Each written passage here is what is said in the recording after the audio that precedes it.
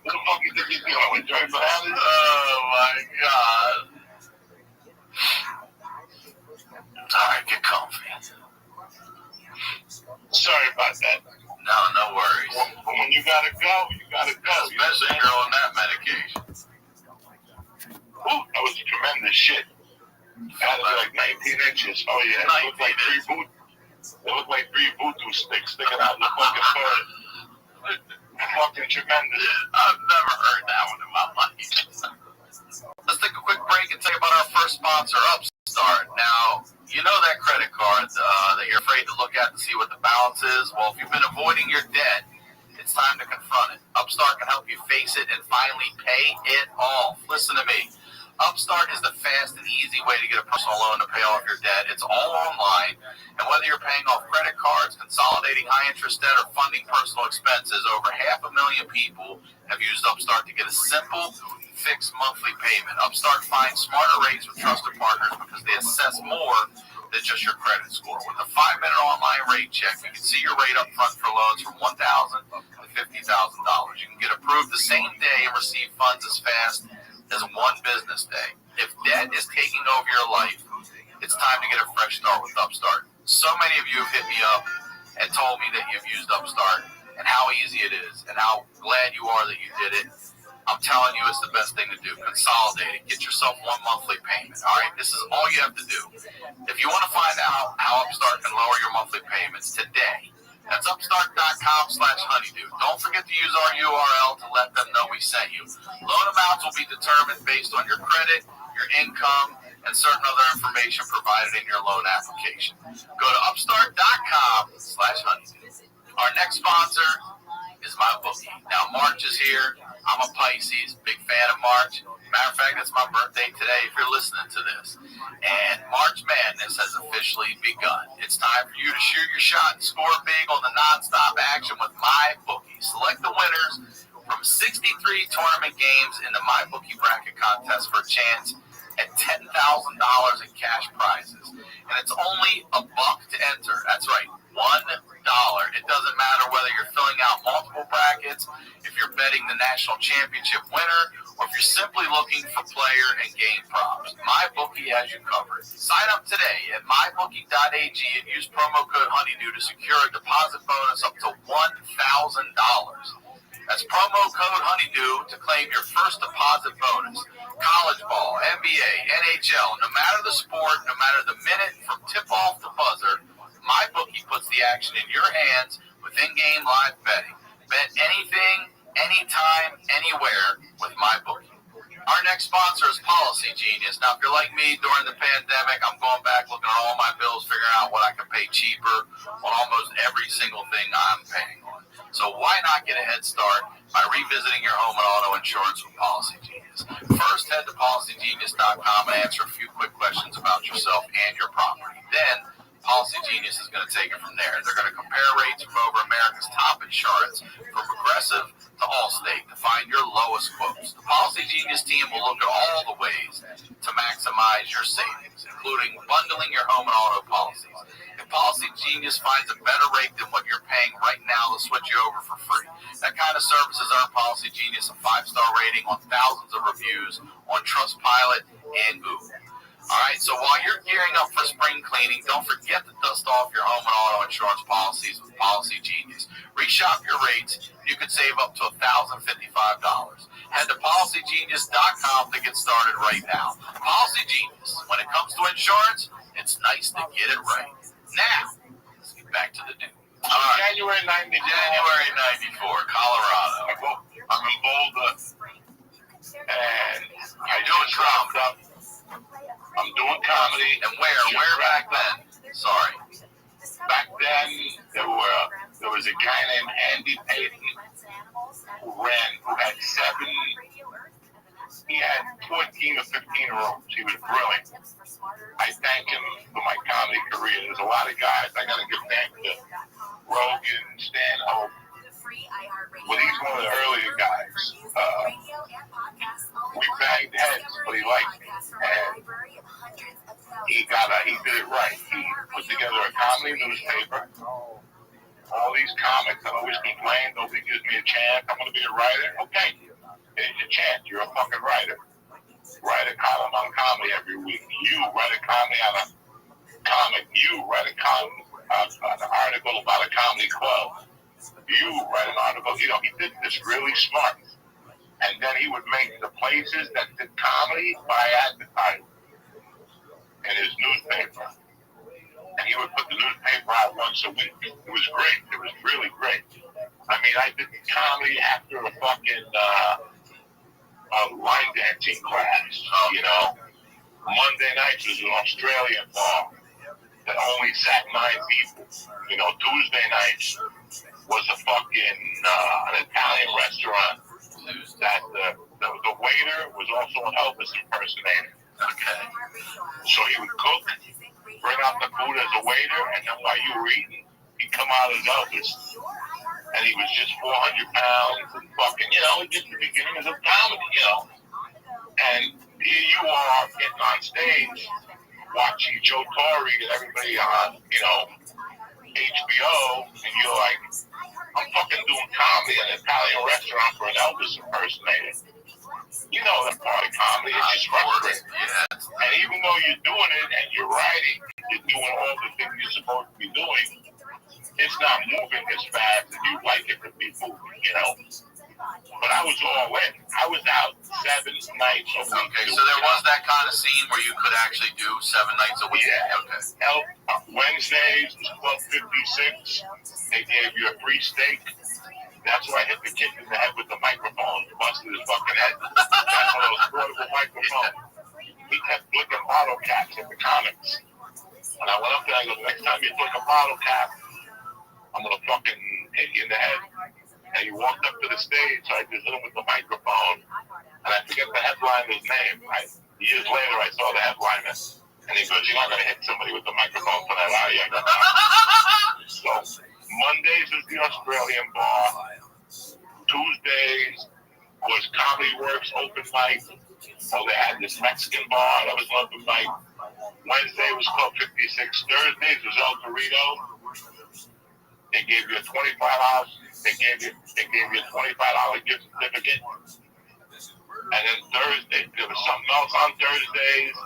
And then Friday and Saturday, you're an open micer. You deliver Chinese food. All right, so I stepped on you. Sorry. You said January 94, you just got done something. You were starting to say you just got done doing something. No, I just moved back from New Jersey, and I was getting my feet on the ground. It took me about 3 months to get going, and now we're going. All right. Like, things were starting to happen. I was starting to get little calls for little comedy gigs, you know, $40, $30. I had about 20 minutes of material, you know. What happened in New York that really sparked me was one of the last times I went to old Triple N. I walked in there at 2 in the morning and I saw John Leguizamo working out material for 8 people. But in his mind, he was at Madison Square Garden. Yeah. So for years, I was complaining that every time I got on stage, there was 8 people. He made it look like Madison Square Garden.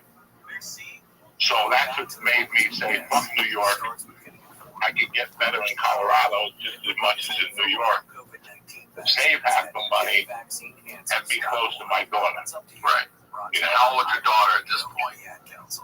Couple years? 4. I came back. I celebrated her 4th birthday. That started problems with me and the ex-wife. And that's what was going on. I had an apartment. I had a good job. I was working for a sports betting service in the wintertime. And then on the off-season, I was delivering Chinese food for Coke.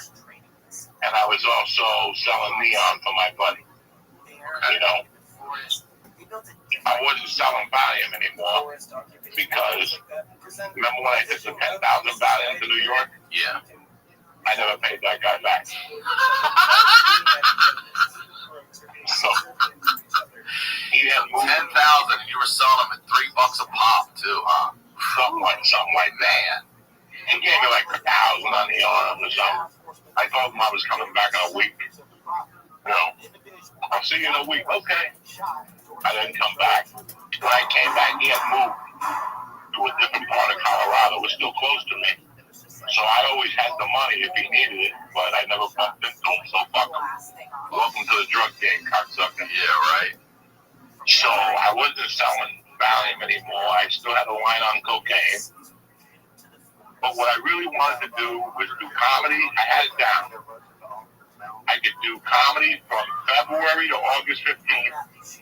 Then August 15th to February 3rd, I was going to work for a sports betting service where I could make up to $100,000 in 6 months.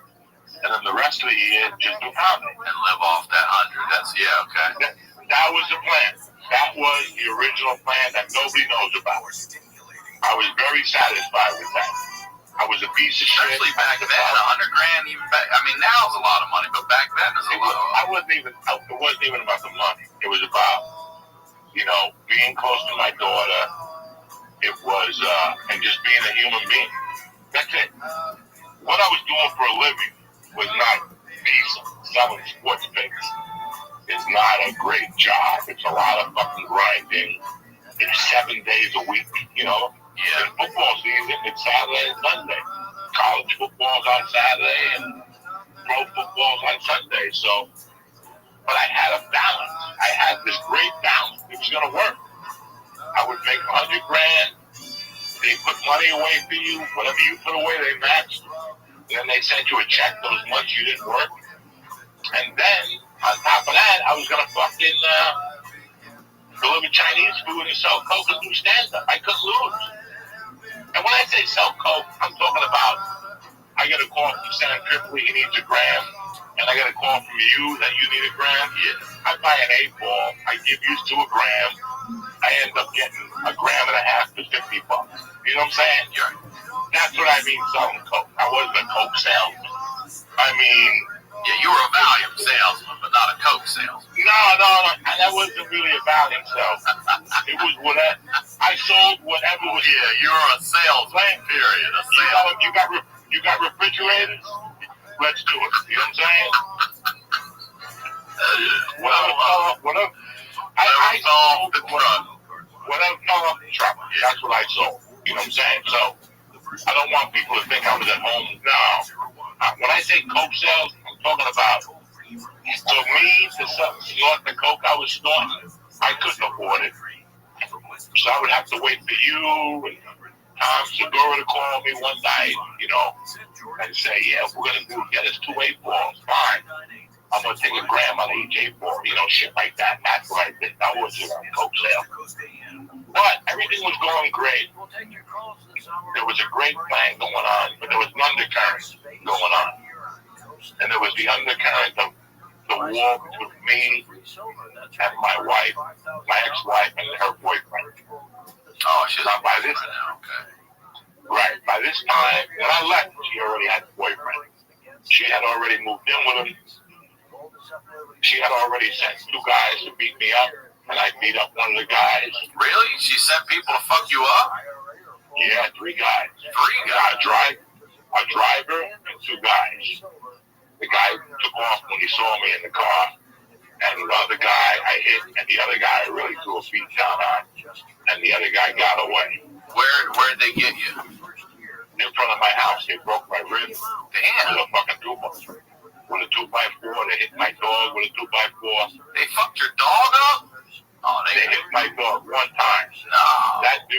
That dude still don't eat right. And it wasn't because he hit me. It was for the disrespect he showed the dog. That's right. He still doesn't eat right. That's right. I get 1,000 blessings every day from St. Lazarus because I made sure when I kicked him in the mouth, he's not going to eat right for the rest of his life. He's going to have to eat sideways. You know how I was taking a shit doing the show sideways? That's him. When I heard my dog whelp that way, I heard my dog whelp. When you hear a dog whelp like that, everything in my body stopped. He had to die. But I didn't have the balls to kill him. So when he went down, I must have kicked him in the jaw 50 fucking times. And then I called the cops myself. You did? But I knew. you know, okay. Because I was a convicted felon. I knew that this didn't look good, but this is also an attack on me. Yeah, it's an assault. Yeah, of course. It's an assault on me. But somehow, because I'm a felon, they're going to turn this around. So I called the cop I knew. I thought he was going to fucking call the cops. And fucking, he's like, let's put fucking cellophane in my trunk and we'll drop him off in front of the hospital. Fuck him. We put him in the trunk. We drove him to the hospital with the trunk open and everything. Yes, we did. He was a cop. Yup. You threw a guy in the back of a trunk with a cop. This ain't the first dude you put in the trunk. And he wasn't on duty. You drove a fucking guy to the hospital with a cop in his trunk. But he knew what was going on in my life. I had a couple cops that were my friends, and I told them what was going on in my life, and they knew what was happening. So when I fucking called him, he came over and he goes, fuck him. He deserved what he got. You know, when I told him that when a cop comes in Colorado, when you tell somebody that somebody hit your dog, guns are going to come out. Yeah, right. You know what I'm saying? Yeah, I'll bet. When my dog was still walking weird, I remember him looking at my dog and looking at the guy and kicking him again just out of fucking prison. We took the fucking guy. He knew where the hospital had cameras because he was a cop. So we dropped him off on a corner where he couldn't be seen. We spit on him and we fucking got him. So the next day, they attacked me on a Saturday night. And I was supposed to get my daughter on Sunday morning. They thought I was going to call them and cancel. I never called and canceled. They showed up, and they were like pale when they showed up. I didn't say nothing. But did you know before that, or is that when you put two and two together? Oh, I knew it was that. I knew exactly who it was. Ain't nobody that fucking dumb, you know? Can nobody be that stupid? He was that stupid. She didn't tell him.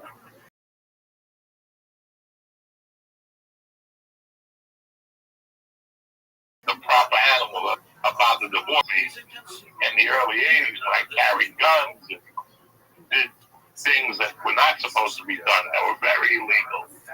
So for her to act this way really surprised me. I'm like, you know where I'm coming from.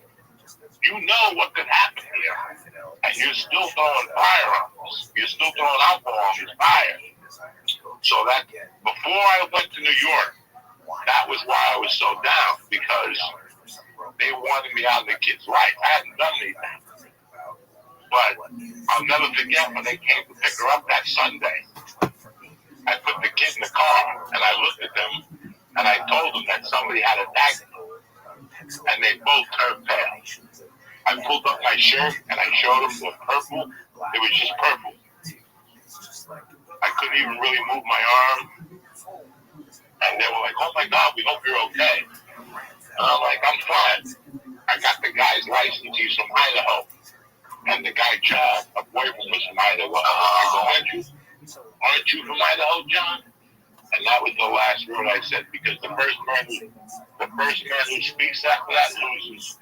I just left it at that, and I walked away from the car. And now they knew. They knew, yeah. It's on. Now it's on. Now we're taking it to a different level. It's on. I wasn't wise about it. I wasn't 58. I would have handled it differently today. How did you handle it? By leaving. Okay. I left by leaving because it kept escalating, and I knew in my world, because that was January of 94, okay? By December of 94, we were at such a war back and forth that she just called me out of the blue one day and said, I made up my mind, you're not getting up to Christmas. I was heartbroken. You know, I'm paying all my money to attorneys. I suck at comedy. I want it so bad, you know. I would go home at night, snort coke and cry. Most people go home at night, snort coke and get their dicks up. I would go home, snort coke and fucking cry like a pussy. Shit. You know, and I was just in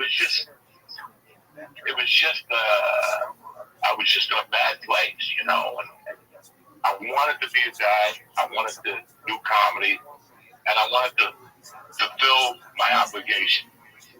But I could tell that they weren't happy. So, Christmas of '94, I get a call, like, the 22nd. Let's just call it the 22nd. So, and it was her attorney saying that she decided not to give me the baby. I called her like a man and said, you know, why are you doing this? And she gave me like a remark, like, because I can, and hung up on me.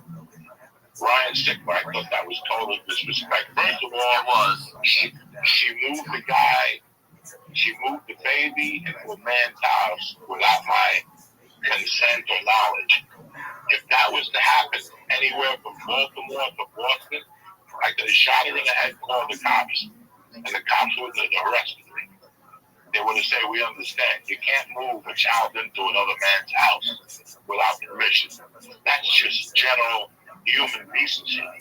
You know what I'm saying? Yeah. I can't see your wife moving your child into my house without us meeting. No.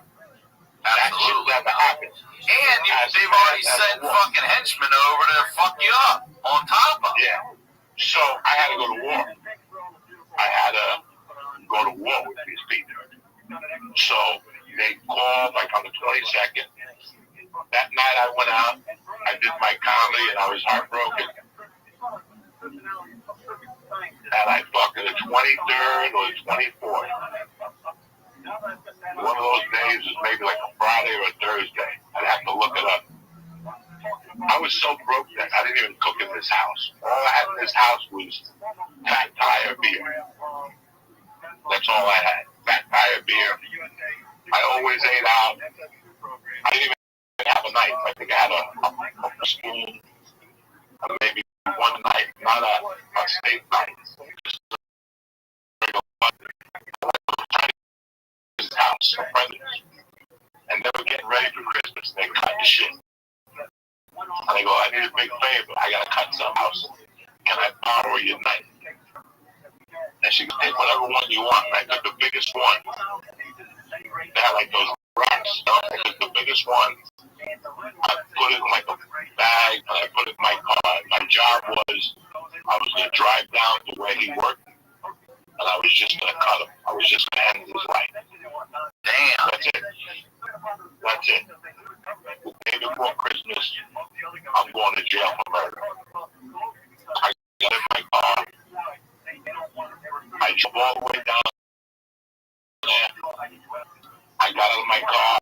I hit the knife in the jacket, and I put my arm under it real close.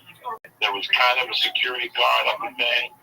I went up to the receptionist. I said, where can I find John, blah, blah, blah, from this company? She told me upstairs. They didn't ask me to sign nothing. There was a couple elevators. I walked up. When I got to whatever floor, I went to his office. When I walked in, the receptionist was there. And she's like, can I help you? And I go, I need to speak to John, such and such. And she goes, oh my God, if you look in the hallway, you probably just missed him. He took an early lunch today. And I remember that I just didn't even reply to her. I just turned around and I got on the elevator and I went outside. I looked around to see if I saw him. And when I didn't see him, I walked to my car and I just broke down and started crying. Because God just saved my life. He did. Well, nobody saved 2 lives. He saved nobody. I was already prepared to go to prison, and at that time, the big thing was comics are writing jokes with Jay Leno. And if you bought a joke, you got $25 in the mail. That was my plan. So wait. Write jokes with Jay Leno. If he's there, do you do it? Would you have done it? At the office and everything, the setting, the whole thing, you would have done it. Wow. Yes. Okay. How I felt that day, I was sick and tired of feeling that way. It had been, 3 years I was feeling that way. You can't take that for so long. That runs on you. That really wears on you. When I was in New York, I would send her presents. She never got the boxes. She never got the letters. She never got anything I sent. If I sent child support to the house, they mysteriously never got it. It was just a string of fuck yous. I had a fight to have her third birthday party at the house, or the fourth one, whatever. So and then it was weird because I got in the car, I cried, I went home, and as soon as I got home, I got a text message from my attorney that she was going to give me the kid for Christmas. And, again, I made such a big deal about getting the kid for Christmas. I was in no position to even throw Christmas. I didn't even know what to serve for Christmas. I didn't even have a Christmas tree. I had to go down to Kmart and rob the tree. The ones that are outside a lot. Yeah. And in Boulder, they're nice people. They were open on Christmas Day. They had an envelope on the wall. And it said, take a tree, leave the money in the envelope. I went in there and people had actually left cash. I took the cash. Of course you did, and the tree. And I took the fucking most expensive tree they had. Got it.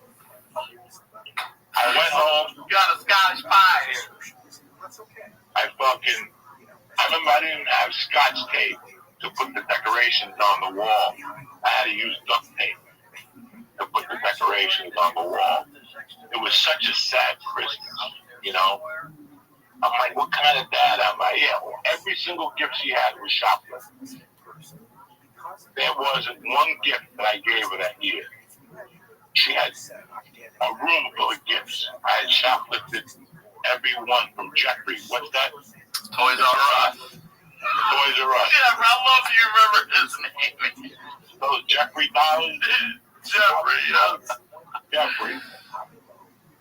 Fucking, you're looking back, it was just a fucking embarrassment, I ordered Chinese food. I had it from 2 to 5 on Christmas Day, what a fucking, what a heartbreak, when she left. Then I'm driving a car, I have to close my car, I got to put a bungee on the door. Oh, yeah, hold the door shut. And she pulls up in a Land Rover or something, like one of those fucking cars, with her soon-to-be husband. And it was just a shitty way to feel. It was, when people hit me up and I'm having a bad day, I know exactly what you're like. That's what I went through for 3 fucking years with that, And then January of 95 was when I started rocking and rolling with comedy. I started really, one night I went on stage to do 15, and the guy that was doing the show took a girl outside and got his dick sucked. So he never gave me a light. Oh. Good morning, Mr. Price. How are you? Stage for 43 minutes. I'm lovely. You ready to take on the And when day? he got off, he's like, All right, hit it hard. I'll see you tonight, God willing. And I'm like, ready for the big time, comedy. I was in a groove every night, and I got her on Sundays and Wednesdays, and those were my toughest days when I had to drop her off. So I would put a joint in the ashtray. I would drop her off, and then on the walk to the car, I would cry, and I'd sit in the car and I'd cry. And I smoke a joint, and I force myself to go do comedy, no matter how bad I felt. That's right. I think that part of how I got good at comedy was because of those Wednesdays and Sundays. I forced myself to go to the worst two comedy spots in the world. Sunday was line dancing. I had to follow a line dancing class. And Wednesday, I had to fucking, it was just a bad time in my life. It was like everything was shit except my comedy career. And then, like in March, we started going at it. Like everybody's 95, is that what it is? Okay. Yeah. So now it's fuck you. I'm going to start sending him to drop the kid off. Really, he was doing stuff because I'm like, sure. I'm driving. I'm like, you know what? I'm going to fucking be a gentleman. I'm going to take the high road. And one day he said something to me. He said, how would you think twice before you take it to see Jurassic or something like that?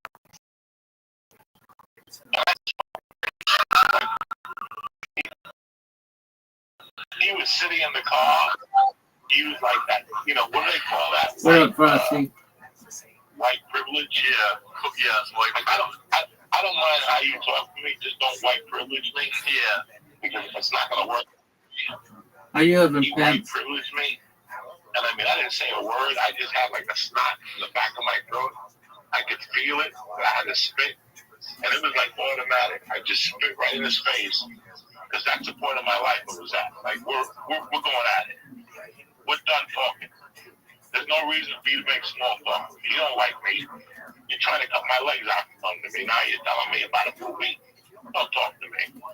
I just spit in his fucking face. And I still remember him looking at me for like 3 minutes and the spit rolling down his face. He didn't even have the heart to wipe it off. The fucking mutt that he was, I'm not mad at him no more. It was a different time.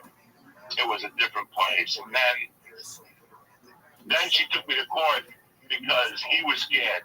He claimed that he was scared to come. After they send people out to fuck you up, he's scared. So I had to hire a girl to meet her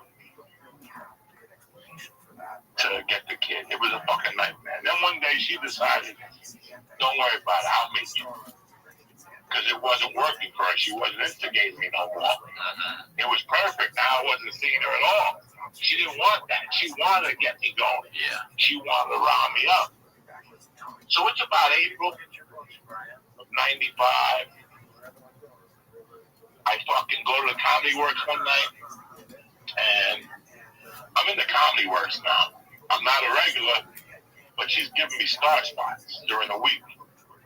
And there was a manager there that didn't like me. On paper, he liked me, but deep down inside, he didn't like me. Because at one time, we were neck and neck, and then I just got way funnier than he was. So he got into the management business instead. Programming robots. How about you, big dog?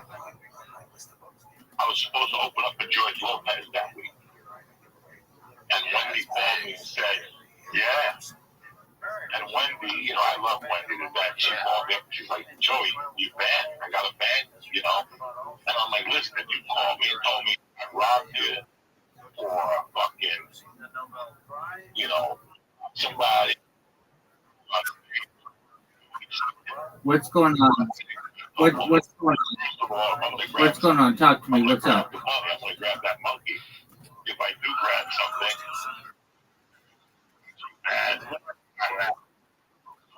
it was like everything, like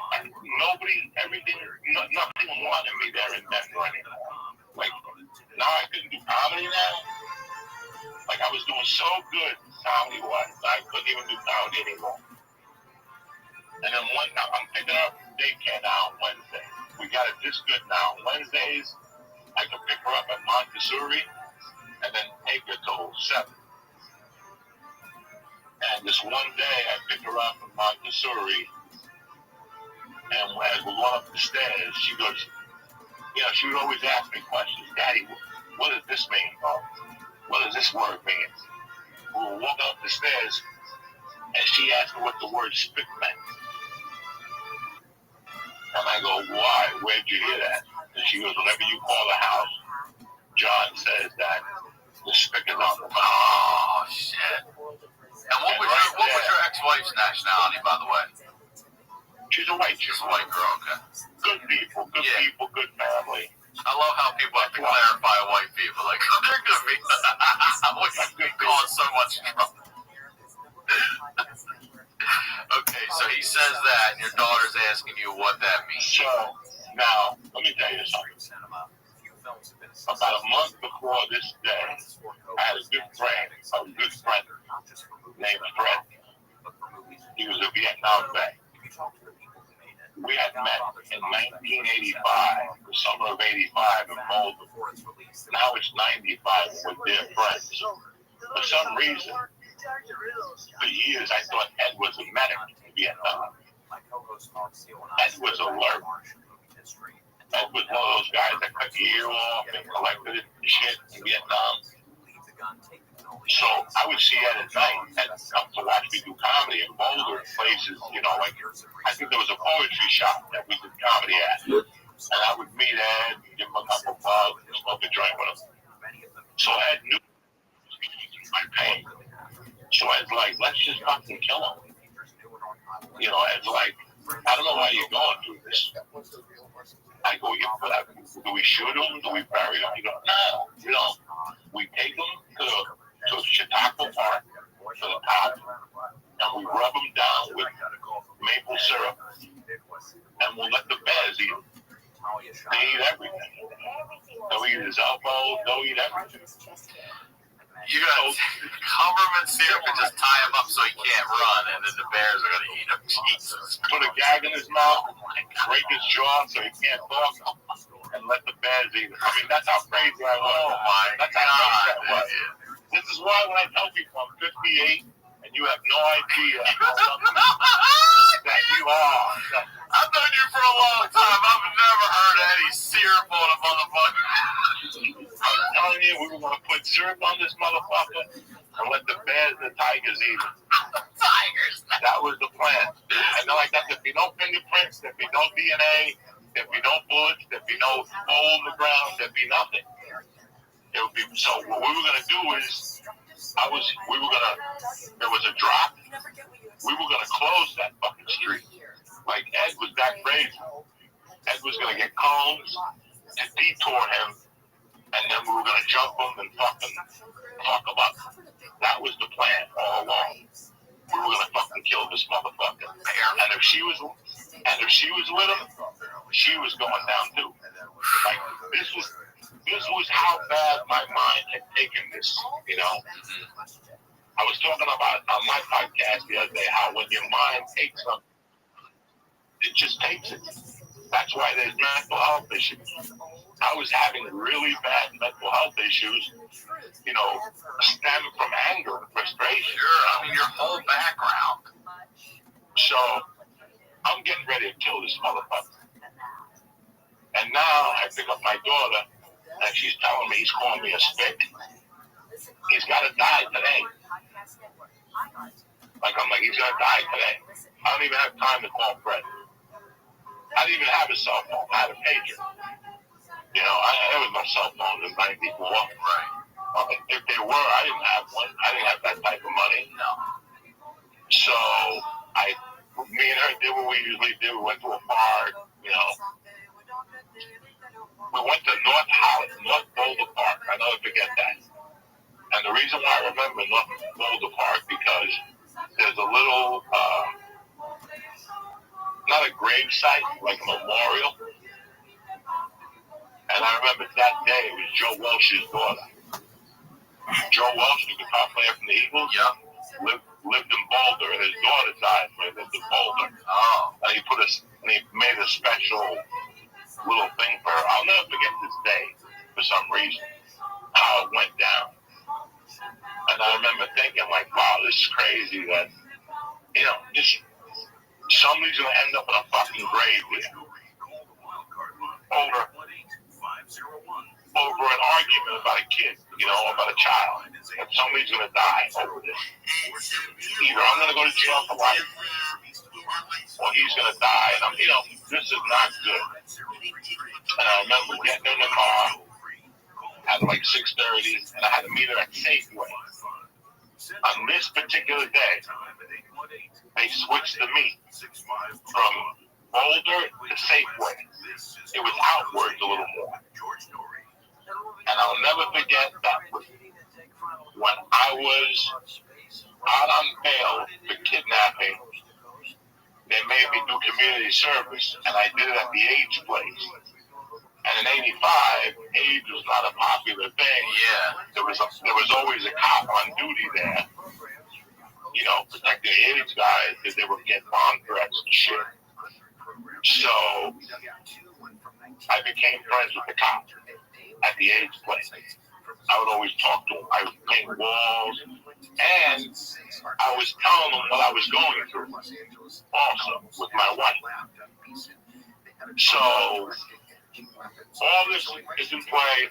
I'm driving to the thing, and I'm like, Jackie, are you sure that he said the word spick, that you didn't hear this somewhere else? And she's like, no, Daddy, I heard it from him. I thought it was like a funny word or something. I'll never forget pulling up in Safeway. I go, Jackie, wait here. Let me go talk to John. I got out of the car, and I walked up to John. I go, John, listen, I don't want any problems.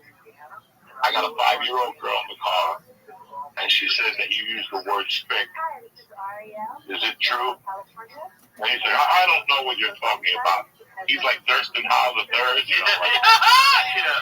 don't know what you're talking about.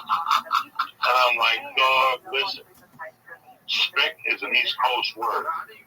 This is Boulder, Colorado. Nobody uses this fucking word. Just man up and tell me you did it, and we'll move on. And he goes, I feel threatened. I'm going to call the police. I go, why would you feel threatened if you didn't say it? Did you say it? He goes, I'm going to call the police. I go, before you call the police, I got something for you. And I just smacked him open-handed with everything I had. Fucking 5 years. He's in the car. No, he's standing up. He's outside. He went shopping for something. I called him because he was bringing the groceries back. So he was putting them in the car. And he's like, where's Jack? And I'm like, before that, I got to talk to you. And he goes, I'm going to go inside and call the police. I feel uncomfortable. It was 5 years of aggravation. I smacked him with an open hand to make it even worse for him. That's the biggest insult in my world. Not a punch to the face. Yeah, slap you There's like a man smacking me. I just slapped him open-handed. I slapped him so hard that he lost his footing. He's like, what? That's it, I'm calling the police. I go, before you call the cops, I got one more for you. And I got him with a double whammy, right? I'll never forget some lady was up the corner and she yells, I'm calling the police. I'm like, go fuck yourself, you fucking cunt. This was like 4 years of torture these two idiots have put on me, 3.5 years. So sure enough, the cops come, but because there's a God up in the sky, guess who was the passenger cop? The cop that was Safeway. No way. No way. So he came to me. The other cop came to me. I told him my story first. He knew the story with John. They put us together and they separated us. Then they decided to give me a ticket. But most of us was here at the summit. They didn't charge me like, okay? We both go to court, and at court, I walk into court, and who is it? It's the judge that sentenced me. Now he's a civil judge. So they turned this into like a house thing, like a domestic situation type thing. So I had always written those judge letters. I'm a letter writer. I wrote the judge a letter when he sentenced me, thanking him, put me in jail. And I wrote him letters every month. Thank you. I'm the #1 convict in this facility. I eat all my corn, whatever. I eat all my corn. I got into stand-up comedy.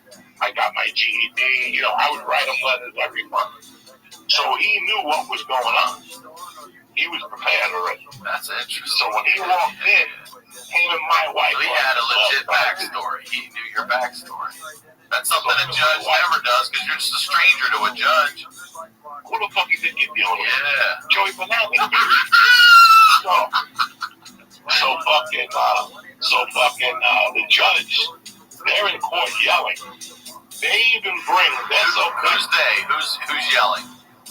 My ex-wife, her boyfriend. They're so desperate. They bring the arresting officer on the kidnapping case to talk on their behalf. I'm bad for the community and shit. They didn't know I was talking to the judge the whole time. Me and this judge have been tight. Plus, I go to his brother. He's my dentist. You know what I'm saying? Who the fuck think you're dealing with? You know me, dog. I'm a professional. I go.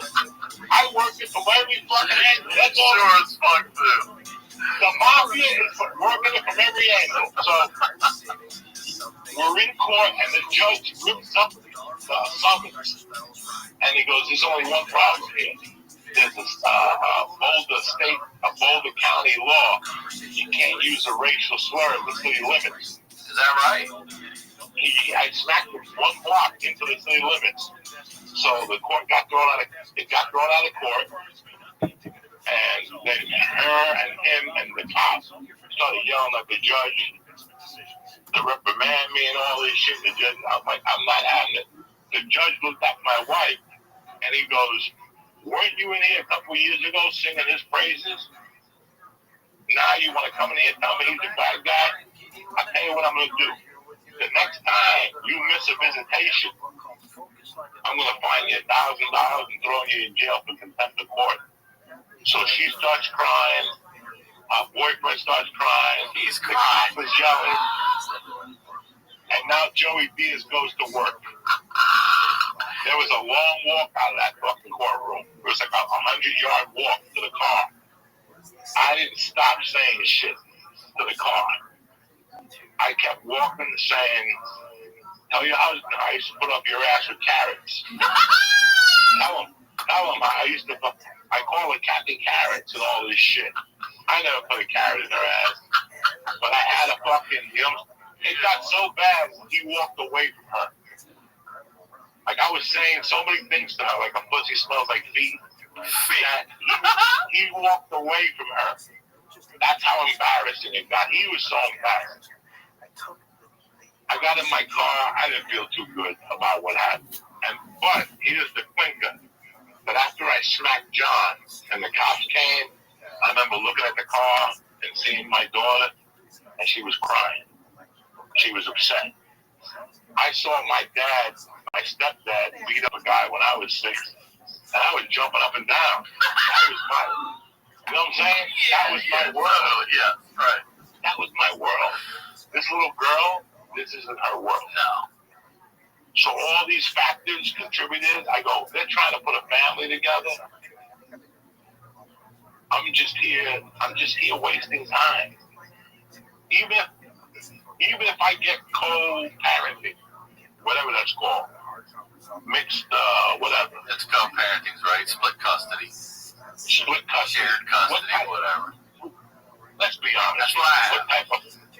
What type of father would I be at the age of, by this time it's 95.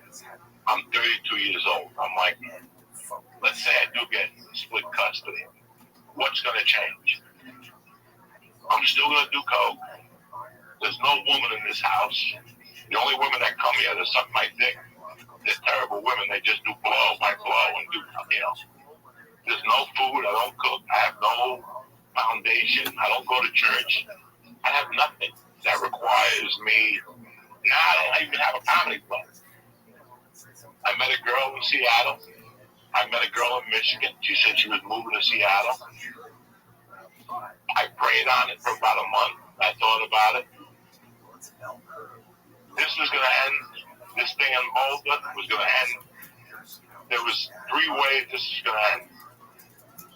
Me being dead, me going to jail, him dying, or both of them dying, and then my daughter has to be raised without a parent. Right. I put it in the Lord's hand, and I said, you know what? I'm going to do an extended triple run. I took a 2-month triple run. I paid my rent off for Triple run. Yeah, you did what, all the Pacific Northwest and shit? Yeah, the potatoes run 1, potato run 2, the whole thing. And I said I'm going to put it in God's hands. And I'm going to be a comedian. And I'm going to make her proud of me. I'm going to prove whatever they told her wrong of me. And then I'll be her father. Well, 30 years later, I proved it wrong, but I still don't have it. But God drew me the 18. God drew me another little girl that fills the void. Now I have a real family. I act like a real man. I'm not a savage anymore. And that's it for today. So now we're in June of 95. I'm writing it down. June 95. All right, Joey Diaz, I fucking love you. What an episode. Again, what an episode. One more time, promote everything. The Patreon, all that stuff again, please. Patreon and Uncle Vinny's at Point Pleasant, the whole month of March on Wednesday nights. All right, bro. 37 tickets. You're in no danger of getting COVID. He spaces it out, BYOB. It's a great club. I love Dino. And that's the only place I'm performing at right now in Jersey. That's awesome, brother. Well, thank you for making time for this, and just thank you for having me, brother. I love you. I miss you. Oh, I miss you. I miss you like hell. We'll pick up whenever we do next time, June of 1995. As always, Ryan Sickler on all social media, RyanSickler.com. We'll talk to y'all next week.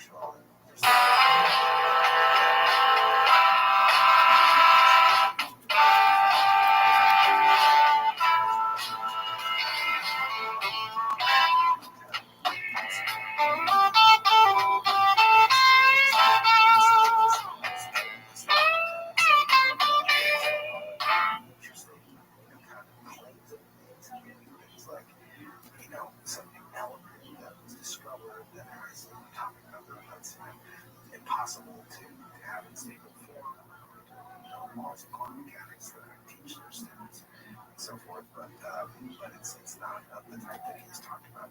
Now, Fravor is a different story because he's a very decorated, qualified pilot, and he flew off the coast here in San Diego in a warning area, and that is a critical thing. Most sightings that we see having reports on from the tree sighting area from a group of all these sighting areas on military or facilities. And in particular, the area tracking an object that looked like a tic tac that it apparently vanished, and then you can see it on its way right now.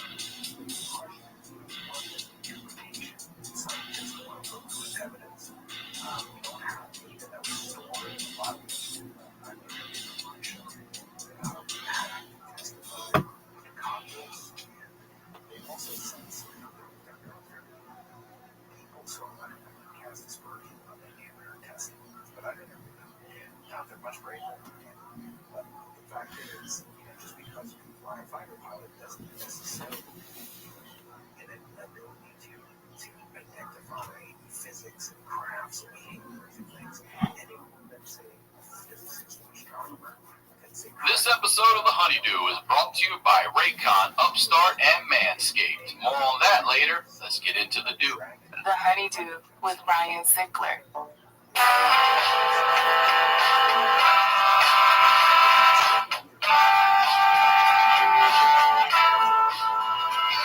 Welcome back to The Honeydew, y'all. We are over here doing it in the Night Pants Studios. I am Ryan Sickler, RyanSickler.com, Ryan Sickler on all social media.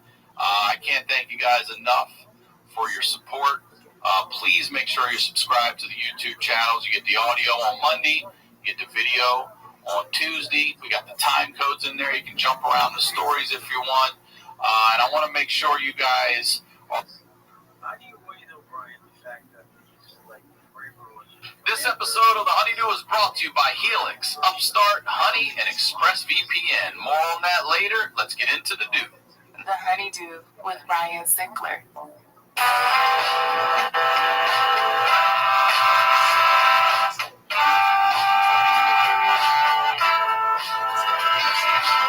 Welcome back to The Honeydew, y'all. We're over here doing it.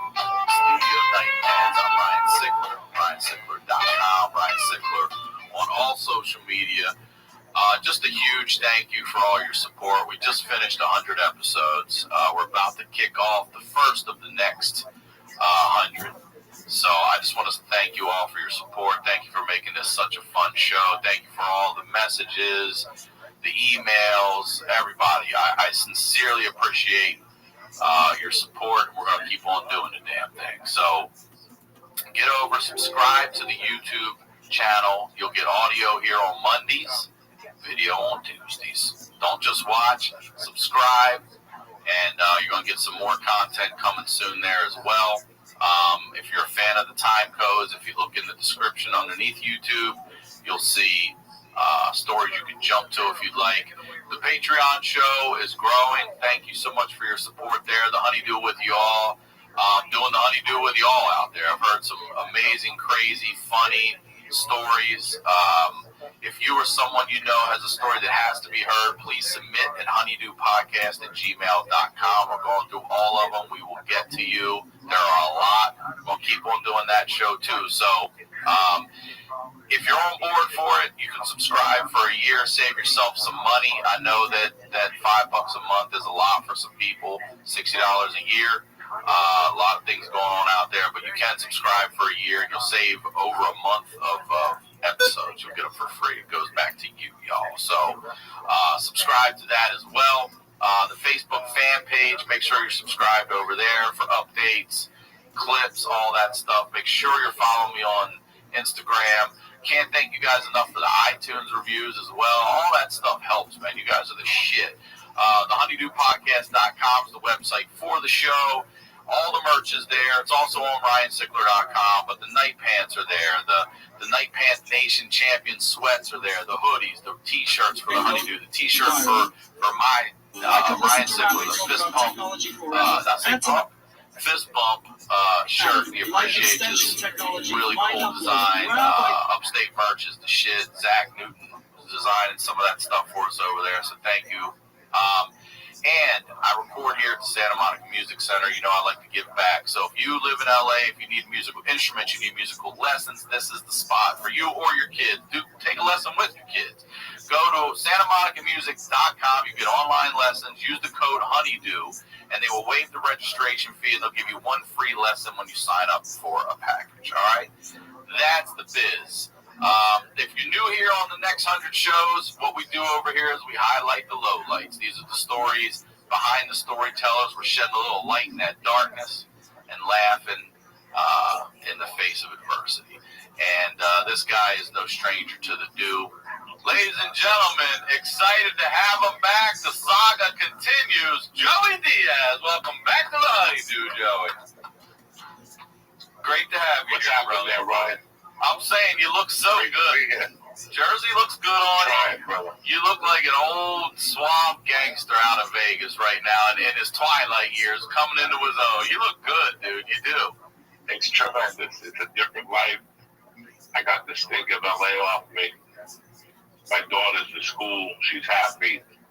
And for the cause of the show, yesterday was the 33rd anniversary of the kidnapping in Kent Valley, November 18, 1987. Really? So yesterday was the anniversary. Yeah. This episode of The Honeydew is brought to you by Upstart, MyBookie, and Policy Genius. More on that later. Let's get into the do. The Honeydew with Ryan Sickler.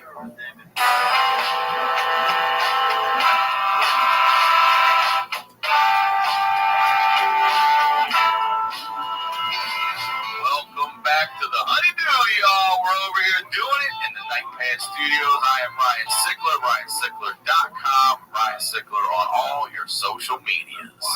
I want to say thank you to you guys. Seriously, this community continues to grow. I absolutely love my job and the show and the stories that people are bringing here. The fact that you can laugh at your trauma, be that strong about it, be that open about it, be that vulnerable about it. I fucking love it. Thank you for the messages, all that stuff. Make sure you subscribe to the YouTube channel. And if you're wanting more of it, man, hit up the Patreon. That community is growing as well. It's called Honeydew with Y'all, where I'm highlighting the lowlights with y'all. It's $5 a month. If you sign up for a year, you're getting over a month of free episodes, all right? If you or someone you know has that story that needs to be heard, submit it to honeydewpodcast@gmail.com. Hopefully, we'll get to do a story with you, all right? Now, I want to talk to you about something real quick that I'm very proud of. You know, I record here at the Santa Monica Music Center, and working on with a nonprofit here with Lana called Outreach to the Arts, ADA, which is at-risk youth, like myself and the guest you're about to see were when we were kids. If we had a program like this, we'd have been so much further ahead in life, I will tell you that. But we're teaching these kids how to podcast, how to live switch, how to work with cameras, graphics, editing, the whole thing. Ash is over there helping them. They're watching him. They're learning, and they're super stoked about it. We're going to start a podcast with these kids and get back. So very excited about it. Keep an eye out for that. I'll be feeding you some of that stuff. You probably meet these kids. I'm going to have them on the Patreon. They're really good kids, 18 years old with stories already that are insane. So that's the biz. We're highlighting the lowlights over here. These are the stories behind the storytellers, and there's only one storyteller like this guy. He is back, y'all. The saga continues. Ladies and gentlemen, Joey Diaz. All right. I'm just so stoked to talk to you, dude. I miss you so much. There were those programs when I was growing up. We just robbed them. So I robbed the science department. I had all the triple beam scales. And they knew it was us. They came down, and they're like, just give us like 8 back. We robbed all the give us 8 of them. They negotiated with you. we took all the frogs. You know the frogs? Yeah, that's for we took like 300 frogs. Dude. Well, more. They got dissect the frogs. I forgot who I was talking to for a second. Then we robbed the athletic department one night. What did you take from them?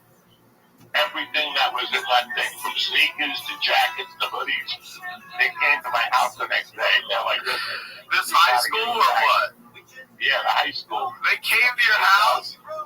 And they're like, we know, just come on, give us a break. The kids can't run track this week, but just bring it back. They're forfeit. And we'll make believe like we don't know nothing happened. You know, it's like nothing ever happened. I swear to God. I believe you. Don't even swear to me. I believe you. Trophy. Just take a trophy. You can't even sell those. Didn't matter. Please, before we get into the continuing story here of your life, plug, promote everything you want to. I'm at Vinny's, the whole month of March down the shore. Vinny's, Uncle Vinny's Comedy Club in Point Pleasant, Wednesday nights, 8 o'clock, $20, working out with Uncle Joey, BYOG, too, because it's legal to bring grass now. Yeah, that's right, it is, huh? So you can actually, they'll let you smoke at the venue, not inside, but outside? Yeah, no, smoke outside now. It's legal in New Jersey. Okay, good. Your Patreon. Doing well. I love it. Really got me out of the funk. If it wasn't a Patreon, I still would have been in the funk. Talking to those people every day, answering messages. You know, I had it July, August, September, and it really gave me a lot of confidence, like to start at that level, just shooting little videos. I give them 2 free podcasts a week, just 20-minute podcast, just quick shit, you know. Yeah, I do an hour. I do an hour once a week, and they're great, man. They're the diehards. So how much is yours a month, Joey? 3, 5, and 10. 3, 5, and 10, and it's no more merchandise. None of that shit. Shit gets lost. People don't get the T-shirts. It's just a pain in the ass. It's just content. And like you and like Jimmy, you know, I'm doing the same with my Patreon month. I'm helping out a few comics, a couple retired cops. I use cops to give me rides. the gigs and they're retired, you know, shit like that. I donated to the restaurant thing. Yeah. For Courtney, now I'll donate to Jimmy's.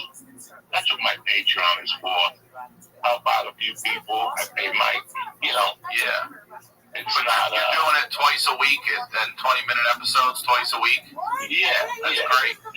It's more music-based, you know, shit like that. Well, make sure you subscribe to that. And, yeah, what you're referring to, so John Menadakis at Jimmy's Famous Seafood in Baltimore took a page out of Portnoy's book and did what Dave did in Baltimore, raise money for local restaurants and stuff, because they shut the city down, but they didn't shut the county down. That bullshit. So he raised over $500,000, and today I get to make a call to a bar I used to go to back in the day called Ale Mary's to let them know that they're about to receive some money to help save their business. So I'm stoked on doing that. I love everybody out there helping. You know, who you gonna rely on? You ain't relying on the government. You're relying on the people, man. The people are the ones who do it. In the beginning, I go, listen, guys, I know they're going to promise you unemployment. Who knows how many people are going to call? Go get a job now. Go stock shelves until this clears up. And sure enough, people in Jersey are hurting from unemployment. You know, I had to help a few of my buddies out last month and this month because it's just a nightmare what's going on. My buddy James took a job at Costco. You know, he's like, look, I'm out of work. I need to get a job. Took a job as he's a dad down there, and I say, good for you, man. Good for you. You know, you can't eat pride. That's right, brother. Pride don't fill your belly. All right, so let's get back into it here. We're talking January 1993 is where we left off. I believe you're leaving Colorado. I'm leaving Colorado. I'm beat up emotionally. I'm beat up mentally.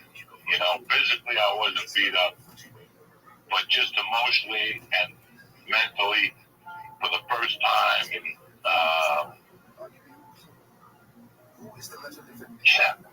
for the first time in 10 years, I was done again. Like I had just gone to a big chunk of life. You know, a lot had happened, and I was ready to move on. And Joey, sorry, just as a reset, how old were you in January of '93? Whatever, take away 58 from 93.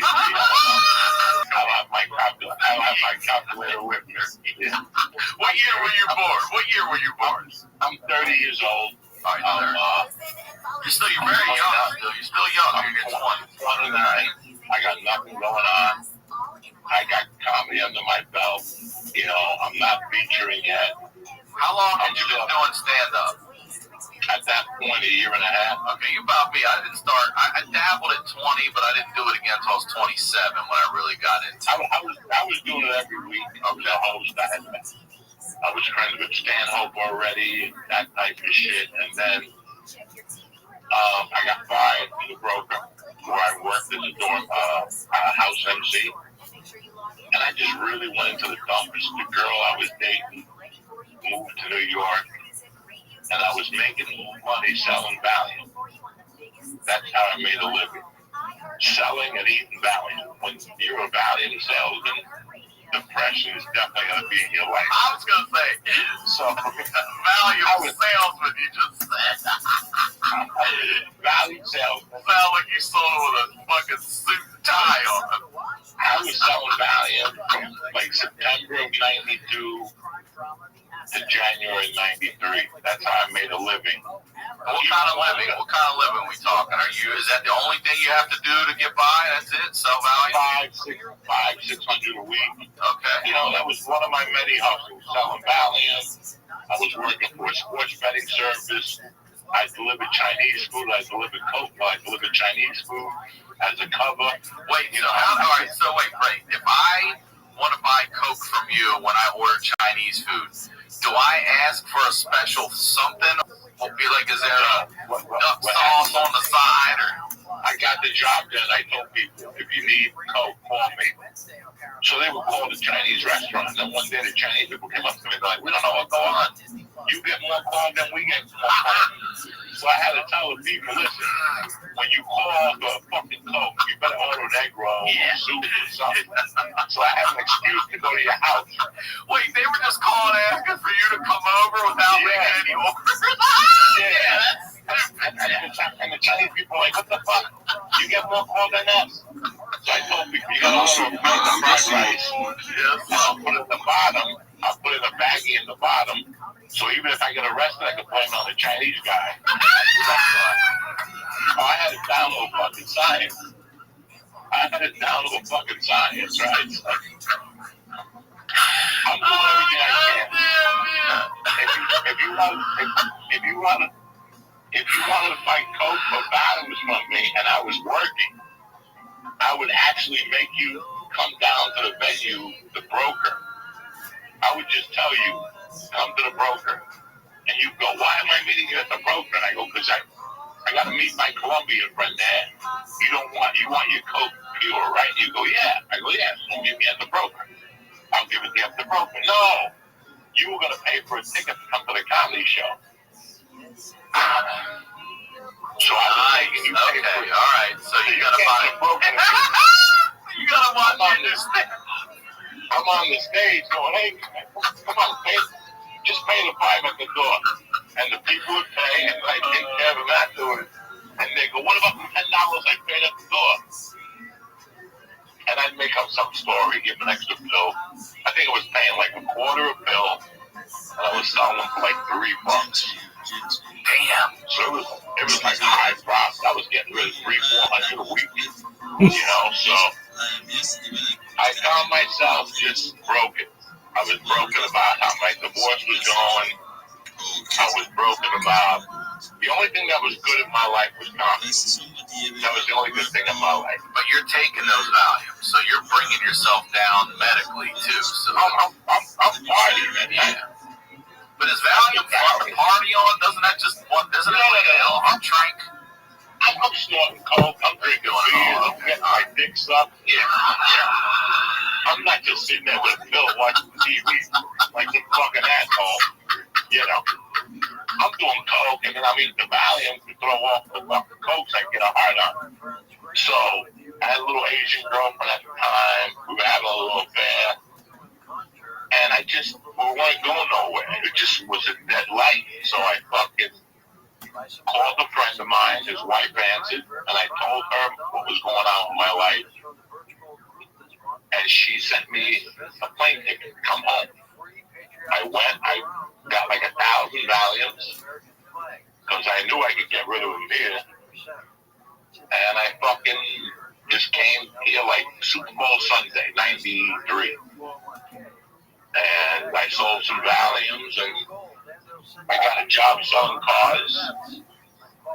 And I started doing comedy around the city at the New York Comedy Club and stuff like that. So you left Colorado to go to, did you go to New York or back to Jersey? I went to Jersey. And then you would do comedy at night? In New York City, I was selling cars, you know, and then finally she had a baby where I was staying. She was pregnant. And they had a baby, so I had to find a place to stay. So my buddy had to go to rehab. So his mother let me stay at his house while he was in rehab with the deal that when he got out of rehab, I was going to take care of him. I was in no position to take care of anybody out of rehab. I had my own rehab issues. But I was a functioning, you know what I'm saying? Like I was working in the city. I stayed in New York from January of 93 to November of 93. I probably got on stage 12 times in those months. Not as many as I should, you know. It was a hard time for me. I was watching a lot of comedy. You know, like when you're at that level, that nobody will talk to you at a comedy club. You just go there. They know you're a comic, kind of. You did an open mic there and you ate a bag of shit. They don't really talk to you and you don't talk to them. Like I was at that level. So I was going into like Lucian's Club, stuff like that, and watch. And then at night, I would go to an open mic that started at 11. It went from 11 to 4. Damn it. 4 in the morning? and sign up was at 11. And when you got there, you were already at number 94. Holy shit, yeah. It was like 6-minute spots. It was called the old Triple N. So I would sign up, and I would drive a limo, and I would go to Kennedy Airport, pick up the last Asian, because Japanese people usually fly in late, about 1. I'd pick them up, I'd drive, drop them off, and then I'd go to your old Triple N, and my spot would be ready. It'd be like 2:30 in the morning. I'd be like half hour away from doing my spot. I remember being on stage and seeing a chick give a guy a hand job. Like, that's the type of place it was. You know, so I've always wanted to do stand-up like at one of those old Blues Brothers places where they put the cage fence up and people can throw shit. I've always wanted to do that.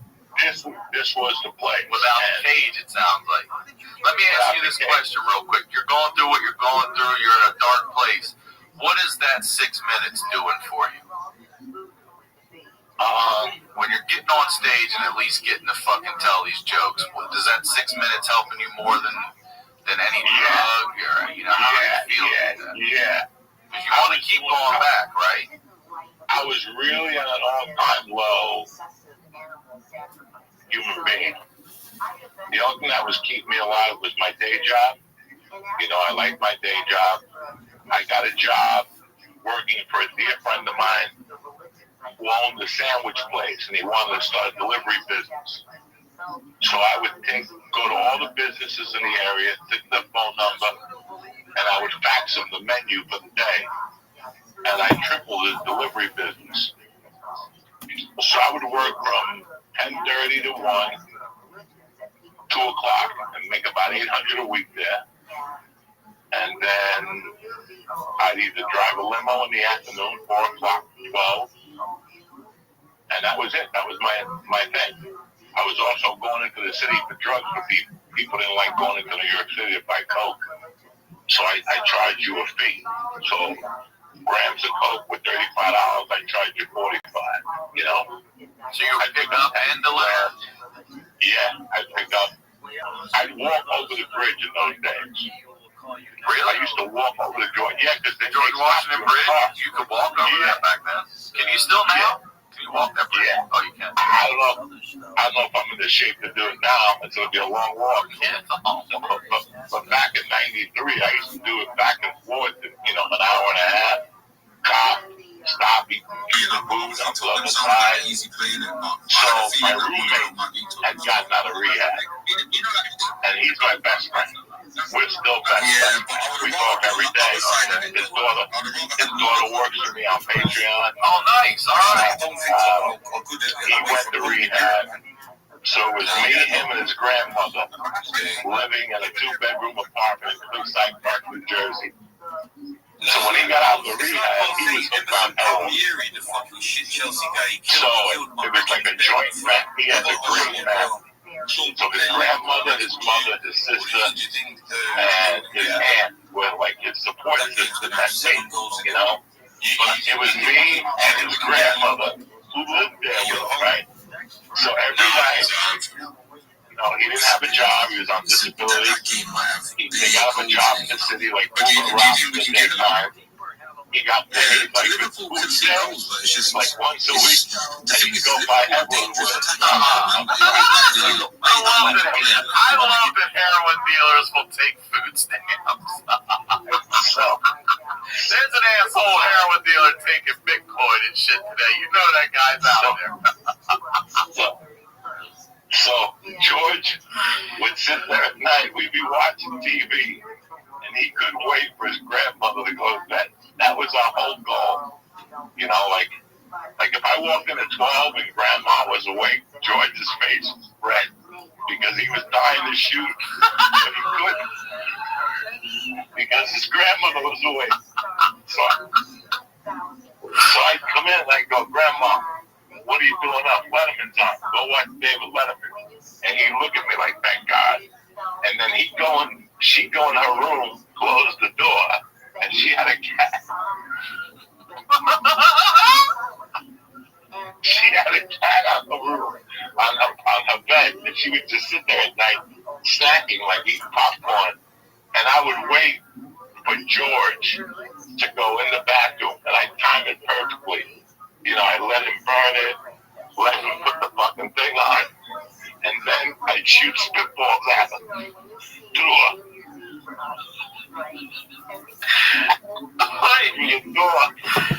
You're hitting them with she would sit there with the cat, and all of a sudden these spitballs would be hitting the bed, and she'd be looking up at the ceiling, and she thought the stuff was coming up the ceiling, and she'd go, "What the hell?" And she'd get up, and she'd go looking for her grandson.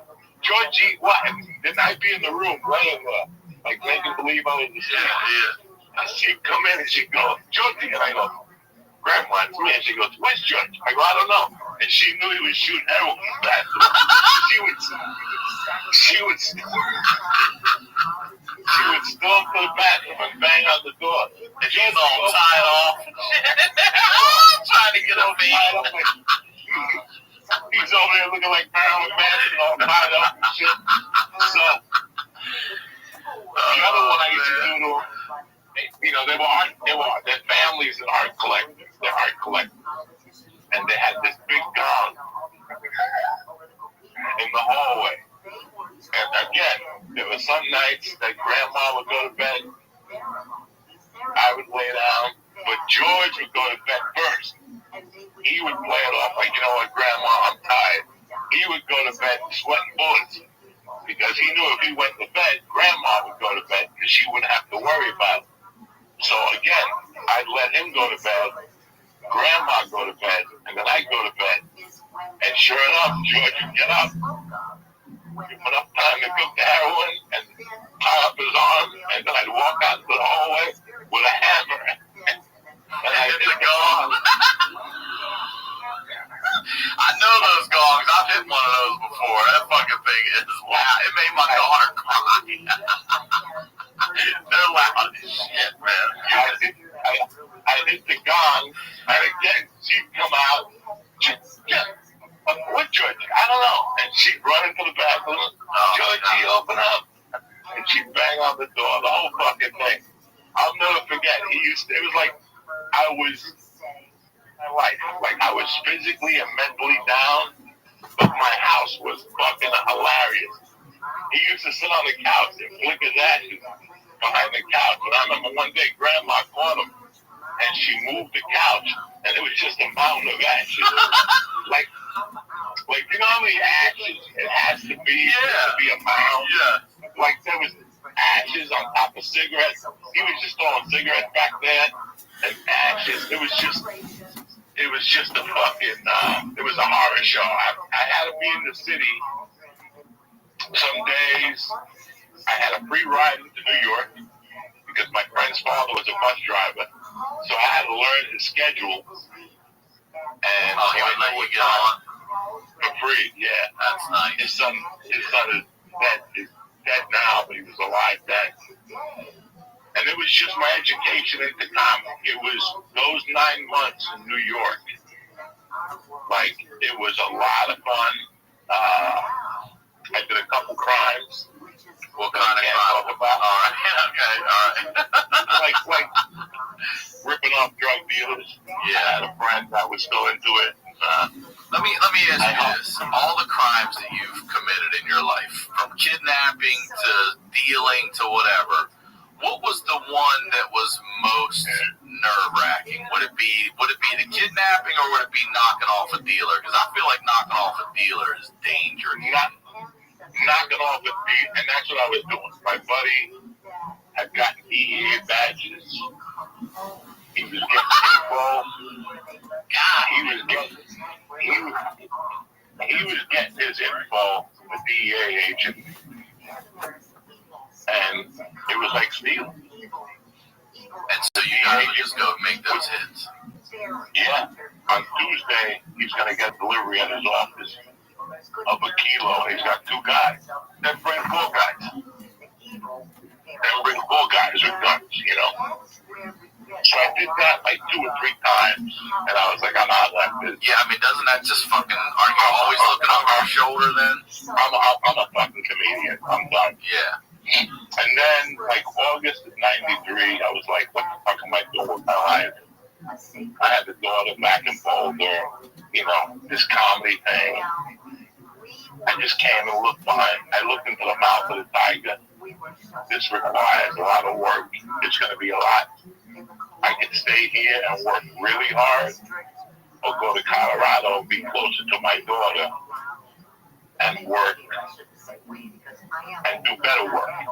Like I don't have to do bringing shows. Like I knew people who book shows every week at bars and stuff like that. And it was crazy. I quit the job at the deli at the end of the summer, and I got a job selling Nissans and Lincolns or something like that. Mazdas. Goddamn. In Englewood, Cliffs. It's a high-end area. And one day this girl came in with this guy, fucking beautiful girl, Puerto Rican girl, just a 12. Body-wise was 12, and this kid's just a little Luke, you know. And as I sell him the car, they just graduated college. She's a drug counselor. He's like studying to be like a half a fag. I don't know what the fuck. Studying to be. She was beautiful, you know. And I called her 2 days later to see how the car was going. As a salesman, you always have to call and see how the car is doing. Is there anything else I can do for you? Conversation.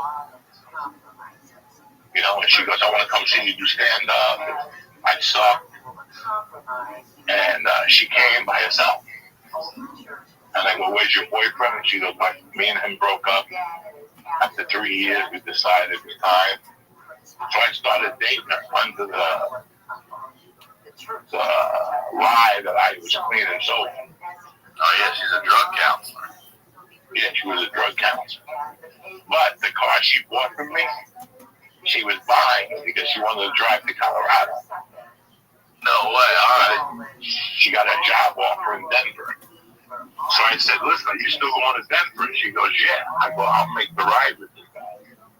It was like perfect. It was like she came in, bought the car, and a month later, we had to make a move. You know, she's like, I think I'm leaving like mid-October or something like that. And I'll never forget that. I had no money put away. Like I had nothing. My money went to an attorney, child support, and my drug habit. I think I paid George's mom like $50 a week to live there in the bedroom, you know. That was it. Well, everything else went to my nose, an attorney bill, and child support. So I had to rob one more drug dealer Before you split? Yeah, and that one was really scary. Why? Yeah. What can you say about it? Like when you're robbing them, are they there? Are you hitting their stash when they're not there? Are you taking it from them? Like how's it going down? They're there. They're there. They're there. Do they know who you are? Or are you covered? No. They don't know. Okay. No, we're covered. I don't know them. I don't know what their patterns are. I don't know, you know. So that's the scary thing. Yeah, so I needed money.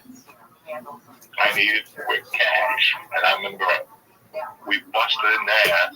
It was the weirdest thing because this is how weird life is.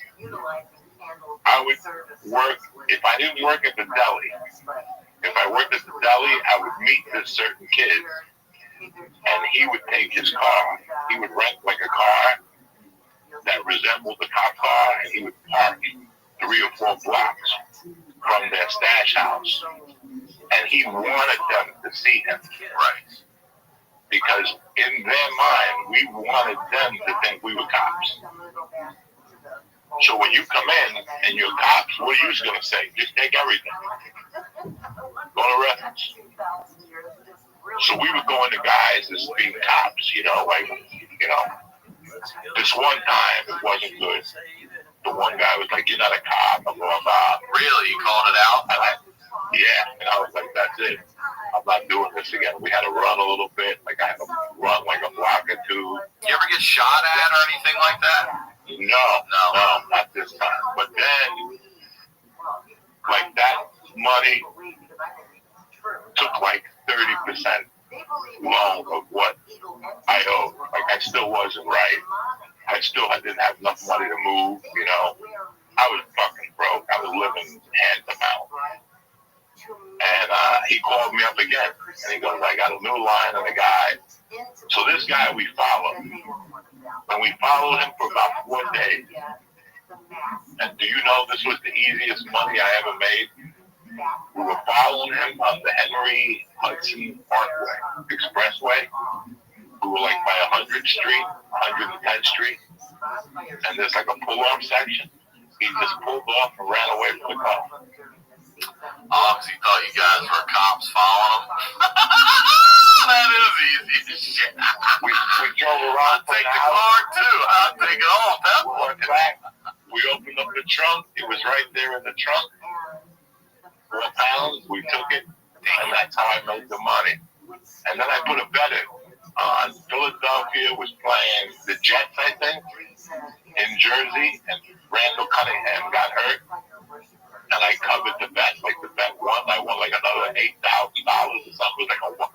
Like I already had money, and I put this huge bet in.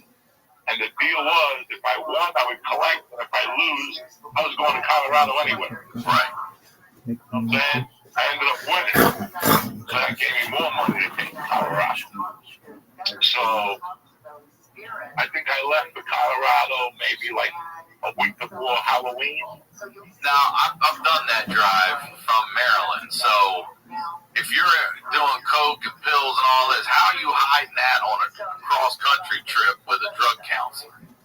Well, with her, I just took a little bit of coke with me, and I had weed joints rolled, you know, with Banaka and, you know, the whole fucking Visine and stuff.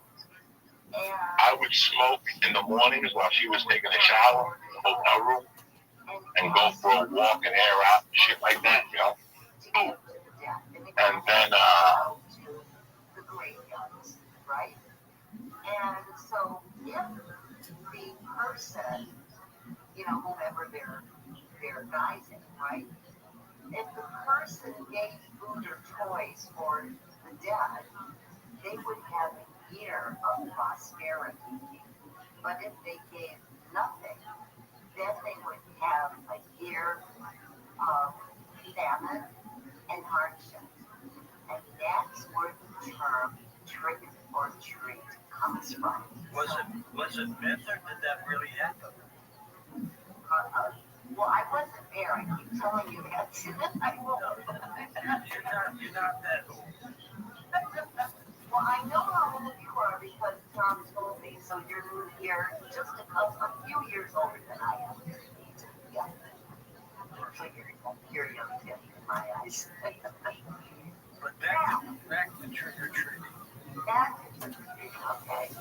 So then we have lanterns, right? We have the pumpkins with the carved faces.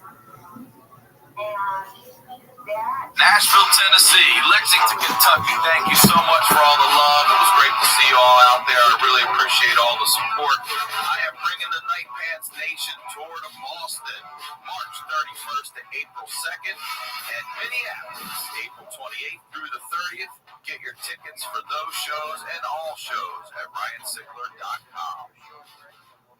The Honeydew with Ryan Sickler.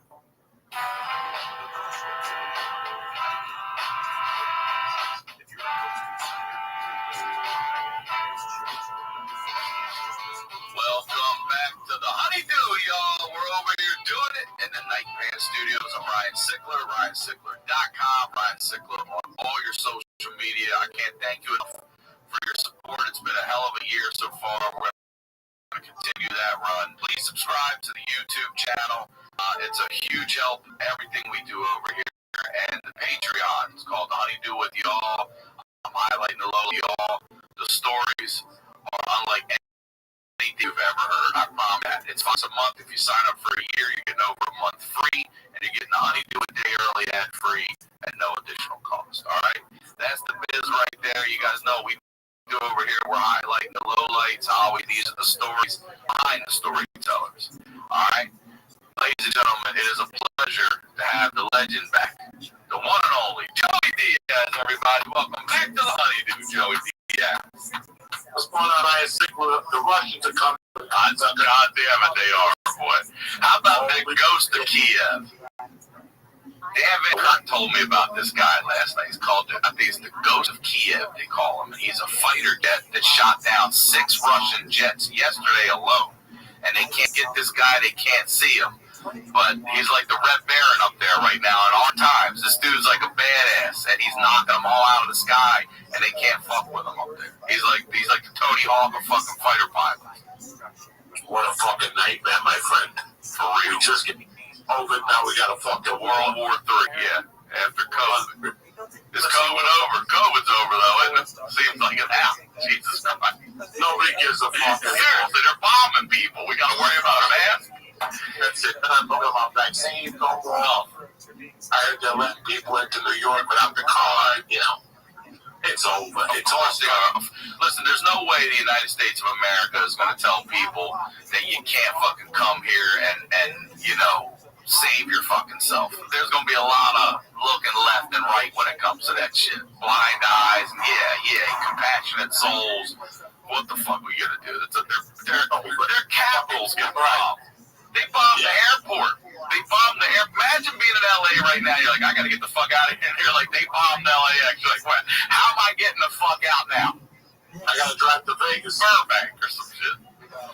All right, brother. We have not done one of these since July of 2021. When we last ended, it was, it's actually very touching to me now because it was March of 97 for you. I had just moved here on Valentine's Day in 97, and you just got passed at the store. And for me, I'm sitting here right now, I'm newly passed at the store. So it's nice to, by the way, it's nice to be able to go on that wall someday. It was 25 years. The anniversary was 25 years. Last Saturday was on my birthday. I became a rep on my birthday. Okay. It all came together, you know. Yeah, you were mentioning that you went in, you didn't want to touch the toilet with your hands, so you fucking sat the lid down and you sat there and you cried, and it just all came out. Everything from back in Denver, back in Jersey, New York, all of it, the prison, all of it coming back to you, and it just hit. Now you're a fucking regular at the world famous Comedy Store. So let's pick up March of 97 and we'll go from there. You know, the next day I woke up and I have to tell you how I felt. I felt invincible. I felt that I belonged.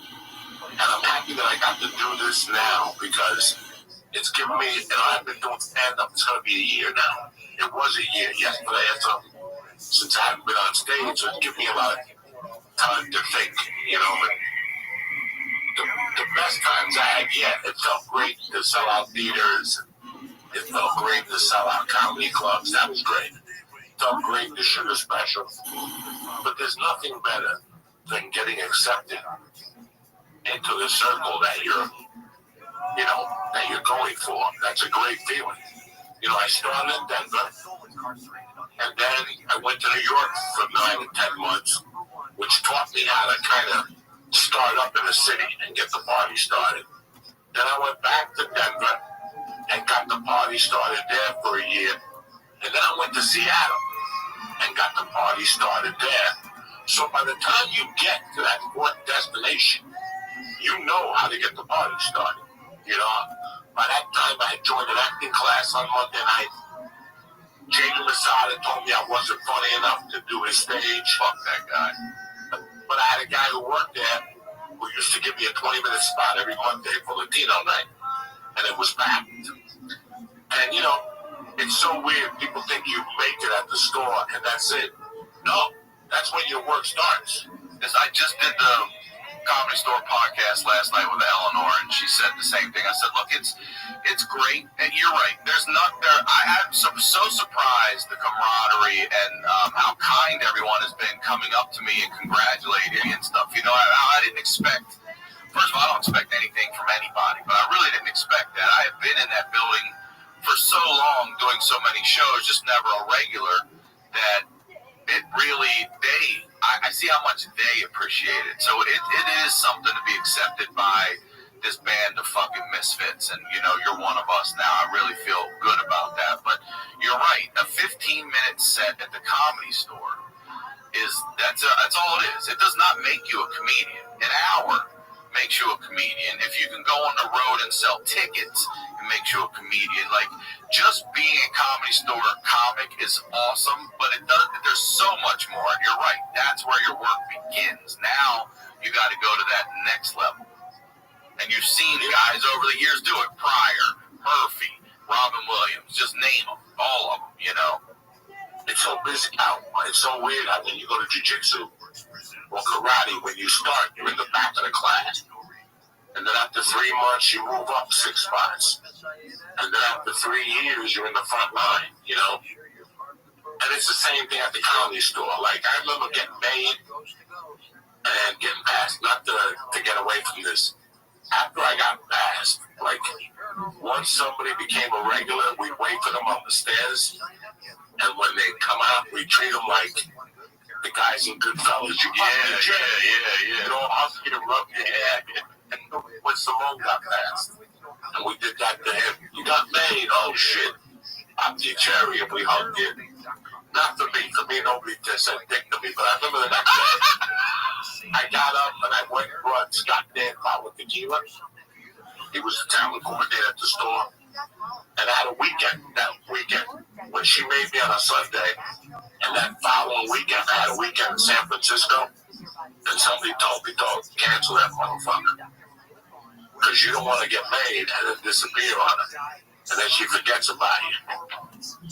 So I canceled it, and my goal at that time was to become a good comedian.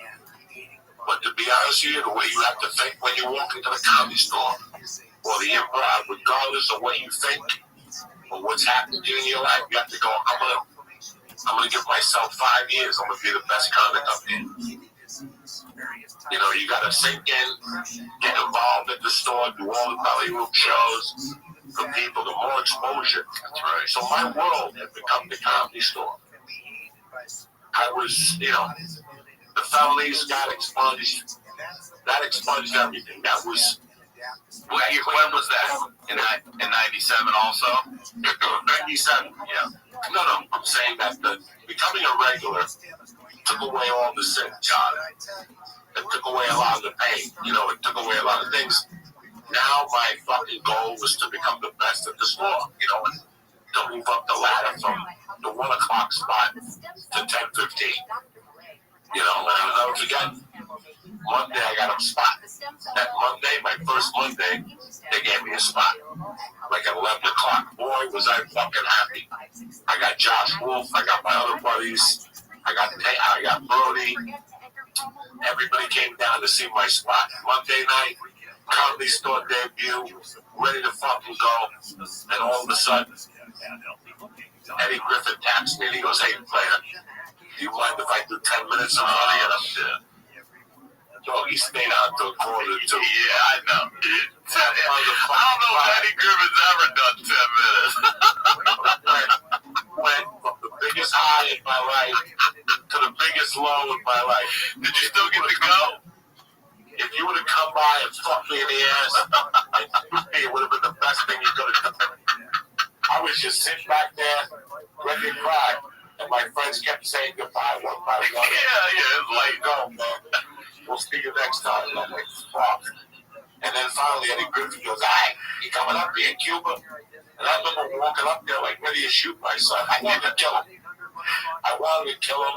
I think I went home and cried again. You go from this biggest high to this gigantic fucking low in 24 hours. And that was okay. It teaches you. I was used to it already, getting bumped and people telling me they're going to do 10 minutes and they're up there for 2 hours. So then, I had a girlfriend. We were kind of at war. We had found a place in Hollywood and it was getting myself familiarized. I got an acting class on Monday nights over on Gardner, on the other side of Sunset, behind the Guitar Center. Yeah.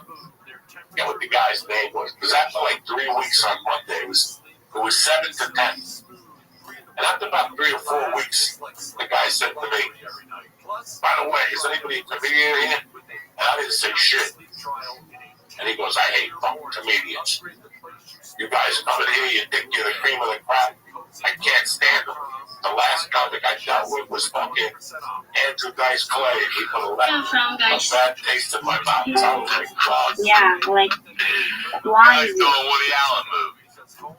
So Monday nights, Where are you it from? was the busiest night in Hollywood. They were fucking, Me? Yeah. It was the last act of Latino night back. Crazy Monday, whatever it was at the Improv, back. And the Comedy Store had an open mic, but after 10, you go down there and sign up on Monday. So your goal was to get a triple crown on Monday nights. To get a spot at the Improv, to get a spot at the Laugh Factory. So for months, I would get spots every fucking Monday at the Laugh Factory with Gilbert, Felipe, Willie Barcena, Carlos Garcia, Pablo Francis, Carlos Oscar. That was crew. Comedy Store hang out. Option 2. I was hanging out. I would go stand up. Option 3. I would go to Doug's house and write with him and try to he was doing because he was on a different level. 90s comedy. And that's switch it up a little bit from the how you doing? You know what I'm saying? All that shit. So I was hanging out with Doug in the daytime, and then that circle became Doug and Mitch. So it was me, Doug, and Mitch Hedberg would meet at like 2 at Doug Stanhope's on Curzon. And then we walked to Gorky Park, the Russian Park. I'm gonna say this. That's 3 very different voices of comedy getting together, unlike anything, and especially at that time. Even still now, it's still especially Mitch Hedberg too. He's still one of a kind. He is still one of a kind. He was already in Montreal. Yeah. People know Mitch was. Doug was tearing up the country. And that was like a feature act, learning from the both of them. Just listening to him talk, and we would play tennis. That's when he wrote that joke. I'll never be as good as the wall. He was a motherfucker. He was. And then he lived on Sierra Bonita next to motherfucking Nick DiPaolo. They were neighbors. And Nick wasn't crazy about Mitch Hedberg. I can see that. Yeah. And the guitar players, so Nick would bang on the wall and Mitch would tell us, you know, that fucking Nick's on bad mood today, you know, whatever. But it was something that, like I said, you could hang out with Pry and all this shit. That camaraderie will never happen again. Josh Wolf was the circle rival. I was a lot with Josh those days. Doug Stanhope lived on Curzon, Mitch Hedberg, and Nick lived on Sierra Bonita. And then there was Gardner. And there was a lived on Gardner. And then Vista was Josh Wolf. So 4 blocks in a row, I would just wake up in the morning, go from door to door. You know, I wasn't tight friends with the guy who lived on Gardner. But one day there was an emergency and he had to leave. And there was a fat guy staying over with Joey Medina that was a funny guy. He was friends with Doug Stanhope, so Doug Stanhope put him in that building now. And that was Ralphie May. No way. So now it was Josh, Ralphie, Nick, Mitch, and Doug Stanhope, 5 blocks in a row.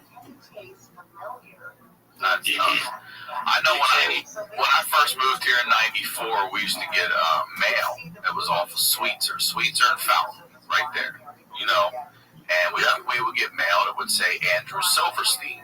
And it ended up that was one of Dice's old apartments. And that was, I didn't know until I was a fan, it was Andrew, I believe it was Andrew Clay Silverstein, I think's his real name, I think it is. And we used to get his fucking mail. And it hit me, I was like, am I really coming here to be a comedian and I'm in one of Dice's old places? Like that it just was one of those things like, wow, because you knew they all lived in that area if they could. There's the stores there, the Improv's here, and the lab, it's that triangle. It's a little fucking triangle right there. All within what, like a mile of each other tops. Well, Josh Wolf lived in the apartment where Sandler's partner lived when he first moved to LA. No shit, yeah. He was getting residual checks from that guy for $3 grand, $2 grand. Oh, coming to his place? Guy wasn't missing. But what I was broke. At that time, I had a little bit of money left for the deal I got from CBS, and I basically moved to LA to fulfill this deal. It was a show on CBS called Bronx County. And after about a month of being in LA, becoming a regular, I mean, you gotta remember, I became a regular in LA in less than a month. So that's amazing. Amazing. That's a fucking story. I wonder if you might not be the fastest ever. I wonder. You gotta be up there. You gotta be up there. Yeah. I mean, some like Rudy Moreno was doing a spot for Mitzi in the main room for Latino night, and Mitzi made him a regular, shit like that. Right? But there's usually like a point that you go up there and you gotta, hang out before you become a regular. I was there maybe 5 nights before I became a regular. At that point in my life, I didn't have the mental capacity to hang out. If I'm not working, I'm not there.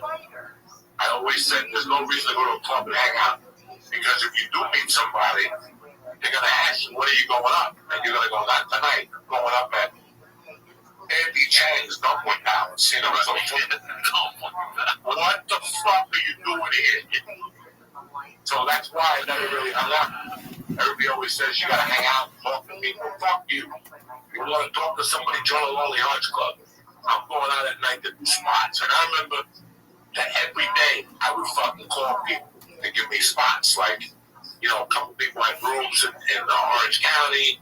But the most noticeable guy was Rudy Moreno. Yep. He roomed at the Brave Bull, like the Comedy Store. It was basically 3 fucking rooms. And he would book 3 rooms on a Saturday and Friday. I must have called him for a fucking month. So I was blue in the fucking face. And he wouldn't return my calls. So I borrowed a car one night, and I actually went to the Brave Bull. And I go, who's Rudy fucking Moreno? And I go, how fucking dare you not call me back? I could see if I was some white animal or something. I'm Spanish, like, white animal. Call me back. And he's like, okay, I'll put you up. I love it. He's great, too. I did a lot of his shows at the Ice House early on coming up. He really did hustle. Booked a lot of shows, gave a lot of comedians spots. If you're waiting for the right time to buy your first home, I've got news for you. Things are only getting crazier. Rents and house prices are skyrocketing.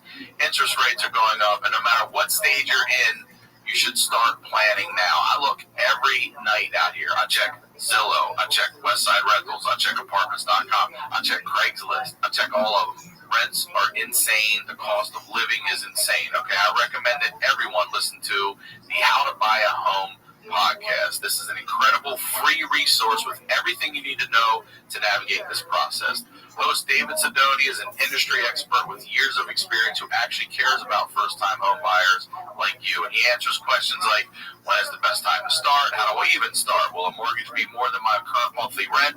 Probably not. And the good news is he just released an emergency episode of How to Buy a Home, all about the bidding wars of 2022 with insider tips and tricks to win. David has helped make buying a home a reality for so many people. He even connects first-time home buyers with great local realtors in their area so they know they have someone in their corner. I'm telling you, he can help you too. He's already helped a couple of you guys out there. So listen to the How to Buy a Home podcast today. David can help. Find How to Buy a Home wherever you listen to podcasts. For many people, getting financially healthy means dropping the weight of credit card debt, but where do you start when it feels like a never-ending cycle, right?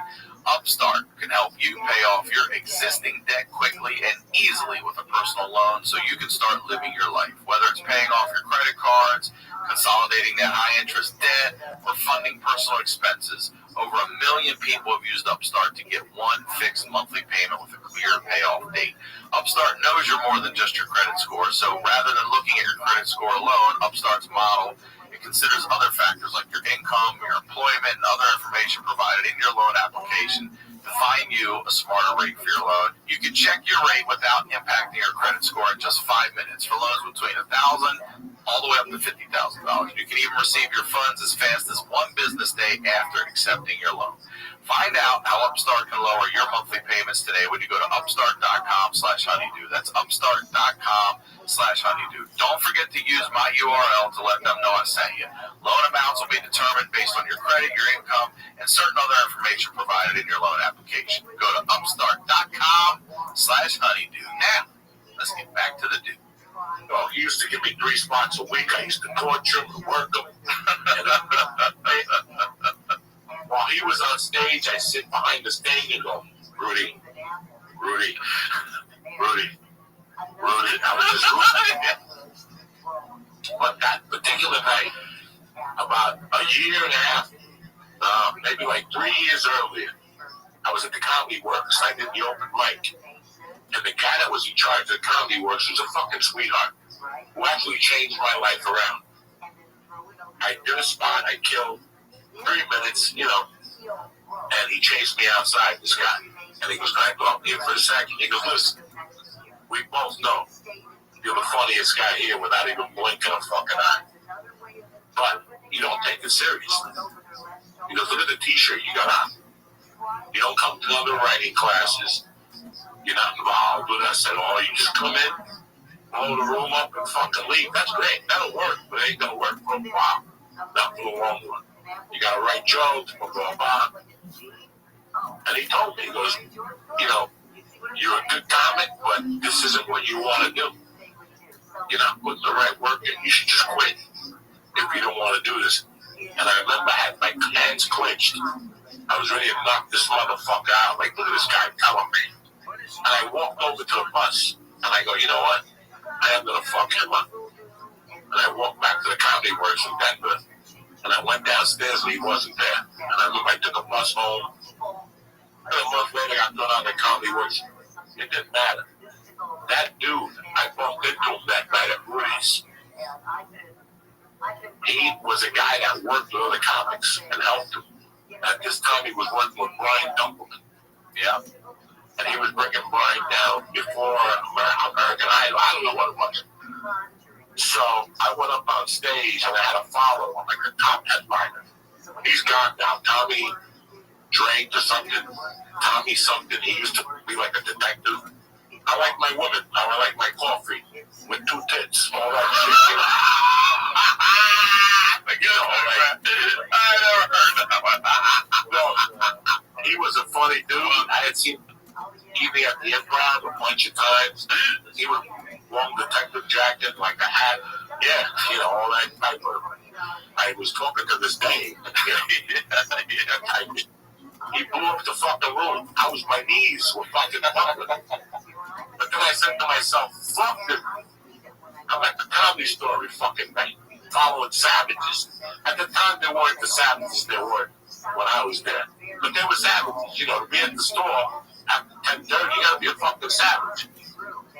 And brother, I went up there and took that room apart at the Brave Bull, my fucking lip. And I got off and Rudy goes, you come down whenever the fuck you want. Just clean it up a little bit. And as I passed by Rudy, I saw that guy, Matt. That was his name, Matt. And he goes, what the fuck was that? And at that point, I had accepted what he said to me, and I pulled him aside. And I go, you don't know how lucky you were that night of losing a fucking I go, I'm a fucking nut, and you destroyed me that night as a human being. But when I got home, I thought about what your words were, and you were right. And you're the reason why I'm here tonight, so thank you. And he gave me a big hug, and I never saw him again. Matt Woods, great comic. He came up with Matt Berry, Roseanne, Todd Jordan, Rick Kearns. They were fucking, when one of the country guys, Larry the Cable Guy, did material, he brought all of Denver Comics material. Oh, is that right? Yeah, they were great writers. Well, Rittenhouse with the hook. Yeah, they got the hook up on stage. Fucking brilliant writer. That Yo. So it was great. It was great. How old are you? But after I saw that guy, and after I knew I could do it, because before you come to LA, you hear all these negative things you're writing. when you go on the road. You know, don't go to LA. You gotta be, you gotta be 18 to be in. On stage. Here I am, 3 fucking I months, getting love everywhere. I got love at the Improv before I got love at the store. I was already getting spotted. There was a guy there named Cooper, who was the talent coordinator, who was a drunk, great guy, and he saw me do a Latino night, and he made me a regular. And now I was in the Laugh Factory, so I was rocking and fucking rolling 3 months in. Now it was time to shoot the pilot.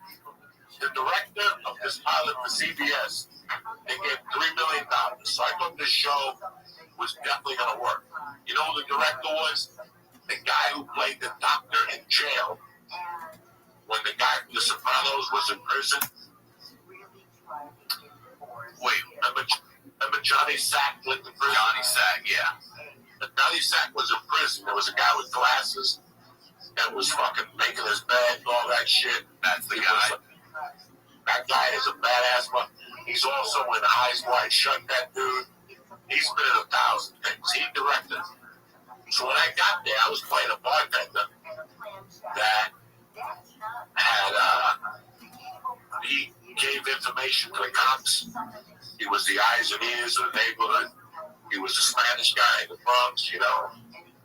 And I remember going to the rehearsals, and every time I would say a word or I'd act, people would shake their head. I was bad, Ryan Sigler. There was like 2 weeks of rehearsals. Every time my lines got shorter. Wait, hold on. You would see them shake their heads when you would do your line? That's brutal. That's brutal. Seeing them out there just like, God. It was terrible. You know, I had never acted before. I'd probably taken 3 or 4 acting classes by then. I was a lot better than a lot of other people because I watched a lot of TV, but so every time I went in, like Monday when I got there, it was 9 pages of signs. When I got there Tuesday, it was down to 8. Wednesday, it was 8 again, but it was because they erased words and they made me just act like a fucking deaf mute. Like, you know, oh man, like, you're changing your whole character now. I went deaf in like fucking 2 weeks. By the last week, I was down to like 2 lines. Like, what are you drinking? What are you drinking? Oh, this motherfucker. Oh my God, I was so fucking proud. And for the guys that fucking like, no, man, you gotta work at it, you know? And I remember by the time we shot the pilot, they were down to 1 line. Like, what do you guys have? That was it. And there was rumors that the show got picked up. They weren't going to pick me up. They were going to rehire somebody else. That's when I started stealing wardrobes and shit. When I know I'm not coming back, I started stealing shirts and underwear, tops. At the time, I was living on cocaine, so I either bought underwear or bought cocaine. I did everything fucking commando. I had holes in my socks. I didn't give a fuck. I'm snorting coke and I'm being a comic. By the time I shot that pilot, I was down to 1 fucking line. And I remember at the end when I was leaving, everybody was talking to me. They're like, yeah, see ya. And everybody else was saying, see you soon. Not me. You know, good luck. I left there fucking crap. So I said, fuck it. I had this crazy girlfriend, a stripper, that used to let me choke her and light her pussy off. So I was up in their house, up in the valley. At that time, Josh Wolf gave me a car that belonged to a casting director, and she lent it to him while she was out of town. And I started getting tickets on this motherfucker. I was getting tickets all over Hollywood. That little black chick with the fucking was chasing me all over Hollywood. You know what I'm talking about? In the white car, that bitch is angry. She had to get on the niggas. This the fucking Nixon administration. So, I'm driving this chick's car, and I'm getting tickets everywhere. I got camouflage on the car. I'm putting leaves on it in fucking Hollywood. I come out of somewhere, I still get a fucking ticket. I probably have 50 fucking tickets. And I go up to this girl's house, the pilot, they just give me like 10 grand for the fucking week. I'm gonna go see my girlfriend up there. Well, she wasn't my girlfriend at the time. We had dated for 4 years. Now we were just fucking. She was a dirty whore, but I loved her. What are you gonna do? And I went there, we took a shower. I gave her a stab in the shower. And when I came out, my car was towed. It was towed. And they towed that lady's car, and they wouldn't tow my car. Oh, without a title. So they took everything. They took my house got towed. Because the guy was looking at my car. Ralphie made God. He's me. And they used to say, your house got towed. Everything. Headshots, demo reels, fucking clothes, boxing gloves. Everything. Alright, wait, I have to stop you for a second because Segura told me a story and I'm jumping way forward because you're talking about how bad you were at acting, but you did the Sopranos movie. And I just want to hear this story real quick. I think it was Segura that told me this about your scene with De Niro. You had a scene with De Niro. Yeah. And did he just... You were pretty like, holy shit, I'm sitting here with fucking Bobby De Niro. That was Grudge Match. Oh, it was on Grudge Match you did that? Tell me that stuff. Because we're talking, let's give you some love. Because go from watching people shake their heads at you delivering your lines to having a scene with De Niro. I said Sopranos, Grudge Match. Tell me, what did he say to you when you sat with him? Were you sitting across from him? Yeah, well, there was a couple things, De Niro don't say much. You gotta beat him to get something out of him. So, like, I don't know what story he told you, because I don't know about this. I know. You touch your hand, like, I know. That one. Oh, yeah. What happened is, when I got to New Orleans, I got there, and I always read that Gene Hackman would always go straight to the set. He was never going in his dressing room. And I thought that was interesting. And I read something by Gene Hackman that said he wanted to always be close to the action. So when I got to New Orleans, I packed my shit in the room, and I ran out of there, and I went to wardrobe, and then from there I go, where's the set? And they go, down the block, we'll give you a ride. They go, you're not shooting. I go, I just want to go see, And when I got there, it was LL Cool J. And he was in the thing, they were getting ready, and also De Niro came in. And LL Cool J and De Niro are hugging each other. They're hugging, they're kissing, and fucking telling each other stories. I'm 30 feet away. I'm just watching, bro, trying to learn something. And they're like, all right, let's do this, guys. And they're talking 20 minutes, They say action, the hero walks up to fucking LL Cool J. And LL Cool J starts stuttering like fucking, like Spider. Cut. Action, let's do it again. Action. Second take, again. Fuck, I can't remember my lines. Cut. And it was, and I noticed, and I go, what the fuck was that? I mean, LL Cool J was rehearsing when I got here. They rehearsed the scene like 5 times. What is going on? I didn't think about it. The next day I get there, and sure enough, I sit down in the chair, and they come over, they go, you mean that? You mean Bobby? Yeah. And then I'm going to analyze that. I shake his hand. How you doing? Good to see you. You want to rehearse one time? Yeah, we rehearsed one time. It's just one fucking line. And it went smoother than fuck. And the next time, sure enough, action, camera's on. He comes up to me, bro, and I look at his face. And you just don't see Bobby Hero. You see Jimmy Conway. Yeah. You got the taxi driver. You see the guy from Fighting Raging Bull. You see the guy from with the hunting movie when he goes to Vietnam. And Christopher Walken. You see this guy, and all of a sudden, you just fucking like, it's like you fizz out. Like you just hear the blood get pulled. You don't know who the fuck it is. And I was very self-conscious. I'm like, Robin, I'm sorry. And he like grabbed my hand and was like, I know, it's gonna be all right. He knows.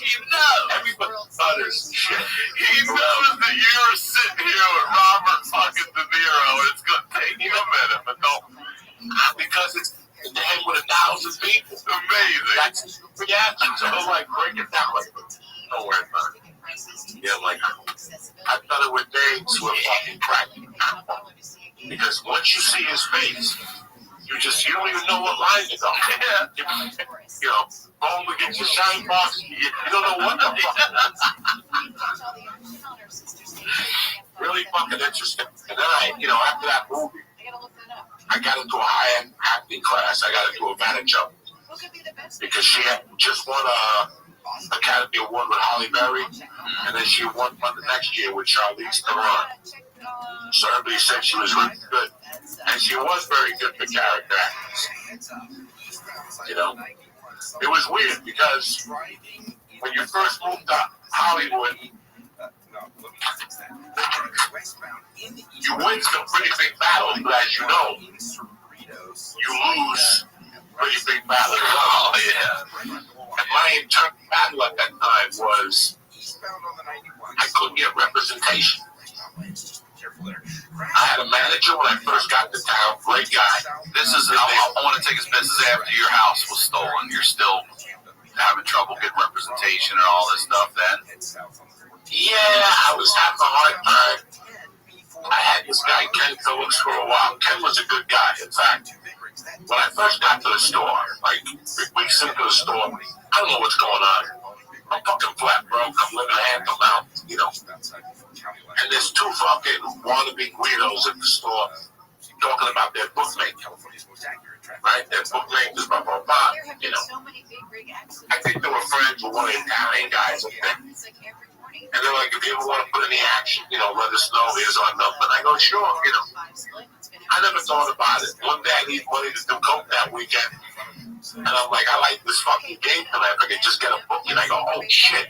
I know a book. Those guys, they live down La Cienega right before you hit Santa Monica Boulevard. So I called them up. I go, I don't know if you remember. Yeah, the Cuban kid. How you doing? Yeah, good. They go, listen, I want to put in like a $250 bet. If I won, I collect. If I lose, I tell you, go fuck yourself.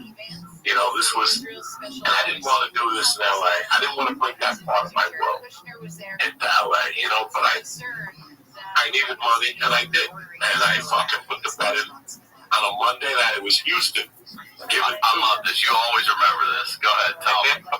Like 25. Couldn't even write this.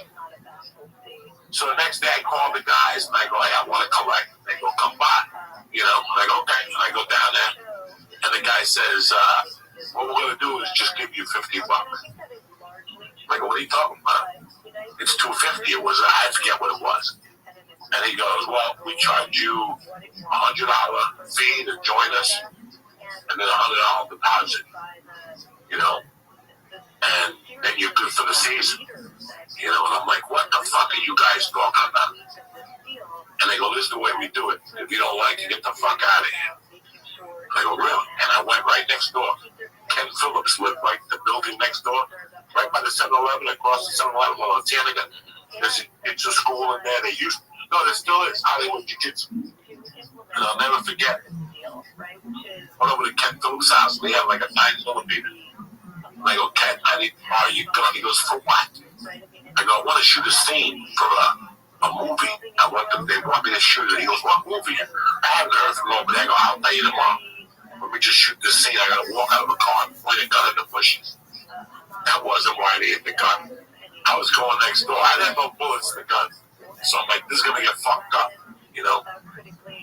I walk next door. I knock on the door. The guy's like, what do you want? I fucking rip out the gun. I go, listen, man, I've been putting bets in for 30 fucking years. Nobody has ever asked me for a fucking deposit or a fucking fee. I want my $200. So we'll shoot it out. And this motherfucker, dog, I was more scared than ever. I thought these guys were going to shoot me. The one kid basically started crying. I basically started crying. I was like, Jesus Christ. This fucking California is filled with guy had tattoos, gold chains. You know, he was the mafia. He barely started fucking crying. Please put it away. I'll give you the money. I gave him the money. He goes, you're never allowed to bet with us again. I better not see you at the store. You fucking thieves. That's how crazy I was when I got to the store. And then it slowed, you know. I didn't want to fuck up in California. But in my heart, I thought that my plan for California was simple. This is it. I'm going to stay here until I fail so bad that I got to leave like everywhere else I live. You know? You believed you were going to fail? Did you really believe that here, though? Yes, you did.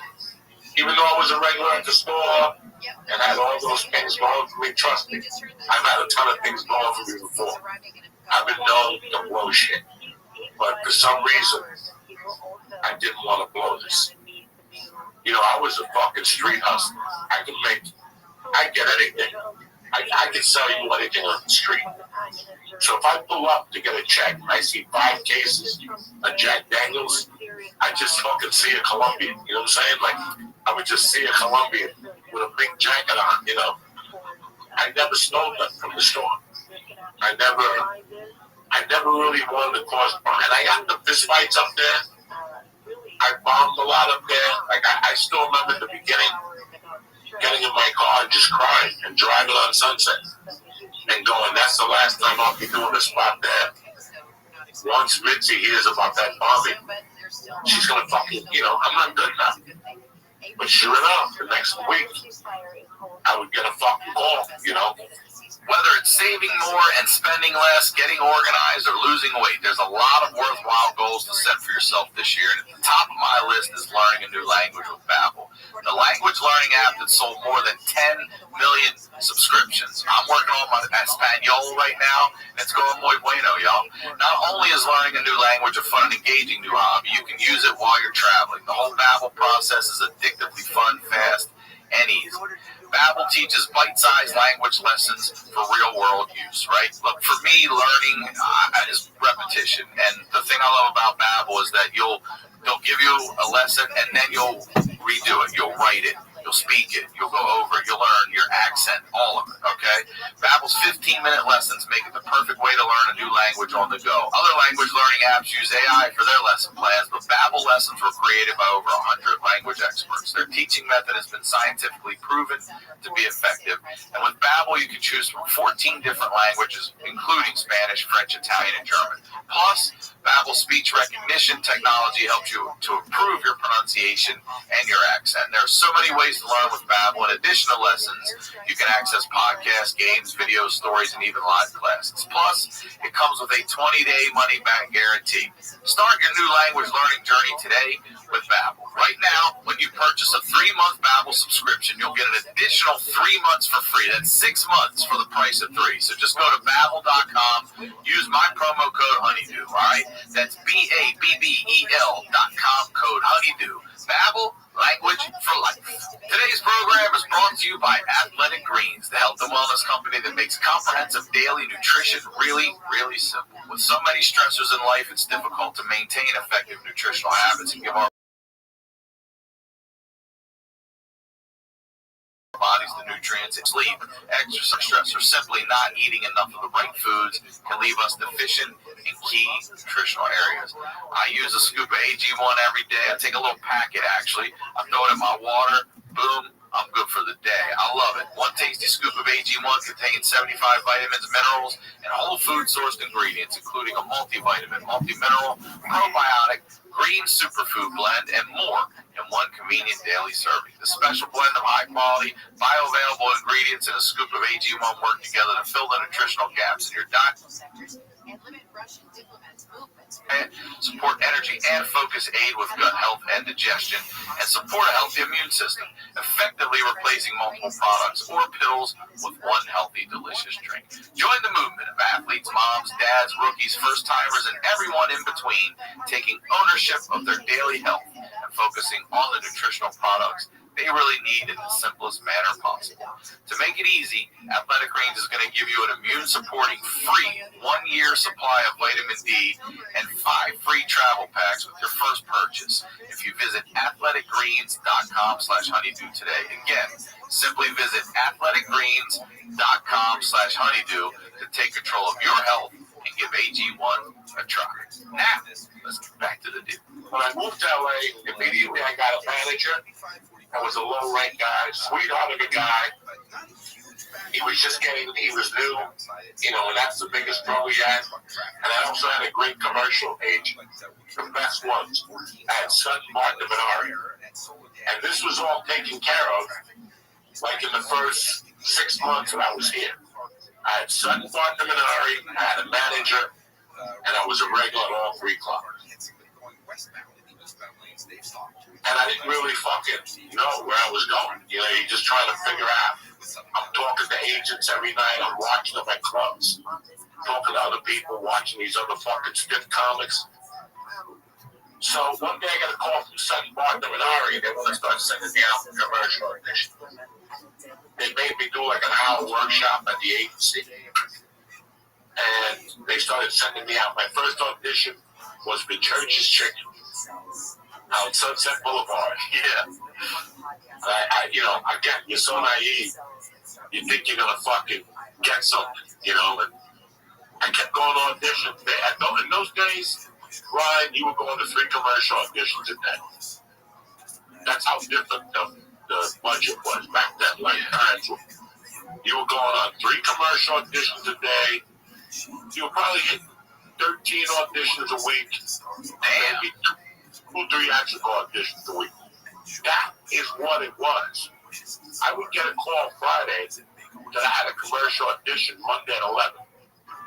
By the time I was leaving that audition on Monday, he would call me another audition. 1:15. Go to whatever. Go show him this. Oh, you got a 5:15 downtown LA. It was fucking amazing. And we didn't know how lucky we were. We had no idea that was as good as it was going to get. Ever going to get. Yeah. Ever going to get. We were complaining that I can't book nothing. And I kept going on auditions. I had already a TV show under my belt. But I couldn't get an audition for a movie. And, well, I'm lying to you. Judy Brown called me in for an audition for the Jenny McCarthy show to be Chaz Palminteri's driver. Okay? She just thanked me for coming in. Thank you. That means you suck. Yeah. I'm not bad at Judy Brown. She thought of me. And I had auditioned for a Robert De Niro movie with Marky Wahlberg. It was the Vinnie Curto story. And I'll never forget that. Vinnie Curto gave me a line on it. I was so aggressive back then. Like I wanted to go in for an audition. That every Sunday night I would write her a letter by hand with a picture and a resume and tickets to the Comedy Store and the Improv. And I would have spots there during the week, call up, And I'll never forget when I finally went in to see her after I died in the fucking room. I didn't know what I was doing. She goes, oh, by the way, Ryan, can I tell you that she actually gave me a box of letters?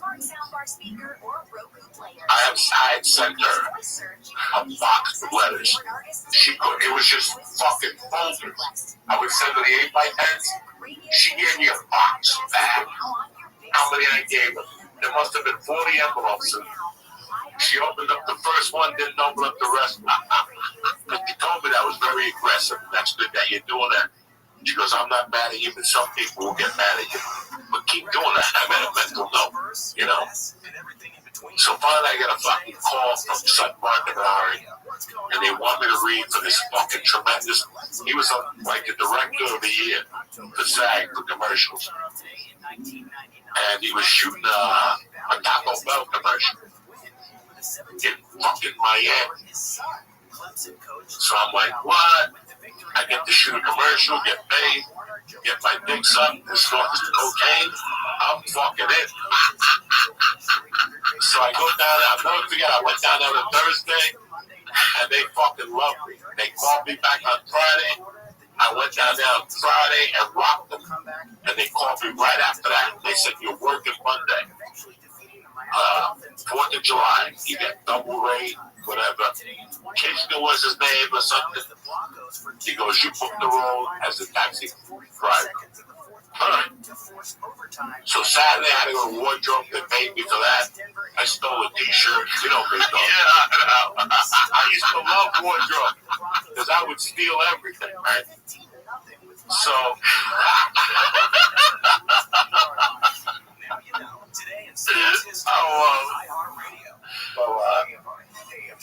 yeah, they called me Monday, 7 o'clock call down at Abbott Kenny in Marina Del Rey. Yeah. And we're there by the park. They built something right now. It used to be a park, and down the corner was the fucking pizza, the bagel bread and shit. It's still there. Good pizza down there. Anyway, I get down there Monday morning, and they're waiting for me. And they pull me aside, and they go, Joey, we're really sorry about this. You did great, but out of the 3 commercials, your commercial got canned. But they go, listen, never fear. Sit here for 3 days. We're going to give you $2,000 for the 3 days. You know, $680 a day, whatever they pay you. Plus overtime. Eat our food and go on Wednesday. All right? Don't get mad. You know, you can read whatever you want. You can take a walk. Do whatever the fuck you want. I was like, you're getting a paid vacation now. Yeah, I was a little depressed. Yeah, I wanted to. So not 10 minutes after that, a guy comes up to me, sweetheart of a guy. His name is Buzz Megundo. Old school comic in the Comedy Store. In fact, he had moved on. He was there with Vinci at the fucking beginning. He knew everybody, you know.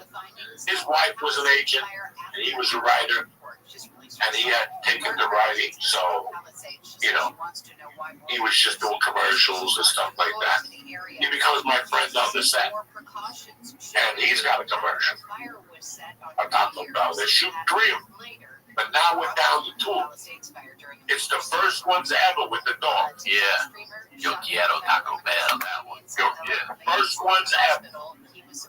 So Monday I go down there, work the desk, go back home, go to the Comedy Store, just being happy that I'm shooting something, you know. Tuesday I go there, I'm bullshit with everybody at lunchtime. I'm fucking telling stories at the lunch table, cracking jokes.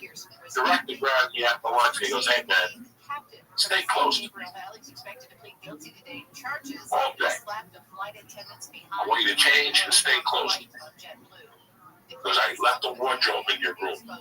He goes, I got a spot in this commercial. I want to see if we can get you in there. Nice. So there was also another comedian. I forget his great guy. He was a SAG extra on the job, which is not a bad job. It's $300 a day to be a SAG extra. So we're talking, we're bullshit. The director comes over, goes, Joey, get in the scene. And I get in the scene. I'm there playing dominoes in the scene. Buzz is in the scene. And the guy is shining my shoes.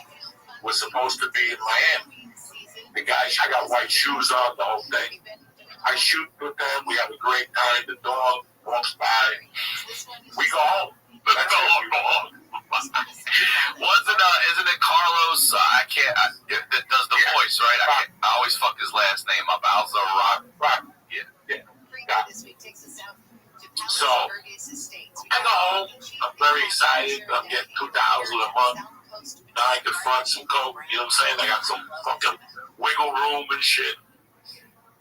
And one day, out of nowhere, I open up my mailbox and there's a letter from the advertising firm that booked us. And in there's a fucking check for scale. They go, Joey, thank you very much. You know, we're going to start airing your commercial next week. And I'm like, what? What fucking commercial? They're like, we kept you in the commercial. You look great, blah, blah, blah. I'm like, oh, shit. When I get a call, no, I didn't get a check. I'm lying. I just got a letter. Then my buddy Buzz called me up. This sweetheart of a man. And he goes, Joey, did you get the letter? And I go, yeah. And he goes, fuck, I guess we didn't get into the commercial. What are you going to do with your check? And I go, oh, nothing. And he goes, yeah. Then he put me in the commercial. I got cut from it. I was in the commercial, and he got cut. It was his original commercial. So they sent him a separate check and left you in. That's my check. You know what I'm saying? Like, yeah, we fucked you in the ass. It's a little say la vie, cocksucker. And they gave me the commercial. You know I made $80,000 from August 5th to December 30th. You just say 80? $80,000. I think I made $140,000 off that commercial. Dog, I couldn't check the cash. I couldn't cash the checks fast. It was 140 all in, man. That's a great one. Those were everywhere too. Everywhere. Well, that was the first set, so they didn't know how popular it was going to be. Right. So they kept fucking. They didn't know when to shoot again.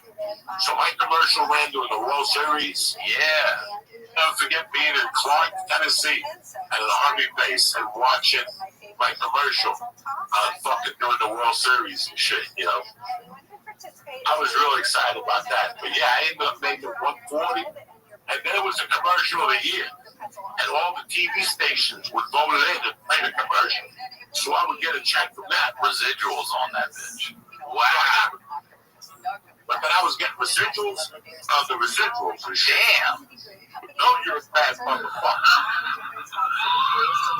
That is a hell of a fucking deal.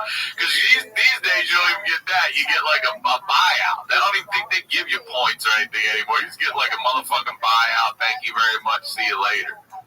Man, Carlos must have made a motherfucking killing on that thing. Bro, that dude bought 2 houses. I believe it. And then, interesting, because I was getting to know my way around LA. Everybody was broke.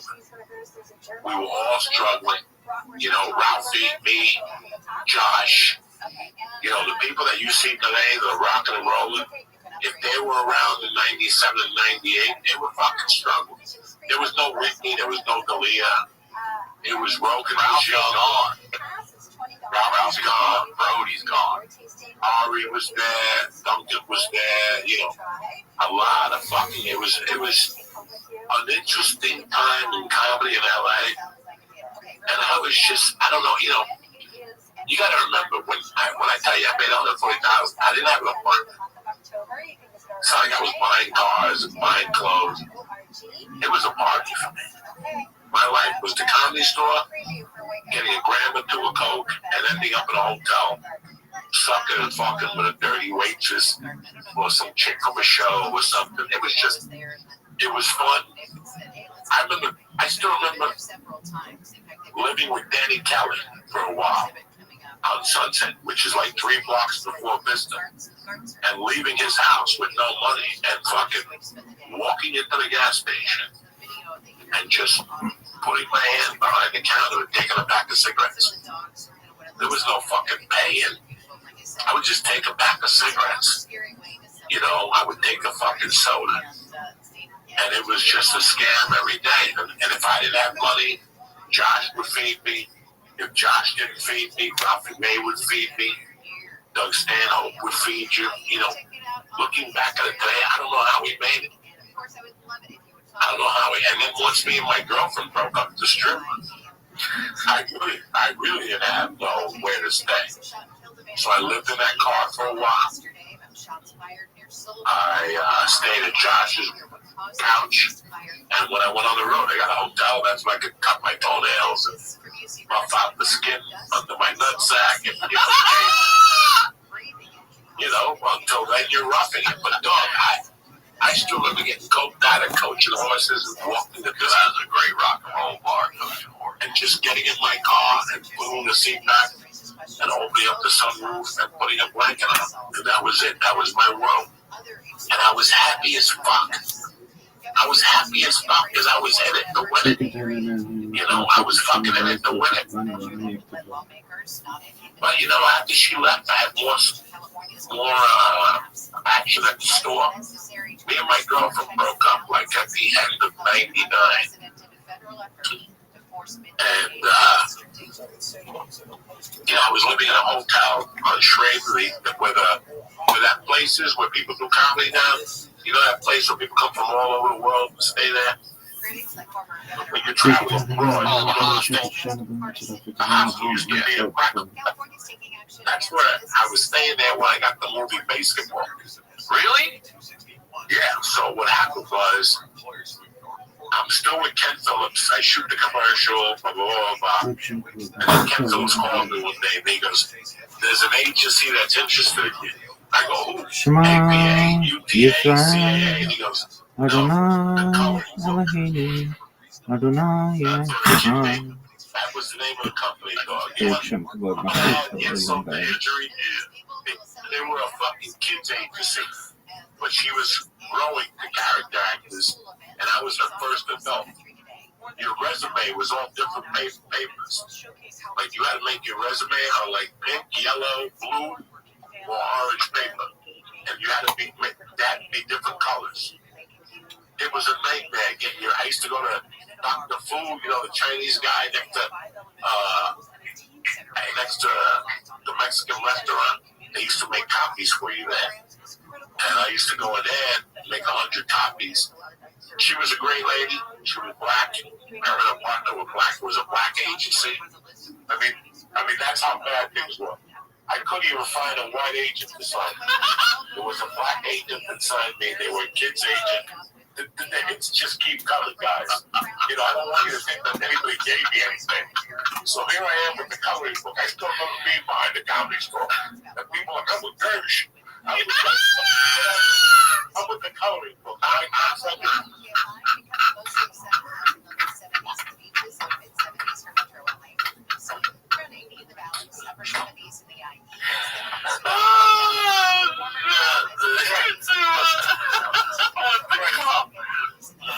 Here I am with the fucking coloring book. Different colored fucking resumes.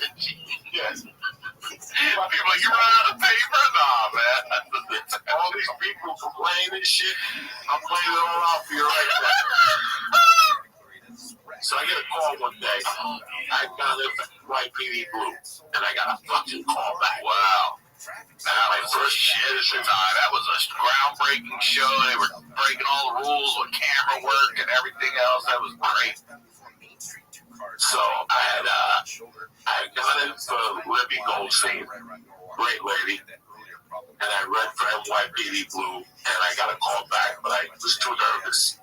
My hand was shaking at the call back. I didn't get it.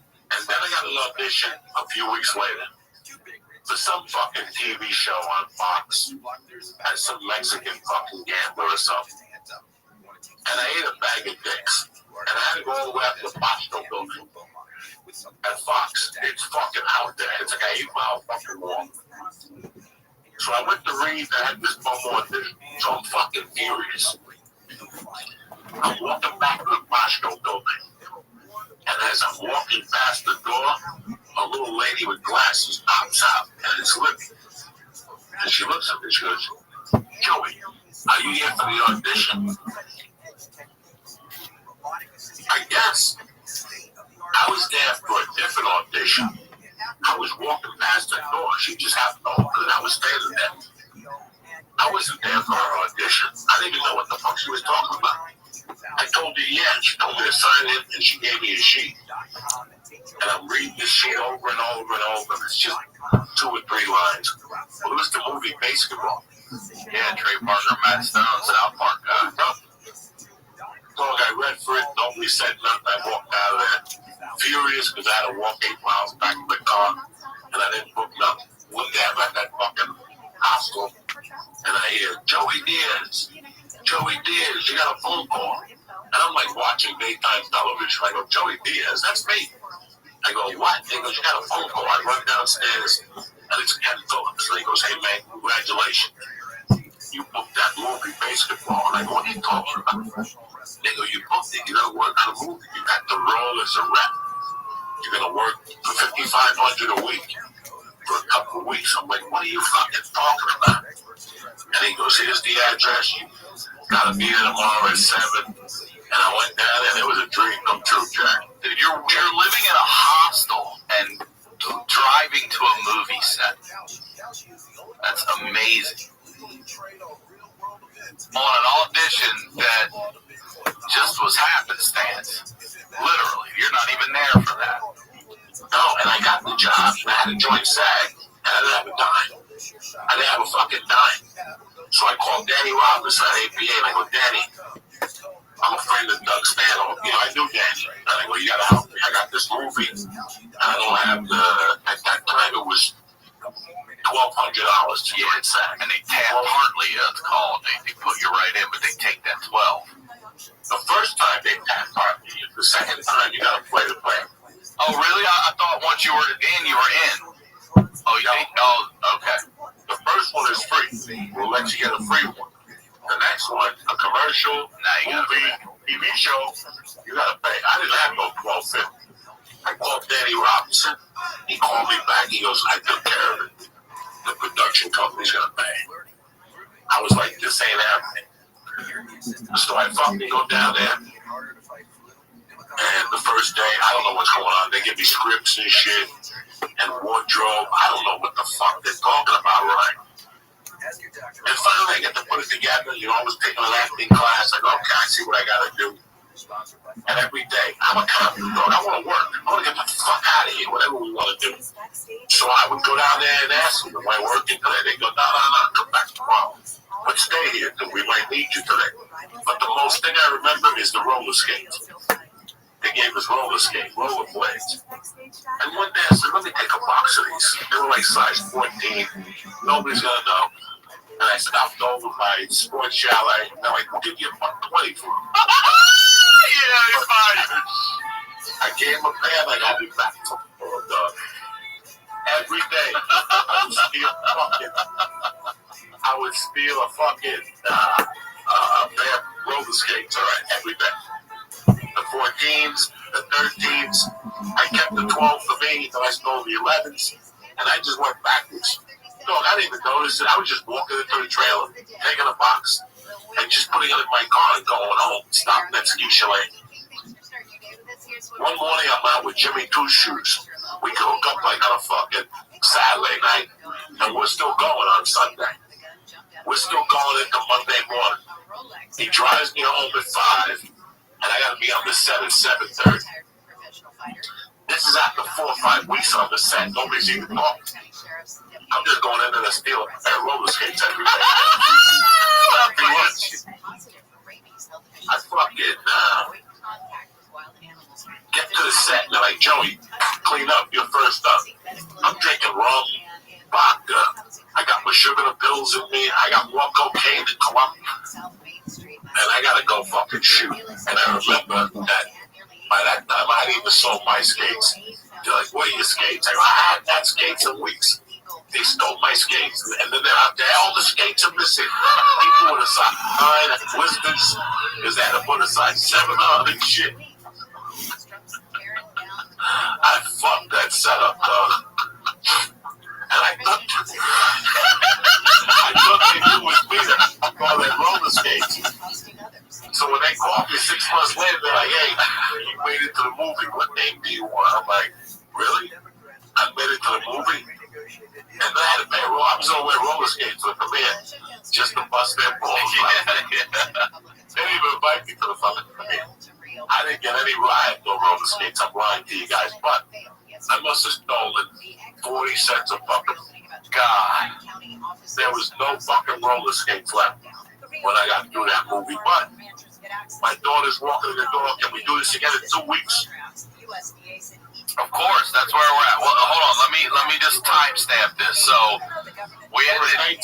We're at 1999. You just wrapped on the basketball, or you've just made it into the basketball movie. That's where we're going to pick up next time. I love you. Thank you so much. Is there anything you want to promote, plug, anything at all? My reefer cocksuckers.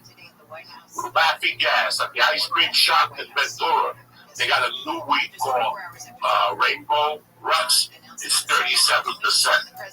It'll fucking kill you. We got the best bags in the business. This is yours. Yeah. It's called Cocoa. There's 5 different flavors. Cocoa, Rainbow Ruts, Sashimi, Tremendous, and there's another one. What's your favorite? Rainbow Ruts. Rainbow Ruts. All right. Stony. Cottonmouth. All right. Are these all indicas, sativas? What are they? Indicas and hybrids. All right, great. I love it. I'm going to go get some. We're going to make a field trip out there. I love you, brother. I love you too, and thank you for doing this. We'll pick it up again. Go ahead. I'm very proud of you. I love you, brother. As always, Ryan Sickler on all social media, RyanSickler.com. We'll talk to y'all next week.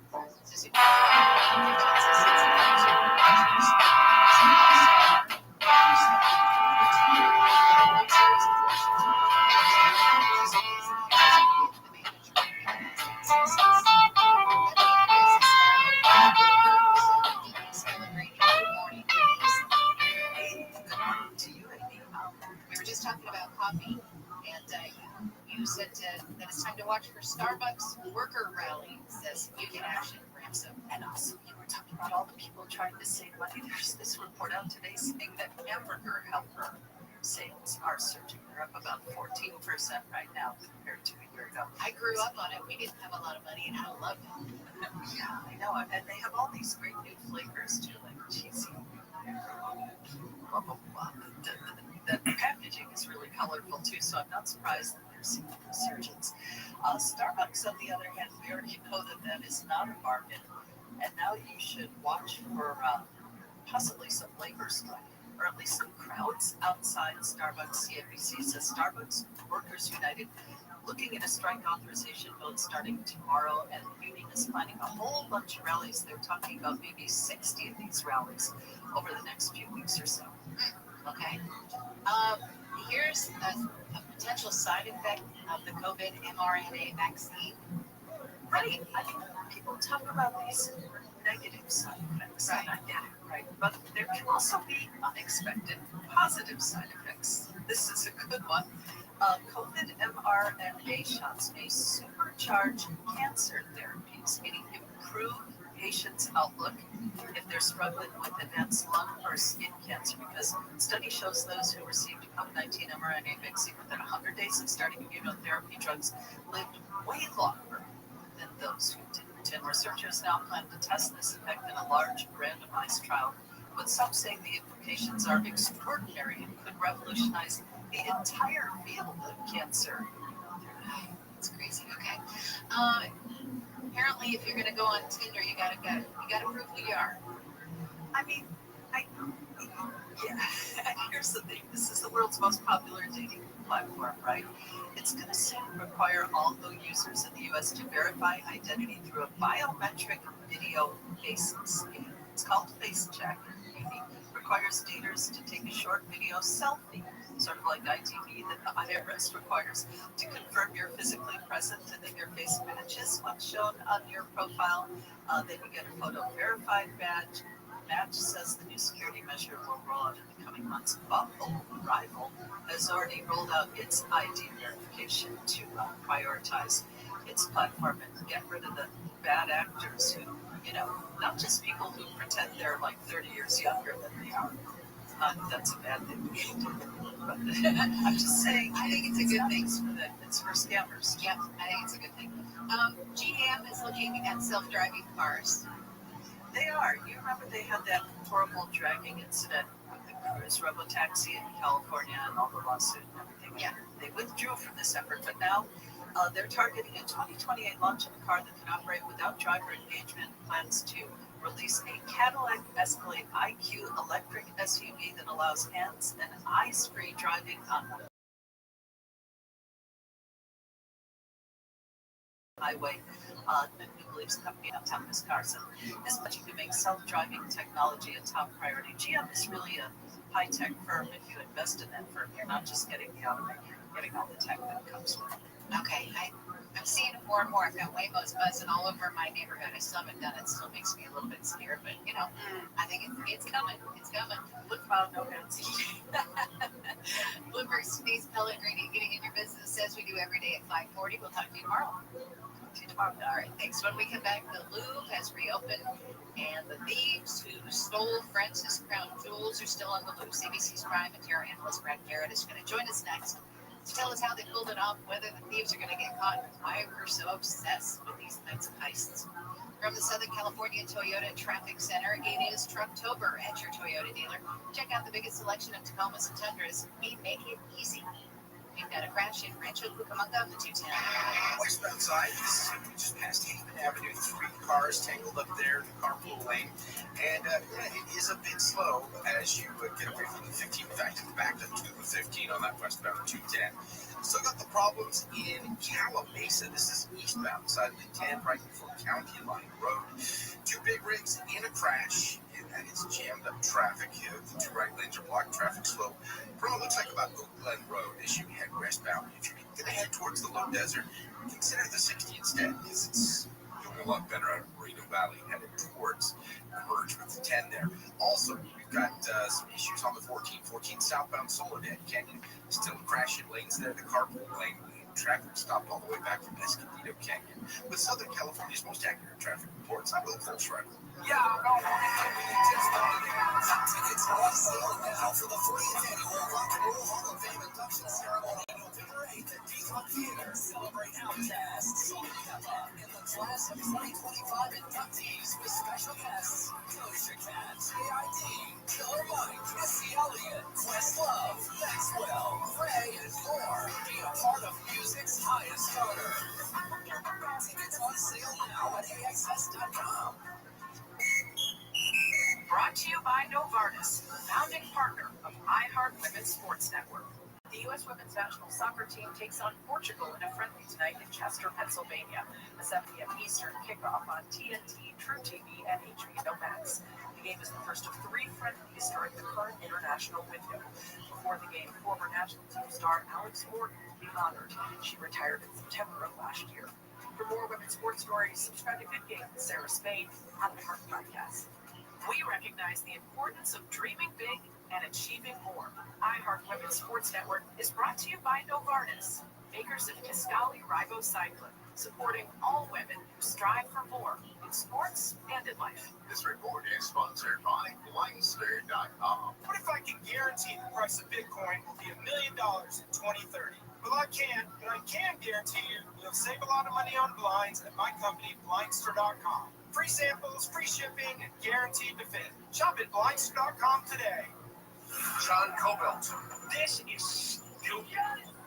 Stupid to give Newsom this power. He's whipping up this fury about Trump. He'll never have to run against Trump. This afternoon at 1 on KFI AM 640. Trump's done. Termed out.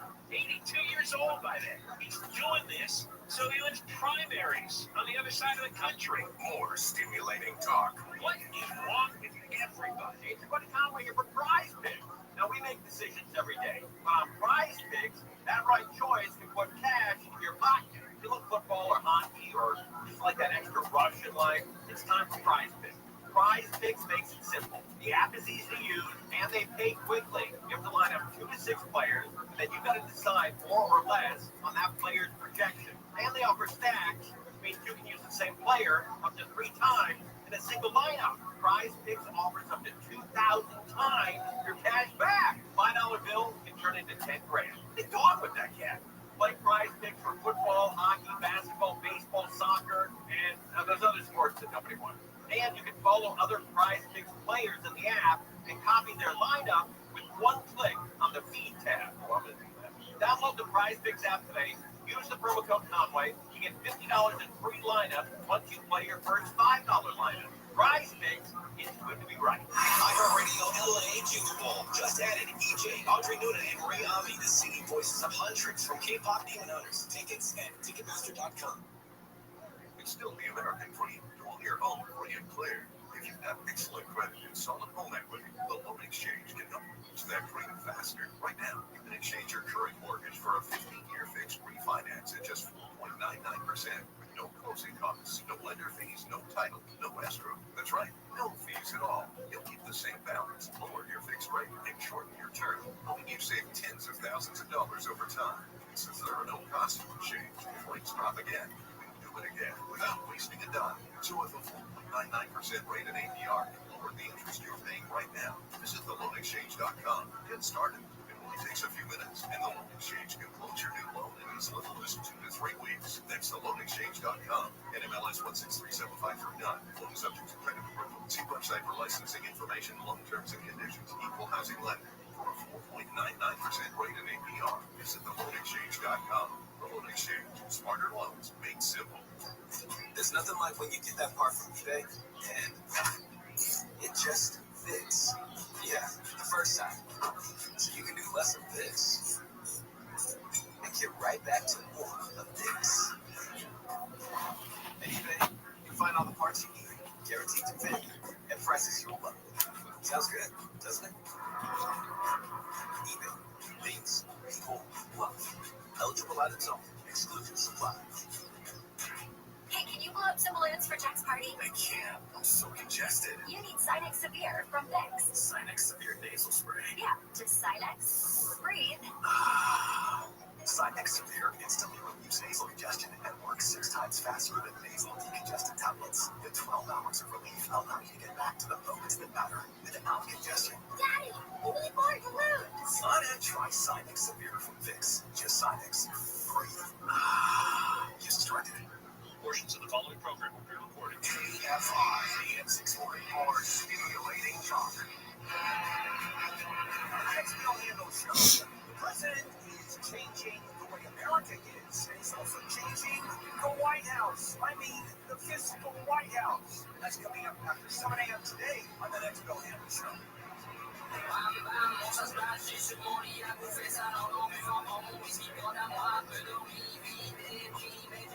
5:52 on your Thursday morning wake-up call. Good morning, I'm Amy King. You can listen to our show anytime on the iHeartRadio app. Here's what we're following in the KFI 24-hour newsroom. The Senate has rejected a measure that would end the government shutdown. It was the 12th time they rejected the measure. The government shutdown is into its 4th week. Federal workers will not be getting a full. It's going to be a good thing. Senate Democrats refuse. The Church of What's Happening Now is presented by On It. Unless it extends health insurance. The days are back. The Church of What's Happening Now is proud to introduce you to. Attempted to prison. A longtime friend of Holmes told the Daily Mail that an inmate with a shiv snuck into the hip-hop mogul's cell. Holmes woke up with a knife to his throat. Guards stepped in and stopped anything from happening. A lifelong Lakers fan has dropped his lawsuit against LeBron James. Andrew Garcia filed the lawsuit earlier this month after James posted about his second decision, which prompted Garcia to spend $850 for the March 31st, 2026 game, apparently thinking that might have been his final game in the NBA. It turns out that second decision tease was for an alcohol endorsement. We're just minutes away from Handle on the news this morning. It's tougher to become a U.S. citizen because apparently the test is tougher now. Let's say good morning now to ABC's private terror analyst, Brad Garrett. Brad, the robbery at the Louis are made up. Tell us. Vikings and Chargers tonight at 7 p.m. Eastern, only on Prime. Robbery occurred while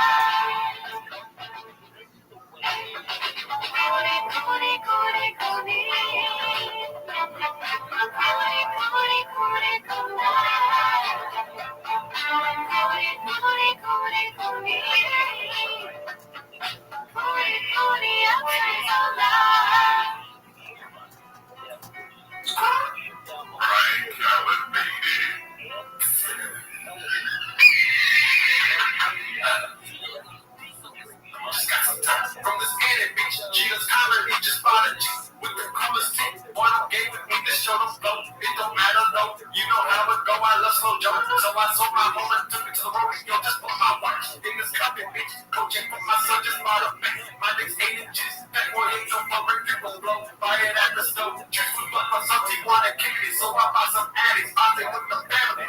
We in the truck, she don't like the sun. Say she here for work and I ain't tripping. You know, shower player. And just get it first, I'm shadow bang. You just pass it block. Cannons in my box, my getting shot. Hands up on my lap, I'm thinking that I'm smart. They not hate me. He switching the shit. They call me a bitch, I let them skating. I be at pull up, shit, don't need nothing neck. I check my phone, shooting on the pot. I ain't ready shot. Slap his car, 3 of them from Jimmy. Other 6 ain't I give no fuck. Just bought a truck, it's all modded up. Big old food dog, and she's trying to rent it. Brian, like, what? What are you trying to do? So I pissed my sink, but he get potty. He don't want no smoke, though. He not bulletproof, just got some time from this Annie bitch. She just commented, he just bought some keys. It's the coolest thing. Boy, don't game with me, this show don't blow. It don't matter, though. You know how it go, I love some joke. So I sold my home and took it to the rodeo.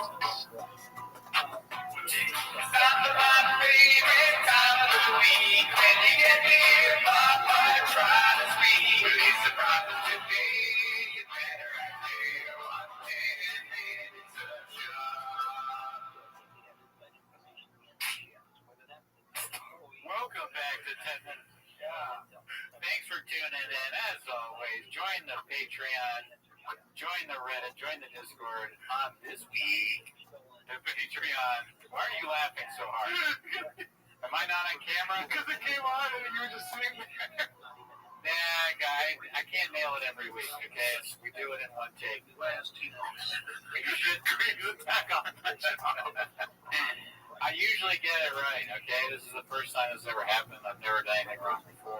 We all know that, dude. Well, first of all, shout out to Paul C. We'll get to the timer in a little bit. Oh, thank you, Paul. Appreciate it. Where's Timos? It's happening right now, baby. If you give money, I won't threaten you. Maybe I bring up Timos while we're doing Timos. But if you bring up Timos while we're doing Timos and there's no money, I will threaten you. But anyway, speaking of money, on the Patreon... Like that song that we just showed, it was from the Patreon. The Patreon saw that April 16th. Hell yeah. Oh, I forgot. Yeah. So if you're on the page, well, yeah, obviously you'd have seen that in April. So, you know, you kind of fucked up, but you got it eventually. Yes. And we'll never do that again. No, I hope you guys enjoyed the song. You can see more stuff like that. And this week, we watched Ralph Barbosa's new special. Yes. Planet Barbosa. I thought it was really good. I enjoyed it. What are you laughing at? Planet Barbosa, dude. Oh, Planet. Why do I call it Barbosa? Listen, my Graves is firing on all cylinders tonight. But anyway. Transton Kennedy has a question, and maybe you could answer it with a plug. Yeah. Where is it at? You guys getting Mark back on? Oh, yeah, dude. Oh, my God. You remind me every week. We got to start plugging this every time we talk. September 20th, we're doing a live 24-hour stream for the money. Flames. Shout out to Flames. Trying to... Flames looking extra bright today. Liking the shirt, Jerry. Thank you. I appreciate you, Flames. There you go. That's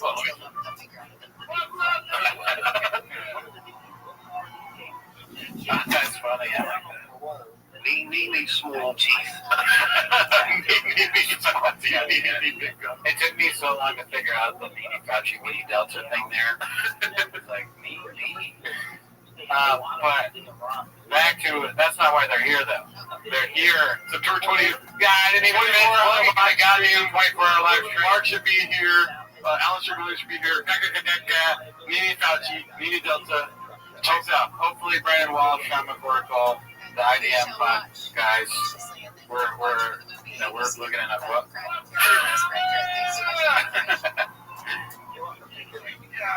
But yeah. Anyways, that's not what they do. Looking like the white neon. So be cool. Listen, we paused for the super chats.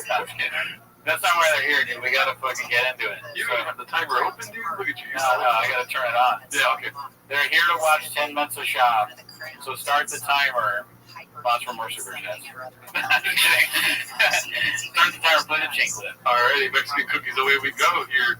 By the way, only 18 likes. We're not going to get started with that, but... yeah, what's going on, dude? Yeah, that's unreasonable. Let's see here. We've got... Let's go to top this month. And here we go. We already saw that one last week. Yeah. Is that Tiger thing? No. This one's posted by Ryzen24. I miss him so much, bros. Is there any other language to that? Just that picture. What is that? I think it's him drunk. What is he holding? Remember when he did that? He had like that one thing and he turned it on. He's like, and then he's like, and he had that face. Fuck, no. Yeah. For the longest time, it was all the thumbnails I would use. This scene. People forget, man. Yeah, I must have forgot. Do you miss him drinking or do you like him sober? It's a tough question. I know. It's like, do I want to be entertained or do I want to be like a good boy? You know? Yeah, because I worry about him when he's drinking. But he's really funny. You sound like an old man talking about his son. Yeah. Well, I do, like, Papa is older than me, but he makes me feel like an elder statesman. Papa's been a good guy. Because he's so... The Jack. 8 stitches. Thank you. Shout out to you. You know, you watch him and he's for so much content, right? Yeah.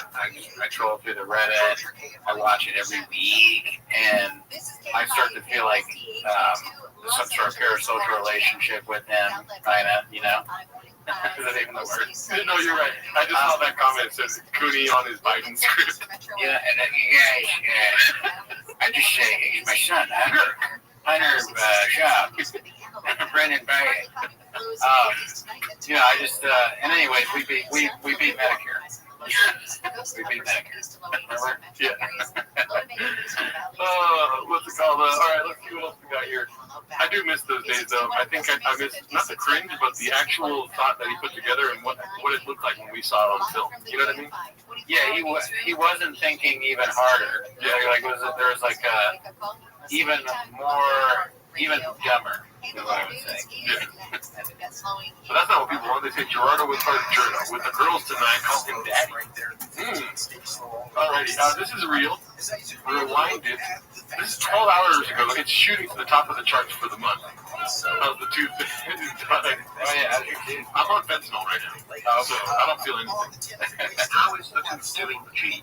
Well, you saw my sick bars, so how are your teeth doing, dude? I think mine are pretty fucking good, dude. Just got some from the Sandy Beach. We just filmed that like 2 hours ago. Let's see here. Rewind it. This is real.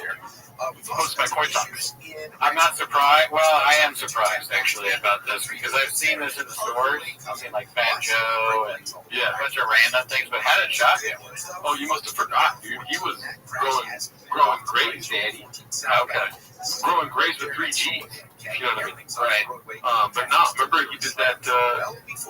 I'm assuming these things take forever. Just for men. Like marketing. Oh, and especially when you're a genius, you want to make sure everything's perfect. Right. So he was doing the Just for Men thing way back whensies. Right. He's so far in the future. He's Australian them so hard. He's fucking got blonde hair now, dude. You know? Yeah, the different color. It's like, oh, this guy's good looking. What does he do? You look it up, and he's got blonde hair now. It's like he didn't trust the medium brown. By the way, that's another thing. Big brown breakdown. He's medium brown now. Oh, that's false advertising. No, and we don't know if it's real if it doesn't have 3 Cs. Yeah. But yeah, that's funny. In these things, they gotta put it in the contract. Hey, you have to keep his haircut for like a year or something. Yeah. Papa, of course, doesn't pay attention to any of that. He fucking, what did he do to the CEO of the CBD company? Oh, he CSP'd him. Yeah. Story, bro. Yeah. He's doing the same thing to this unfortunate rewinding company. Yeah. But it's cool that they give him a shout out here. You know what it says underneath medium brown? What? Water, weed, dew, and hair. Right there. Yeah. Yep. Alright. I think that it's funny that this picture, like, do you think this is a photo shoot? Most of them. It's so funny that Shop, I wonder what Shop does at a photo. They didn't get it in one take, I know that. For sure. I mean, look at that smile. How hard do you think the photographer was trying to make him smile differently? Or just make it like, no, a serious face. And Shop's like, what do you mean? I'm doing a serious face. How many did he go like this? Yeah, we don't need you to, like, move your mouth at all. All right, please take your hands. At least take the straw out of your mouth. I need pink beard Cooney in my life. We should get some rewinded and, get rid of my grays, dude. You got grays? I got a lot of grays. Grays for days, daddy. We already saw that one. This one's hilarious. I already read it. It's posted by Moonwalker. DoorDash driver says Papa is cheap and a fraud. Don't let me just read this because you're going to consume it as I go. Sure. Stop me if you want me to stop. Okay. I'm glad Brendan's shop special sucks. Fuck that dude for stifling me on a tip I'll never forget. True story. I was trying to earn a few extra bucks. Just say you're a DoorDasher. You know what I mean? I DoorDash. Yeah. Hard times and had to resort to gig work. In the rain, I picked up an order for ice cream in Venice, drove it to Santa Monica to a nice house with a few cars. The order is to the tiny guest house way in the back. A sign on the door says, "Do not knock, baby." It should say, "Do not knock, daddy." Yeah. So I don't know if it's Brendan's job, but so I'm standing there calling their phone like an asshole for 10 minutes. It sounds like Brendan's writing this. Up shop. And also, car, no trucks. No truck, but yeah, there's a lot of bits going on. The wife sees me through the window, and he comes running out like I'm a threat. I hold up the bag. He snaps back to normal, looks me in the eye, says that he appreciates it. He didn't spell it right. He didn't spell it. Appreciates, but and that he will tip me in the app zeroed out. It was all a facade. The house wasn't his car. The house wasn't his. Cars weren't his. There was a nice Toyota parked in front of his little guest house. So, strange story. It is like, you know how like a movie, you're like, when does it get good? And then the ending is like, holy shit, it all makes sense. I think that's what he was trying to go for, but who's Toyota? Or what are you inferring here? That he doesn't have trucks? Yeah, I don't understand this. Well, this might come as a shock to you. I don't understand this at all. But like, he's living in a guest house. I get that it's bad that he doesn't tip, and it wouldn't surprise me if he didn't tip. Yeah.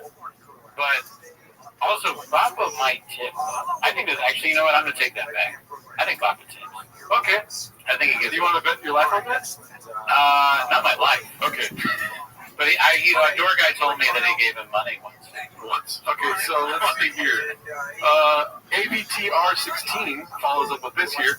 I don't know if this is real or not, but I've seen it with my own eyes. He's 100% a cheap cunt. You want to take back? No? Okay. Not yet, no. Okay. I told this story before and read it in some other sub a long time ago. I used to work at an LA comedy club years ago, B. At first, I thought years ago, B was the comedy club name. MMA wasn't as mainstream at the time, so I was kind of the MMA bro to my coworkers. One of the servers comes up to me and goes, "Hey, I think a fighter is here to see the show, Joe Rogan and Fred show." I'm like, "Get the fuck out." Who? He says, "I don't know. He's huge, and they say he has a famous podcast." I was like, "It's 100% Brandon," but he spelled his name wrong. They were at Fox Studios at the time with Evan the Beard, etc. I told the server, who's a good friend of mine, put him in the owner's booth, make sure he's taken care of, and bring me the tab at the end of the night. I'll have it comped. He agreed, and the night went on. Him and Mexican had a couple vodka crayons and some wings. Would have been maybe $40. My boy brings me the bill at the end of the night. I comp it and tell him to tell Brandon that a T-Fat-K fan on staff got his bill tonight, no more, no less. So he's stoked and goes to tell him. End of the night rolls around, and my boy just comes back defeated and goes, "Dude." He just said, "Oh, thanks, brother," and they left without leaving a tip. I mean, not $1. God damn it, I was so fucking embarrassed. I apologized profusely and tipped him 20 out of my own tips. I came home that night, put on my apron, and hit the fryers. I've been here ever since. I mean, I don't know. That's a great story, but I'm not sure if I believe that either. Brendan, if two people call you a crackhead, you might be smoking crack. Shout out to It wouldn't shock me if he's like that, and also some of the lines sound like something you'd say, like, "Thanks, bro." Yeah. But wouldn't we know about that if somebody worked at a comedy club and they didn't? We'd have heard about that. Here's the thing, though, like, karma is. Oh, here, how we only have 40 likes for these hawks. Thank you, James Freeman. Appreciate that, brother. Yo, how do we only have 40x for these hawks? Thank you. Here's the thing. It's just like, it happens way too often. I think this is another one here. I have first-hand knowledge of a girl I know at a cafe he used to frequent in LA. She was a barista, although she says he did tip average $1 or $2 for a coffee, which is normal for common folk. Her gripe with him was the way he carried himself. She said he'd pull up like he was a celeb, would park if handicap was available. He'd walk in there and always be on the phone talking to somebody, wouldn't look the baristas in the eye or even say hello. He said, "Give me the huge." Oh, usual. Now that I say it out loud, it makes sense. I thought he was saying, "Give me the huge," like a big goal. Right. And wouldn't even wait in line, literally just yelled, and wait, that's hilarious. I'm going to start doing that at my coffee shop. Granted, she says he never complained about the time if they were busy. He'd just sit and wait as he talked.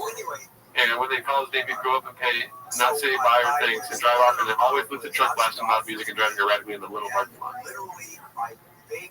So that sounds a lot more believable, I gotta say. Okay, well, it's got 56 upvotes. The other one has 100, so who are you here to believe, dude? They're all funny. I enjoy the stories.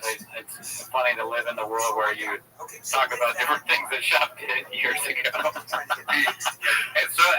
I can totally picture Shop going in there with a phone and just blaring the conversation because there's two reasons. One, he's a loud idiot, and so he can't help that. And two is he wants the stories that are definitely true are the whole like, hey, I'm Brendan Schaub, and I just got a call, and like he wants everybody to know that he's a celebrity. Is that your takeaway? Yes. Okay. Well, here's the thing. He does think this works. You know, he's not only getting coffee, but why is he getting coffee? So because so many people work for him, he's got to stay, busy. Good that you were wrong right there, because that's also true. That's another reason to have coffee. He's got a pod for 9 hours straight. Oh, that's right. Like, and at one point, at 12. Yeah. 12 hours straight podding? You want me to tip on top of that? Like, I'm giving my life away. Is that not enough? You know? Yeah, he might feel like he's giving so much back already to the community that he's like, what more do you want? Yeah. I got a family. Everywhere he walks, he's like, that's a listener. That's a listener. That's a listener. Yeah. So he can get away with not tipping. If a guy pounds my meal because he's a fan, I'm going to tip him. Yeah, definitely. Yeah. I will, absolutely. You would tip just because they're a fan. It doesn't even make sense logically. What's the difference between daddy and father?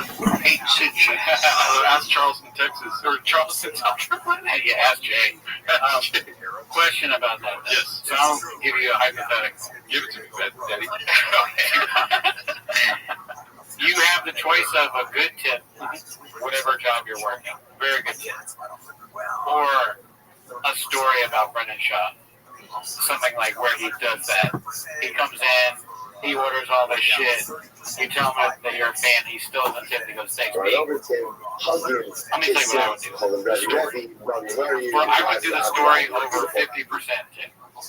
That makes it me. Do you want me to cook, or do you want me to just like go do whatever you want? I'll tell you one thing. I'm not taking the money, dude, because there's fucking victim blamers like you out there, dude, that won't believe my story when I put it on Reddit.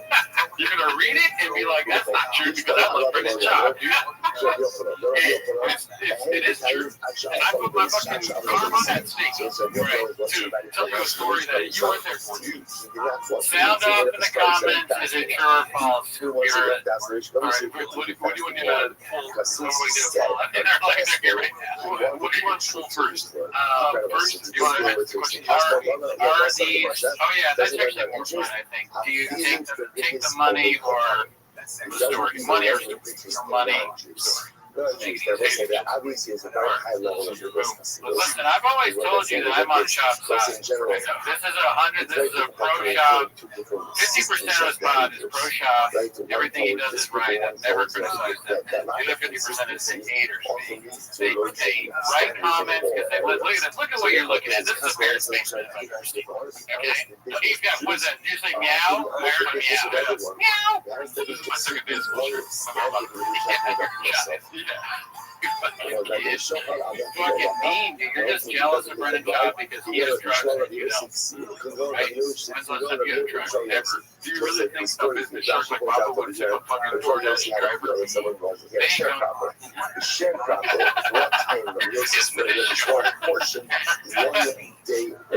One day ever. So the chef got for said.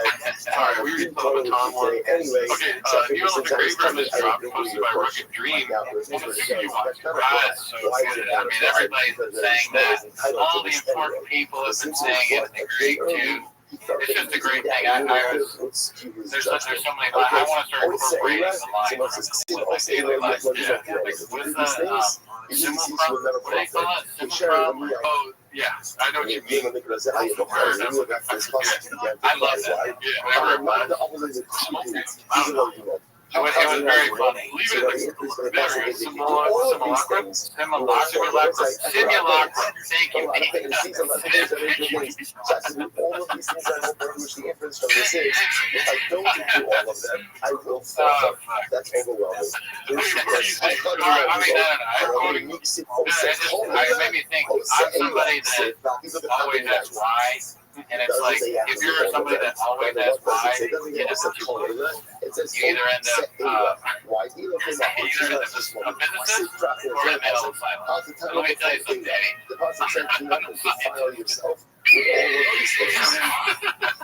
I tried.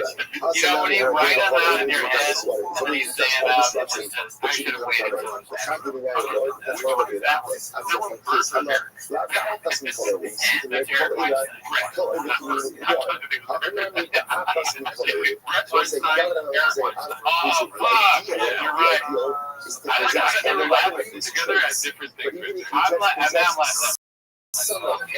The grace is on the track, sorry. This is not even a 10 minutes of shop episode. It's the great flare up process.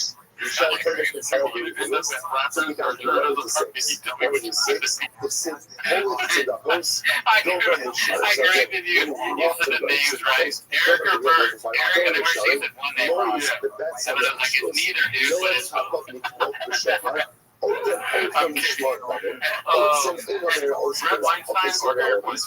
don't know which one is which, but I do not like both of them. Yeah, I don't think I like either one of them enough to know the difference. But I would, if I had to guess, I would say David. That's what he we should ask that. Here, let me cook for a second here. So, you know that one podcast of that Englishman? If you don't there's like a scientist across from it. It's like, that's a nasty okay, like good cameras. And it's just like scientists talking about sleep or brain and stuff like this. Brett, I think, or Eric, I forget, I don't know which one was right. One of them was on the show. And I watched the whole thing because it was so funny. Remember that one thing I did to you before? You started laughing when I asked me a question. Yes. Go, Brian, what's your favorite shoe? Why are you looking at my shoes? You should be looking at my brain. People like you are always lost in the shoes. What? Green. Yeah, okay. What color is it? You don't get it. The couch color is irrelevant. You're asking the wrong question. It's blue. You're asking, but you should be thinking about where are my pants? And then the fucking English dude was just taking. Some people don't know how to respond to that because they feel like, oh, this person is bad. They might be right. Maybe I did something wrong. But that guy just has the personality of an annoying person that is probably insane. Just like when he's living in a simulacrum. So he's completely insane. I love listening to other podcast people's shit on their lifestyle, because they sound like, there's this one guy, it's like Professor Dave or something, he would run the comedian science, and he just destroys the lifestyle guys. One of the things he's like, deserves a Nobel Prize, and the other one is just mad that he's not more popular on Twitter. Or they might be the same, I honestly can't. I think they both have the same group. Yeah, that I know from the two ladies. He hates Elon Musk, but he loves Elon Musk. Yeah, but he was like writing something to Elon about Elon. I just thought you should know that they're friends on the public website.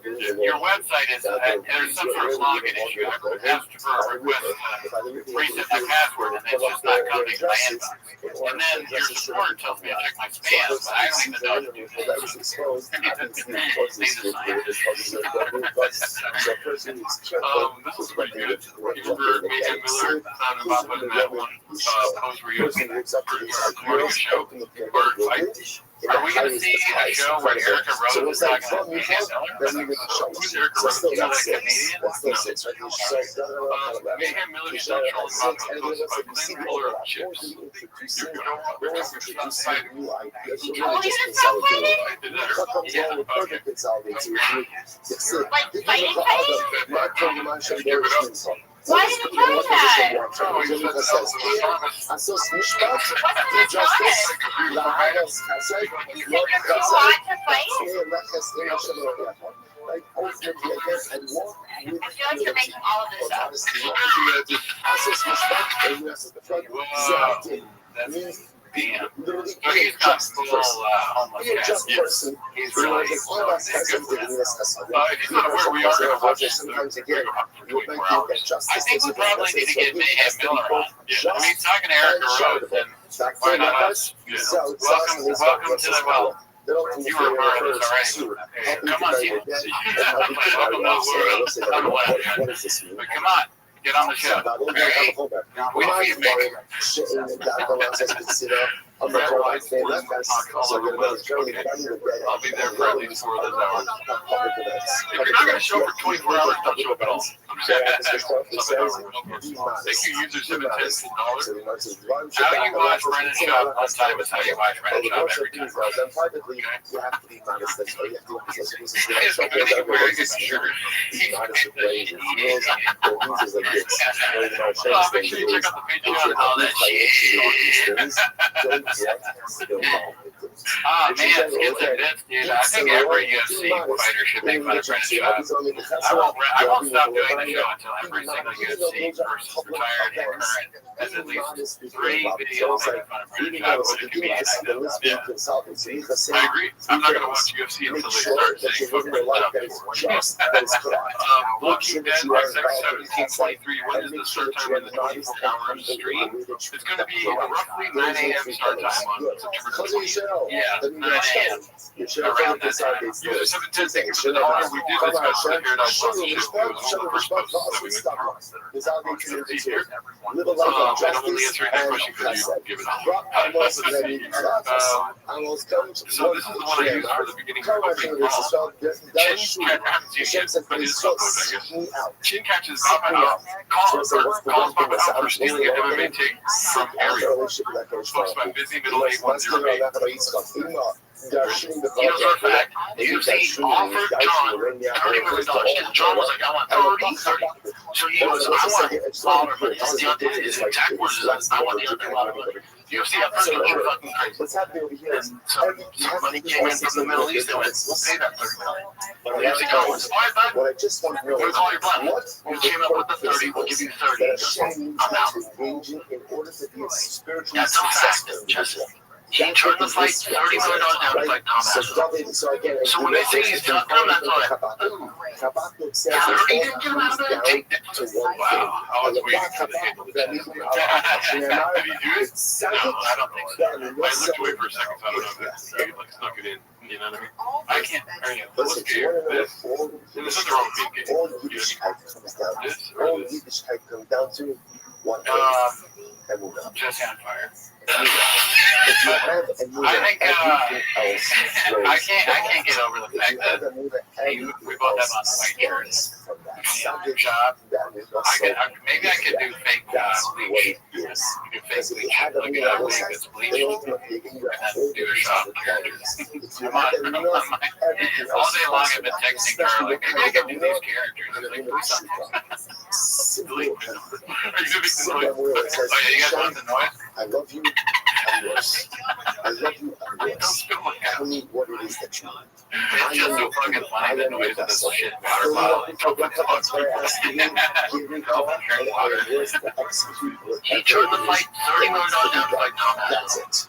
So when they say he's done, I'm not like, he didn't take that 30 and lose. He's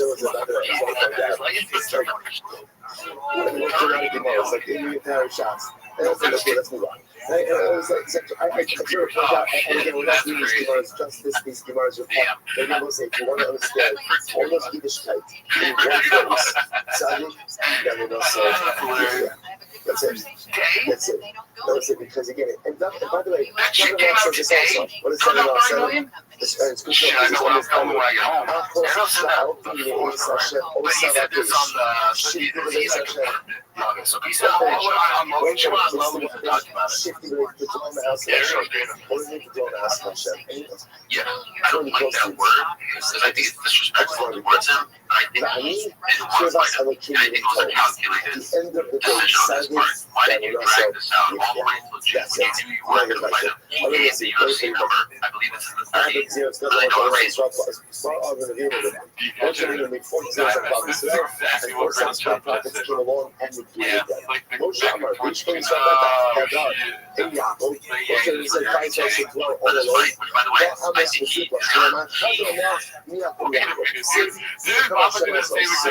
Almost came along and I think he deserves.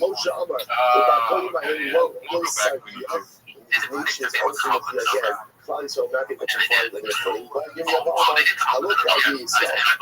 Saudi Arabia was involved. The big dogs were involved, right? He said yes. And then 3 days later, whatever. He said that.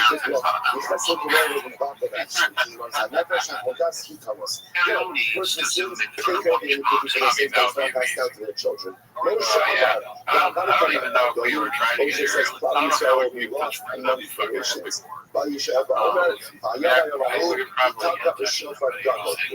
why when he announced his retirement, Dana said he gave his word, and then he went back on his word. I think he was hoping that they would not release the number, and then he could be like, hey guys, I tried. And Turkey was just like, no, yeah. And they did. There's no way to reach my back on Trent 30. But in 2020, he threw out a massive number, they said no. And then the fight fizzled. This time they said yeah. Sometimes you lose something, and also what happens when you lose it, the owner constantly tries to find it. He said, so let's say so beautiful. We are lost. Beautiful thing. You just heard that, and then you heard it again from the guy that told you they heard I let me see what the crap Let's see how similar it was. I feel like it was verbatim, honestly, like the tweets that he used. I'm pretty sure the same. The UFC offered John $30 million. John was like, I want 30. So he goes, I want Wilder, I want Deontay, Jack Wars, I want Deontay Wilder. The UFC offered $30 fucking crazy. And some money came in from the Middle East. They were like, okay, never mind. He didn't do that. I thought he said, like, which I think he deserves. Yeah, or Saudi Arabia. Yeah, it's like, yes. It's what he does with Dong and very quickly. But yeah, he definitely took his take again. We heard you read the show. Shout out to you for the $2. Take me somewhere. Seaweed Remarkable posted this one. The white boy that worked too much. It drives me nuts when I see slow being this ridiculous. One hand on the wheel, one recording on her phone, and a doorless car. All about Slojo Senior just feel like they're human working when she should be the person. Unreal level of brand active off of the gram. Oh, yeah, you're right. Look at us. Look at us. We are the truth. So the next is we are the price. We are 50 Shepherd is looking for us to fight. I don't know the car rules. We know what we have to do. We know where we have to go. I don't know where they're driving. Obviously, if you're driving like with others around, then yeah, but you're getting cars. Yeah. But if you're driving like a property on a golf cart, I don't see what the big deal is about having a kid. But she makes her serve and walk the kid like next to the cart. She's like, look at us. And that chicken ate for you. Some random person has to go. Well, 703 people think this is it doesn't look super safe because the baby is on someone's lap in a doorless thing, and they don't seem to be going that slow. Is she driving? Incredible. And it was like, they obviously understood. It would be kind of crazy if you wanted to drive that. Because then the person don't have the baby right here, and they're like, nothing off the table. Nothing is off the table. With Brendan Child's family, and he's just like, he's got the baby out like this. Check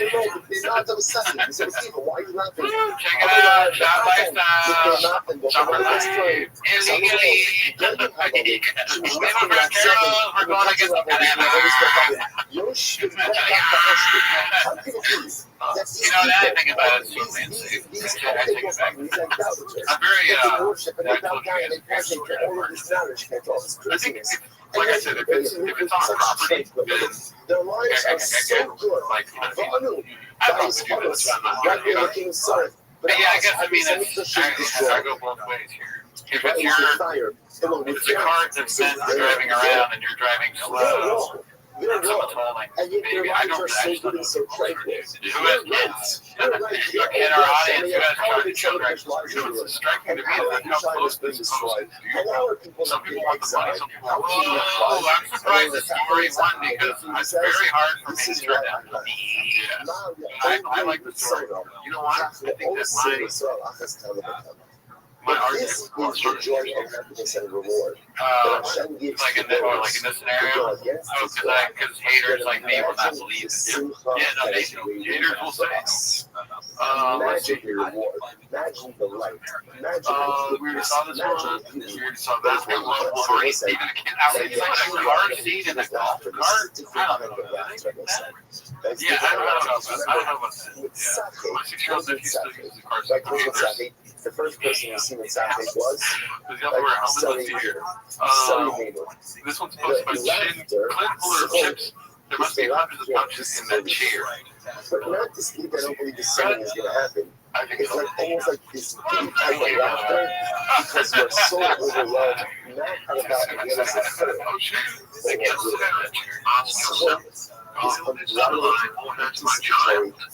Yes, jump into it. I don't need any more but I believe it's going to come. And it sounds like somebody who has kids because he got like he's thinking about it. I don't have kids. I don't think like that. Unrelated. I don't want children.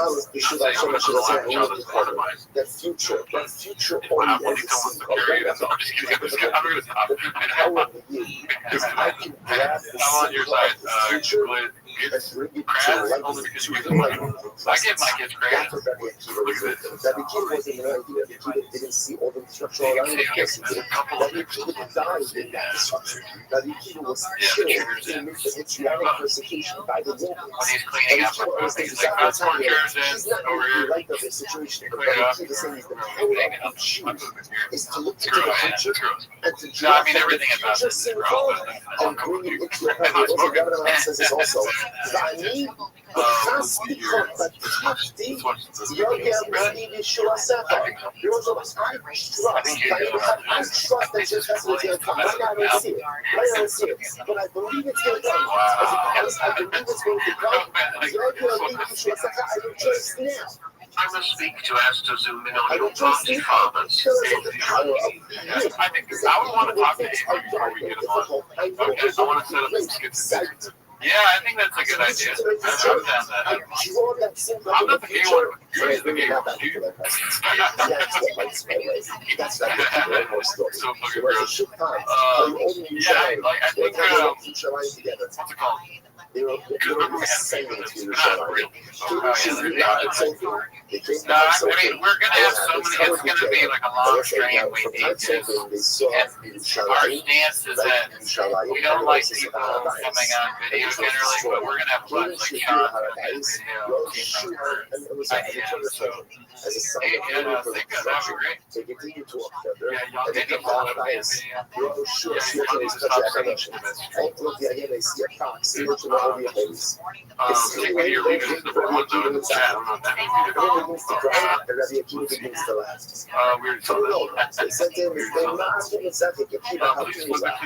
Please, cheese beans, flip it. New toy, golf cart, never realized, never knew I needed it so much in my life. Of course, my husband wants it, but he just never regular golf cart. Reducing valve. That's the golf cart. Yeah. It says that I like it. It's cool, like, I don't know if I'd ever. The action shows maybe one of the foxes, like the foxes are walking around there. I would have no issues. Like, for the longest time, we never really brought the white clips. We like showed the story and never brought the white clips. Dude, that would be so cool with all the Brennan job and his family and all that. It works so fun. Yeah, it's kind of like a post like that. Yeah. I was curious. If it ever ends up in some N-word exercise, you know what I mean? It's gonna be so sad. You know? I mean, and I'm not wishing for that.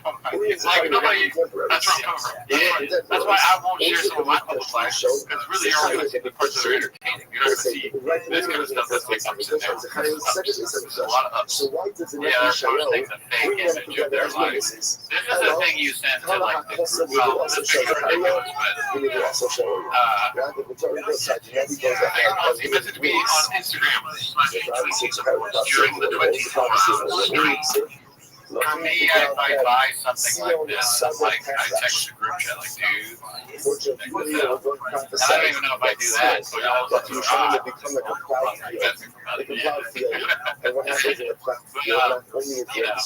I share it with friends, I'm saying, my successes, because I was posting to the world, like, look at this thing, I have a Rolex, and it's kind of, man, I think my reasoning is better due to kisses, which was in the word society. You don't think that you think there was 0% possibility that happened? Oh, no, I don't know. I mean, evidence is on my side. You say out, you know, like, we're spending a lot of like, everything. Where they post things like, before Christmas, when he did, he's like, check it out, fam. You got 2 Rolexes, and like, let me see, Junior say, I was like, just bought my wife this brand new Beamer. So first of all, fuck you, and 2017. No, okay, stories. No, big post, maybe there's some salaries if you want to pull them up. Show I don't know. Shout out to you for subscribing. Those prophecies are right to share 2012. So in order to get in the voice of the rebuilding of Yerushalayim, 43 years old, shot from your destiny. This is what I'm saying. Desolation. Like, I'm not wishing. Nobody with desolation. It's just a reality. But when I see the fulfillment of like, I mean, not that it's going to form a reality, but it's in the you sound like a gallon on that episode. You've been talking about it. And then Chop was just, oh man, yeah, a lot of posts, honestly. Well, yeah, and I'm not gonna. No, you're probably cool, Bill. Toronto, be real, you're fucking slow, dude. You give me the chance. I probably would skip out on it, honestly. That's a lot that comes with it. You might share it to your Instagram story. You like buy her a lot of stuff. Yeah, you gotta buy her a lot of stuff. Somebody else said, none of Kristen West's close friends think that you would do it. No size numbers. To be funny is the Mojo post things that you bought her, like, it's like, oh my god, you know, Jordan buy me this watch, and you know he got me another one of these tables, I can barely put 3 reins on it. That's in my room right now. Let's see here. This was posted by hey Mark Wixie. You haven't seen that name in a long while. Called Reheat when Brendan did his best Michael Scott impression. That's TRX. That's TRX now. We're doing, you know, tires, and you got to things are so easy, but I also know that because things are so easy for the future, they're going to turn around. And I think we should grab some of that simple and bring it back to the future. Dude, that would be fucking hilarious commitment to the bid if you bought the real life kit somehow from shop and did that. That's just a crazy thing to do. I wouldn't mind dyeing my hair again, but like not right now because I'm growing my hair out. I'm not pressuring you to do it. I'm just saying you have to do it medium brown. I will not dye my hair again, sir. I mean, I don't know if brown hair was like kind of green. Well, he's saying medium brown because of the shop color. Yeah. That's not saying mine is brown. You know what I mean? That's my but it is brown. Like on my license plate, it says on my driver's license, it says brown. Can I ask you a very stupid question? And that sounds very harsh. I'm still going to ask it. Is it possible that medium brown is actually black? Because, can we, I mean, I don't know if we can get back to it, but now that I think about it, it says medium brown, but to me, that hair also looks black. And also, I have to admit, I don't know if I've had this, but I am black. That looks black. It looks medium brown. But maybe I don't know what medium brown is. You may even told the color. I'm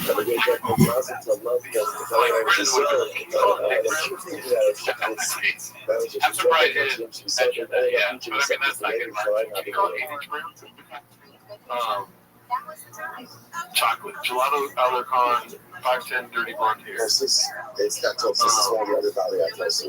out to Jay Cruz getting forward.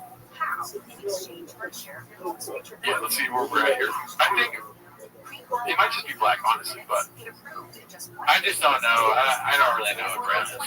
Ever since growing up, I was always like, I have black hair, but I figured if it was a doctor or my mom or my dad, because, you know, there's no difference. But they were always like, no, your hair's brown.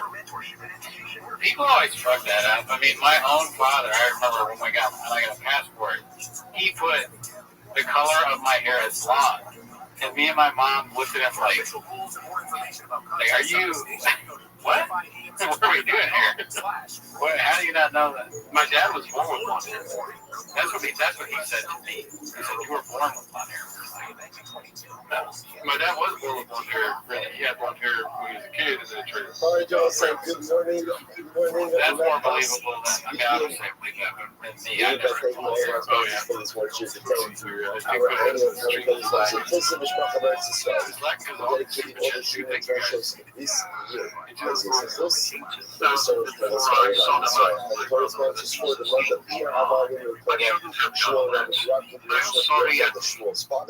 Christian, thank you. Yeah, I have.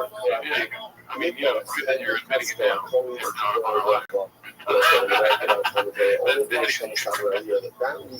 Shout out to you guys. Thank you for all the money. Let's see what you get that.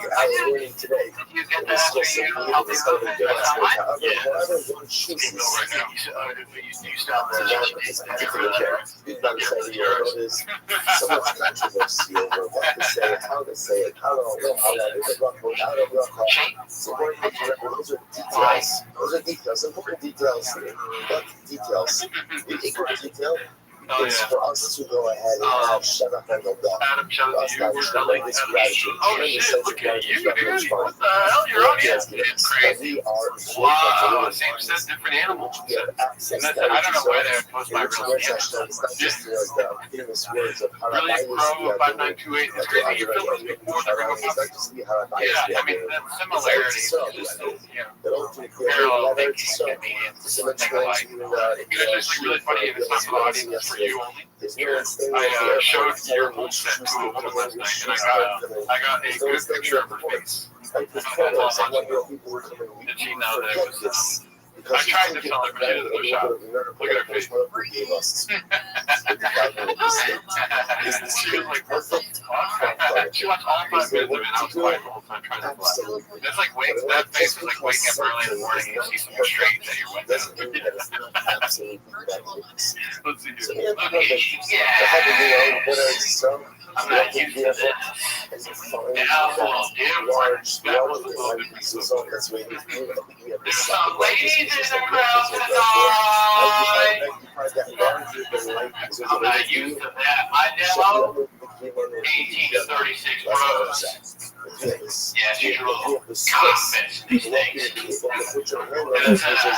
That's what's specialized now. I think tell me the bro is her. Yeah. I'm giving $9. They're going to go better. I know. That's it. There's always that one guy, dicey. Right? One guy smoking red, bro. I'm not touching this Jim Valley. This was good. But I even which is my favorite part. It's nachos and nacho cheese. Oh, my bad, Mr. Whole Foods. My bad. And then that hit underneath you. I agree. Because it's like Jordan. I mean, like, I'm watching and trying to emulate Jordan. I'm trying to duck the pretty. Okay. So. I'm not Jordan yet. Maybe this clip is like 600 likes or whatever, 600 points, probably like 89 always was. Exactly, that was like trying to get there, but Isaiah Thomas is beating me. The trick is me not fully committing to the bid, because I maybe don't have it all memorized. So pretty beautiful. Well, yeah, shout out to whoever posted that. They posted it in our comedy also, and everyone thinks it's your actual company. Congratulations. I mean, I wish it was my real company. Let's see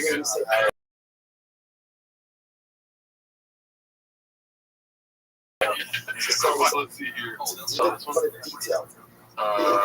This was posted by Rick Manchester. The Big Boy Squad here feels like a fever dream.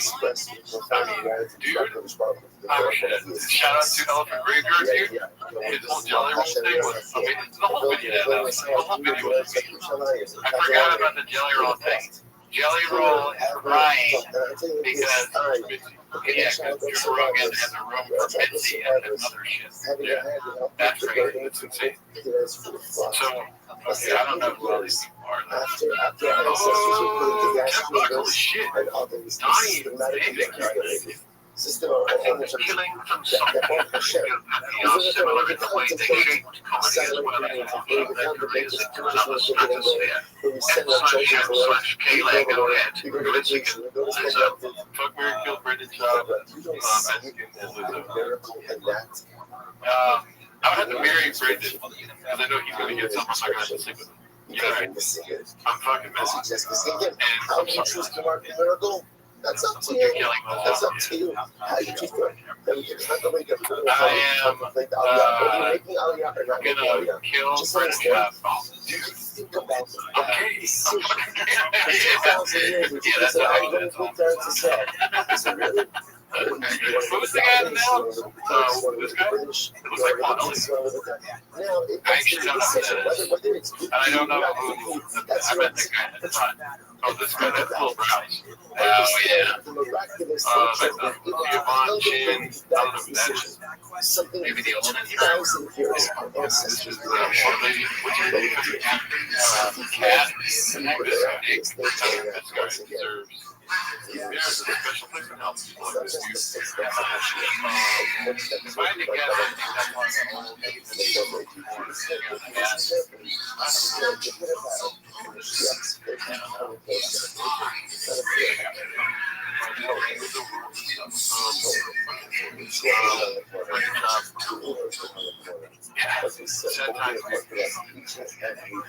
it's just like I thought they were in the last one. I don't have to do that shit. They're like checking out the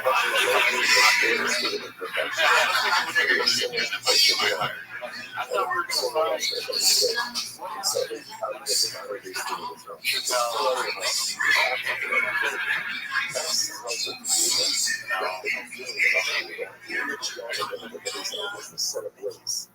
but an important step.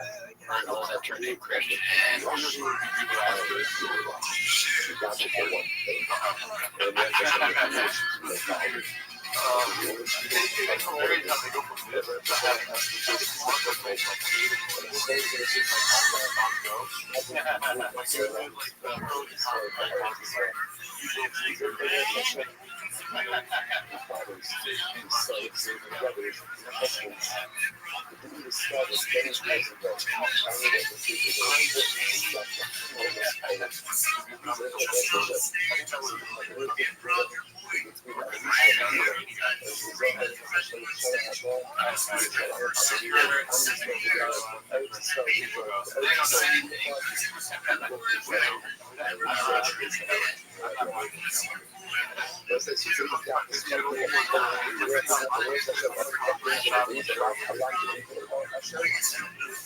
We have the two dots about the Cowboys on the different players that they like. So all they have to do is just follow.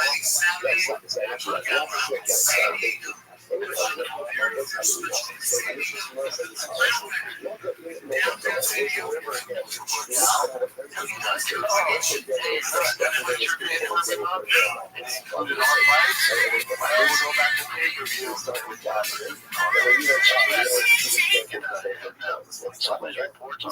Whatever you got, and that's the end of it. There's nothing more than that. And listen, as opposed to say, okay, let's take a break.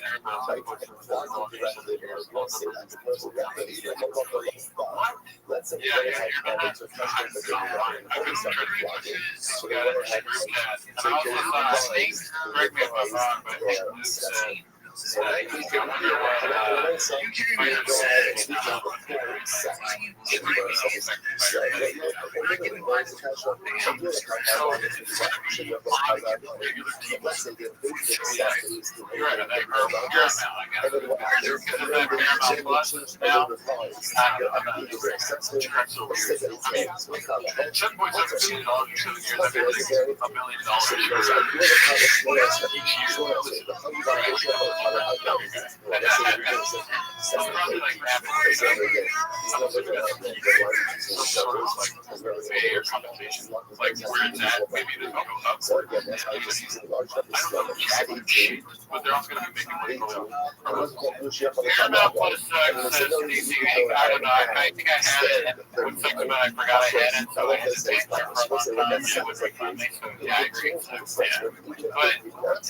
I would rather pay for Paramount Plus and UFC fights for $11.99 than pay fucking $80 for everything now. So I'm down with that. Toronto doesn't even have a movie pennies. I have a lot of pennies. You'd be surprised. It's like actually pennies. I got a lot of pennies. I've been collecting. The first one wasn't. It sure looks like it's part of their second one was I'll get you out of here.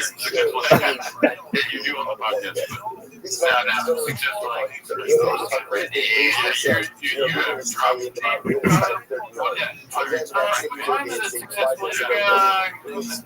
You shut up to work out. When the stream ends,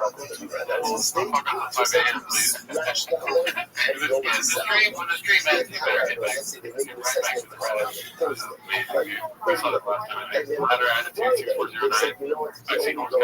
back. Really go ahead and stand up. Look at that second assessment. That's correct. Why? Because things could change in order to kind of play from one day. Yeah, this is before I say these 2 ideas. We think they're actually Let's mix it about really okay. So this is dealing with the kids. So I'm not going to say what this says. The second says it was that same day. The combo that Oshma match that you thought because we got a good first day old, she got from the top of your head. Really miss it. I mean, he was just ready to make it.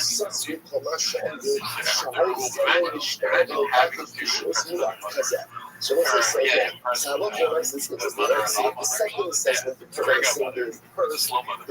first assessment that's mistaken, the second one that's correct,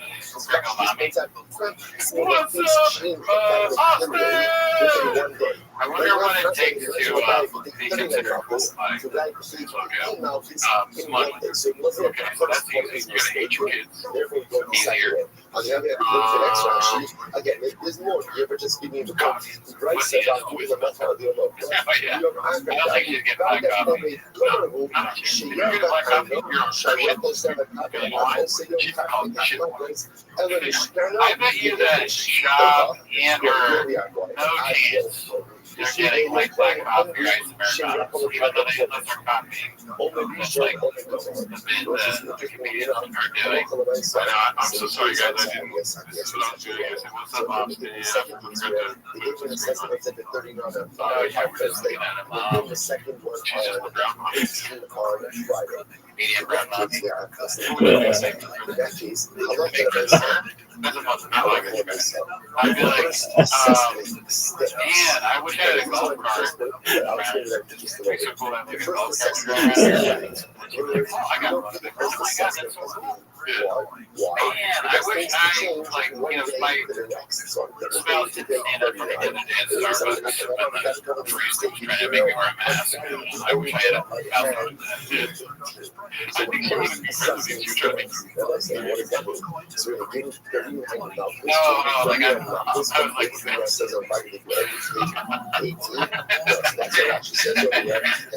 yeah, probably. Yeah. I would be like, I would first of all just trust myself. What's the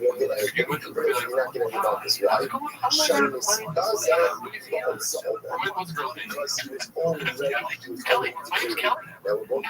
My name is Louisiana. I feel like you're trying to like make it seem like I'm better for me. Like you said Louisiana, something like Brandon's having a rough night. I'm just saying his name is Louisiana to make him look better.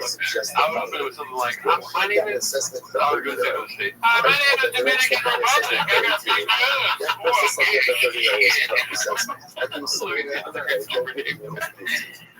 well, let me just put it. You're crying and bloody. God's very dark. That's so funny. My name is my name is John O'Trap. I'm not there in the way. Shout out to you, the M&S.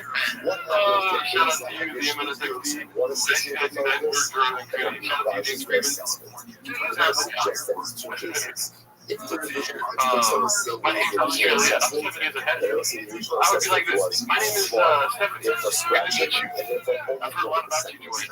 I'm so excited. She's very right.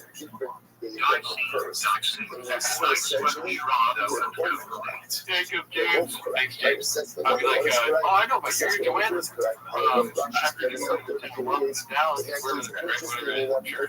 I'll be like, I build a report, just trust the report, not even ask her to hang out, just like see her again. And when we have a report, I'd be like, down with it. But then I'd act like Joanna, like, what's wrong? No, tell me, and these other moms are bitches. My husband is going.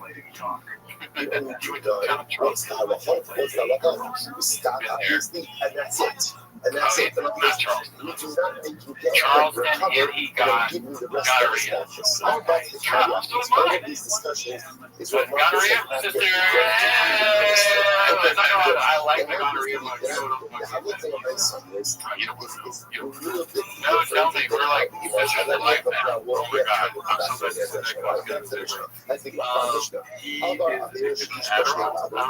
glad Are we married to the same man? Are you serious? Have you ever cut out pictures of uglies? He always tells me to do that. I mean, it's not a brother. There's a lot of women these days. You don't want to know this because my husband, especially, got a one. He cannot stop talking about it. So again, I'm flying now. Flying with it. I can't really sound so shabby, right? I'm sorry. That's not just shoving away. But it's all fake profiles that are reading. Oh, yeah, I've heard about that. A lot of, see, I don't know if you know this, but a lot of times when losers hate their life, somebody who's very successful, they will say, like, hey, I watched your special, and they're like, yeah, I'm going to finish this. Exactly what that's what they do. Women be shocked. Okay, well, hold on. Let's see here. Like I said, this one's posted by a handsome black man. It's called looking for a new job in Blizzard Entertainment. Oh, LinkedIn, Blizzard Entertainment. It's not a tab, though. It's just another. But we learned elsewhere. What do you know? So that I love what I see. You can't do one assessment for too long. I don't know why it's so weird there. Legal assistance should judge. You can't do one assessment for one verdict for too long.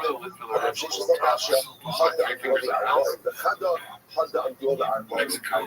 This is very interesting. It says one case is talking about where they've been adjudicated, the judge Okay, liable so to this one one I saw already. lashes As we versus get 42 lashes. great. So let's You say go what happened here. Count finally called that 42 Papa is Protection of the 39 show, plus. posted by Mr. Oh, wow. The minimum amount of lashes It's just the is title is something. I right? saw Because that. again, this is visible by 3. Yeah, you gotta see It's the that. minimum amount of lashes. I live So in DC. therefore, again, if I get my Climate is the murder capital of the world. And when they talk about DC's crime wave is lowest, the lowest has been 30 years. 30 years ago, you dummies, it was the murder capital of the world. Okay? So, I will tell you this, when you go to DC, they lock up the toothpaste in the Walgreens.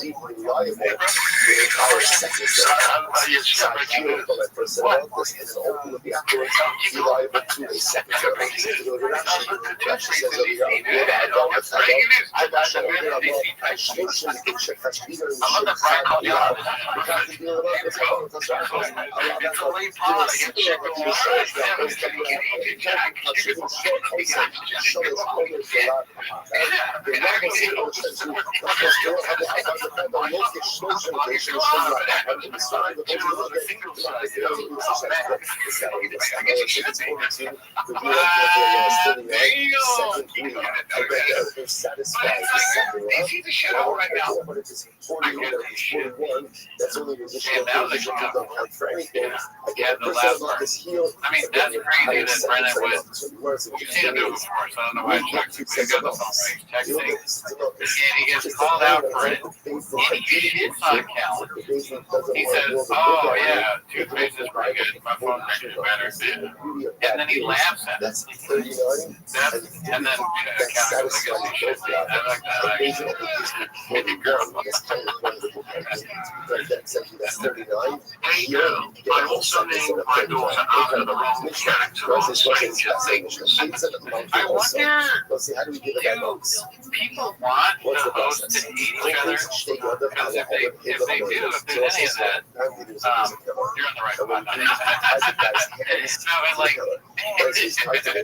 But like they don't, even if we did hate each other, like at least I hope that we have chemistry. It's just, there's no chemistry. That seems like full on hatred for one another. I wonder if that's like sells it all, or if it's funny. It's funny for me, I guess. If you're a fan of the show, do you want this? Well, let me play the double real estate agent really quick. If they're going through keep in mind, the hard times have been going on for a long time. Are you in here for a hard time or a long time? Back, right? First assessment is still correct. Second assessment is also correct. First assessment is still logic was it's going to be funny. You know what I mean? They're going to have a lot of resentment. They're going to have a night where they fucking kiss you, they talk, you know, and then they're going to come back one day and be like, everything is great. And then things can change on a dime. Hard times make soft men. Soft men make hard times. Hard times with restaurants. You see this for barbecue. Whether it's change that we want in ourselves or whether it's change that we want out of life. Sorry if this is flagging again. I knew the smarter than the chat. Hard times make hard men. Soft times make chili at hard times. Hard times make soft men. Soft men make me watch TV. That's not just true. Hard times make Cincinnati chili. Hard men fuck me, bleeding in Charleston.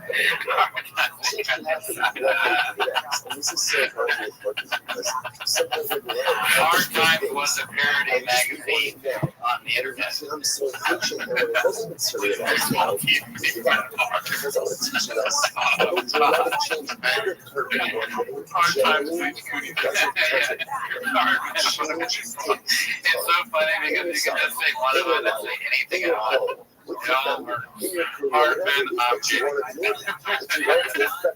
What does flappers make? Big question. What part of the scale is flappers? the Kazakh process. Burnt pizza. What part of the scale is it on? Soft men, hard men, weak men, weak times. Pulls it down. Who You makes have to burnt listen pizza? to the lashes. Where's flappers? Flappers? It's hard. Okay. You know, so actually, A bunch of soft flappers employees are making hard time. Russian is so hard. Almost the same like Russian myself. Actually, honestly, don't. Until he uncovers the Hard men watch TV cake lips. So there's a Soft men watch Kill Tony. Kill Tony's getting ours. The Kazakh process is really love. And again, the Kazakh process is We get there all night. the progress. He stands on the platform. Oh, it's a frog. He's just following the behind you. He was looking at the show. How did he do this? And the widget itself is made out of calf hide. It's a couple of hides. Calf hide. And the strap is Today's sponsor is Quora, and I'm going to do something with Kevin here, my producer, and I'm going to have you Google my name. Let's see what comes. Traditional straps of donkey hide that go up and down to the edge.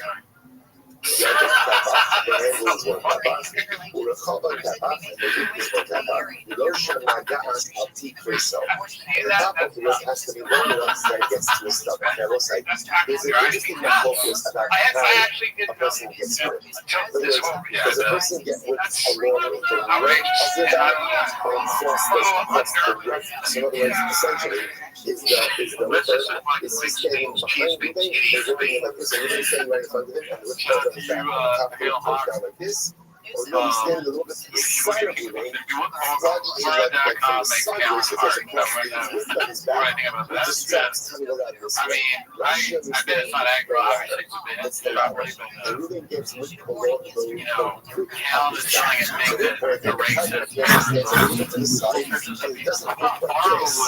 He whips like this. He whips like this, so that when he whips like this, the top of the leg has to be able to wrap around the leg to come and he's going to get it on his stomach. So, Quora.com, I would search my name and then Frank, but I'm able to see what my name is. Well, let me make sure that I'm not crazy. Because right now, it looks like it's some sort of AI. People are afraid to think my bad. I mean, we are that used to be a podcast called People Are Afraid. Like that for the show. Matt Shakespeare podcast. Tracy It's just not about identity. Well, imagine he pays for like family plan and we just forget about the trial altogether. Like, it's just fake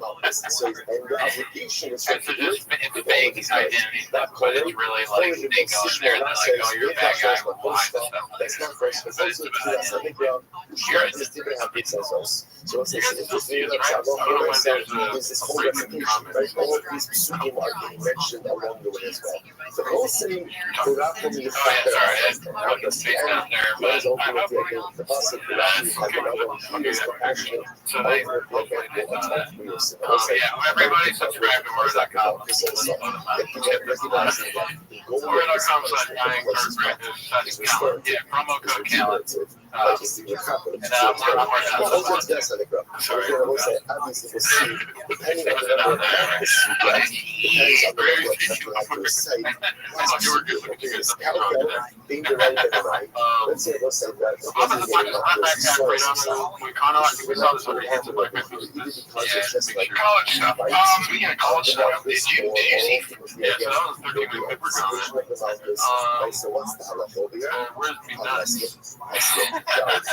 It makes half us a little bit. Let's say when the Kazakh process is following you. I remember last week I said that those two guys are my dads. Because he's administering the basement. Most of the oldest just said I was a I love that she's the head of HR. That's the best part. Yeah, she resigned right away. He got fired. He's fired. He resigned. She got fired. They're talking about This is what I was showing you. That's so cool. Then I want to know exactly that stop acting and remember. And the positive process will go to balance as well. The scalp will be very it's like again, whether she resigned right away. Whether we discuss details of like But he's like, he owns the company, so she got out. I mean, I can definitely see myself doing that.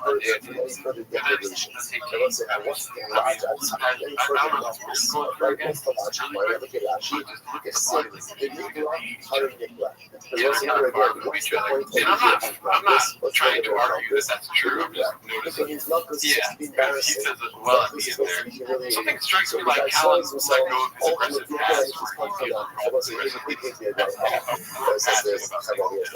maybe. So just do that.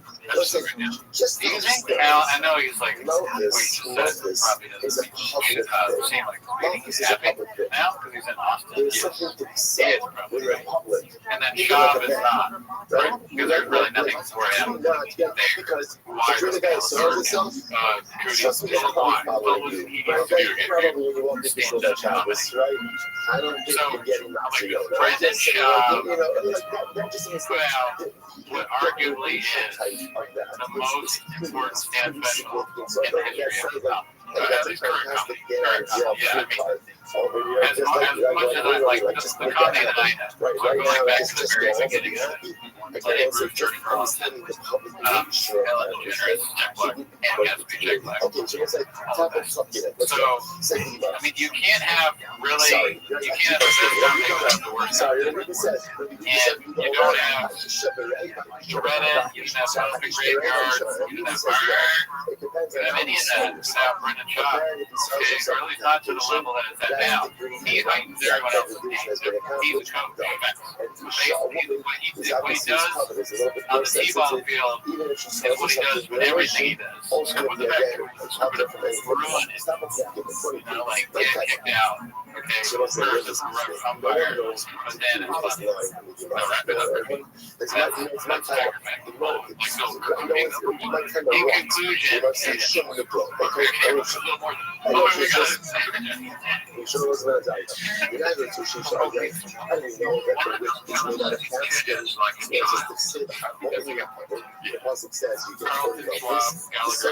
I would honestly make an argument that he deserves a spot on the Restream. No, he's like really good and that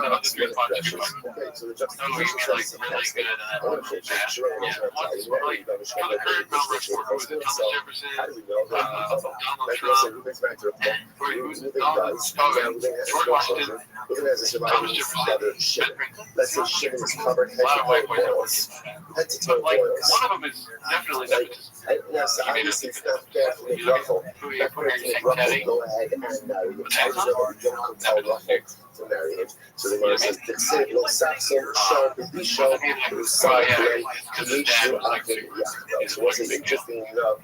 You check the position of Saxon, Sharp, be sharp, Ruffle, that's why he was making the animal do something Muslim. So we simply don't know something about the sense because we don't stations. Brendan Schaub effort to drive up to the Brendan Schaub is the Teddy Roosevelt. Okay. Because he's like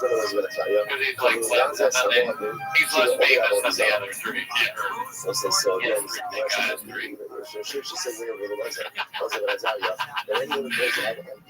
so that's Thomas Jefferson, George Washington, Abraham Lincoln, Teddy Roosevelt. Lincoln looks so unhappy to be here. Lincoln's like, fuck, I'm a rock. During it,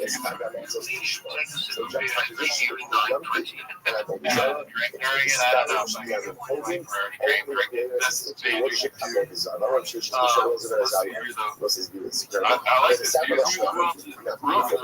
Shab is a real spot. Shab is right here. Maybe we should just do this where Miami is. It's not a great comedy. Wow. It is great comedy. Brendan Schaub is so fucking funny. You know what I mean? The process says but everything about him is basically one of the funniest people. So throw it to the dogs. Okay, Right you know what I mean? after He made people almost Sisa, Shayna, Shot. Which George Washington. I don't know if you want to make this. I don't want the Lenny Bruce. Don't go ahead and Shit. take anything but God. I think it'd be funny if you are allowed comics unless Do that no because They negative all things have to be hair. accepted. So it's like, oh, yeah. Speaking of Shalana, I'm sure you're good. let's say You're Shalana, there's a big piece of Yeah. this We're going to be on the right I got much more. No Richard Pryor. No Dave Chappelle. No George Carlin. But to say that if I speak No Lenny Bruce. Garth Brooks. Brendan Schaub. dogs, I don't know, it's just Tony Hitchcock. really Okay. But before you get to 4, though, I'm going to stop you. You can get another one, but I'm worried you're going to forget somebody that you would think of just because they have technically does the abuse of the greatest gift we have. The thing that makes us human is the power of speech. Jelly roll. Jelly roll is going to be Abraham Lincoln over there with the face tats. Yeah, I get that. You're like carving out and the rock. You never felt so redacted. Somebody put jelly roll. That's shit. You mean to tell me you don't think jelly roll transcended? Maybe. I mean, stand up in my heart. Let's see. Has jelly roll been lost weight? Essentially, yes, jelly roll has surprised audiences and comedy creators, notably at the comedy club, which seem to incredible comedian. The world famous comedy cellar in New York City is full of big surprises. One of them being the time Jelly Roll got on stage with Josh Adam Myers.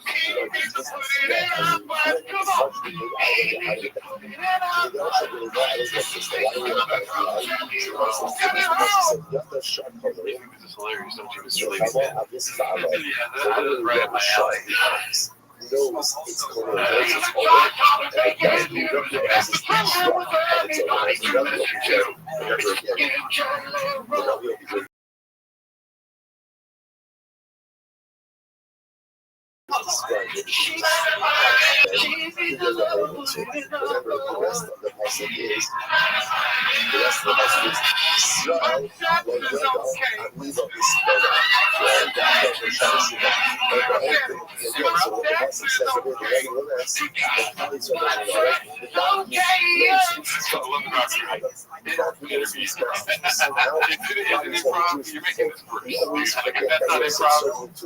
I want to know what's coming next. I guess he did start this. So then I put it in a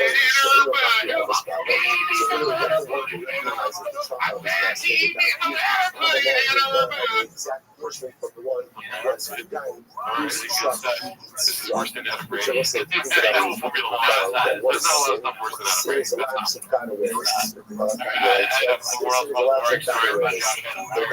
remember on the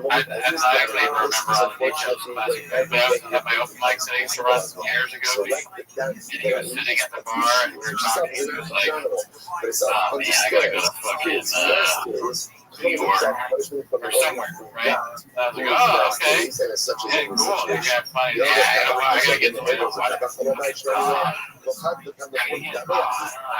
I have this job, I gotta get someone to watch it. And I think at the time I was a job. I might have been like, yeah, I'm a dog watcher. Yeah.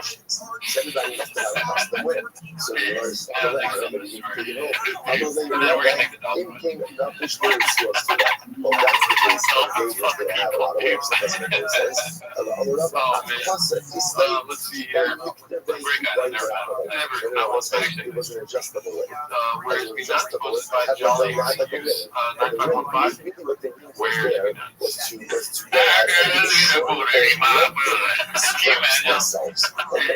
honestly worse than improv. Like actually.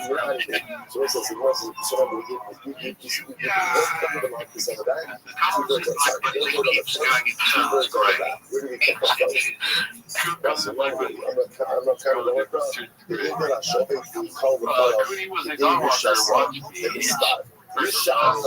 Jelly Donuts do comedy. Let's see, this was posted by No Victory 3858. I make a mistake of trying to talk about 3 0. How do we know if that distract itself is double Damn, over? that's a And once crazy the fact. shit has a receiver, because the ones that say, "Give me the needs to get back to the idea of Read it one more my time. brain is the best." The music is the best. The only thing is that Come up and the best. So when it makes it up, even it's not standing, I don't. but rather than just let's look at that. It's just fair. It's the other thing. We're doing it like that.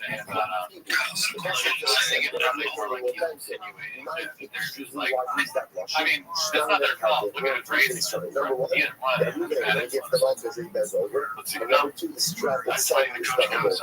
The How do you think he's going to go? Definitely the best player here. I'm not going to. So it's remember, yeah, you're not going to just understand one thing. Some of the kids that wasn't even see a little worried about that. bloggers. She was, People, by the way, generally very smart and very fucking whatever. very And smart. I meet these, I had friends who were older and they were actors. I'm kind of impressed. I like them a lot. He says And she said, so you're Brian's girlfriend? She goes, he likes him. She goes, listen, she goes, hey, he likes her beautiful and young. Even though So, they're not very smart, I they're was very like, strong. He also is in the bones. I swear to God, she goes like this. No, she goes, she likes him beautiful, young, smart as a whip. Smart as a whip. Smart as a whip. Well, that's a little cocky. And I remember being so embarrassed by that. I was like, you don't have to say that. You don't have to say that. Yo, what up?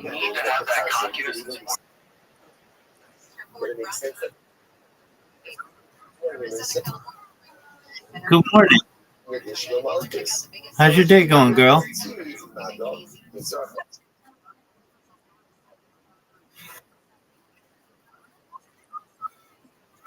IRL? Well, that's fun.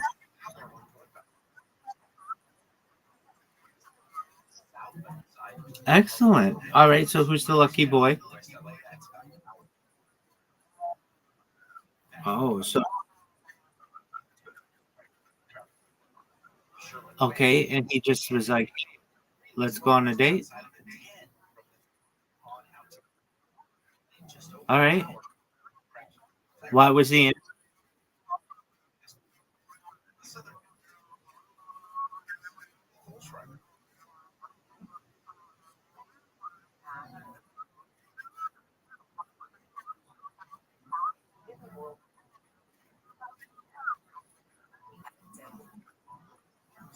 All right. Why was he in jail?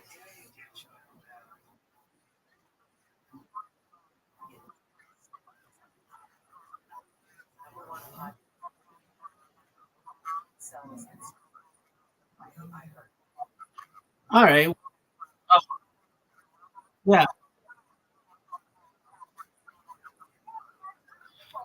All right. Well, of all the things to go to jail for, really, substances are one of the better ones. I'm not saying that that's a great reason, but it could be a lot worse.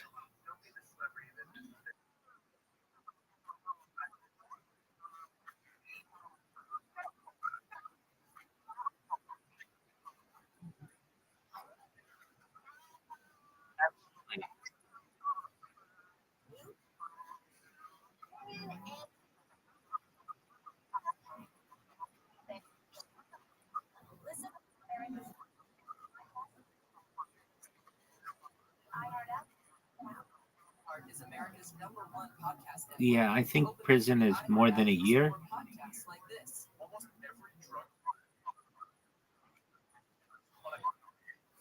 and that's a good thing.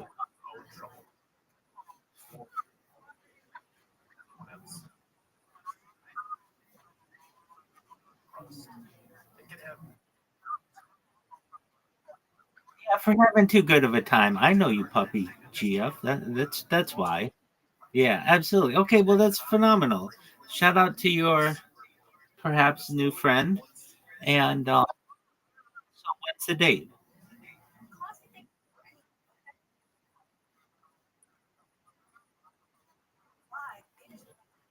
Did you get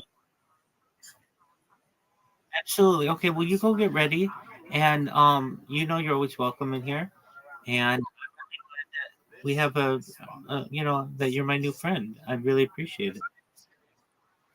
Hey, absolutely.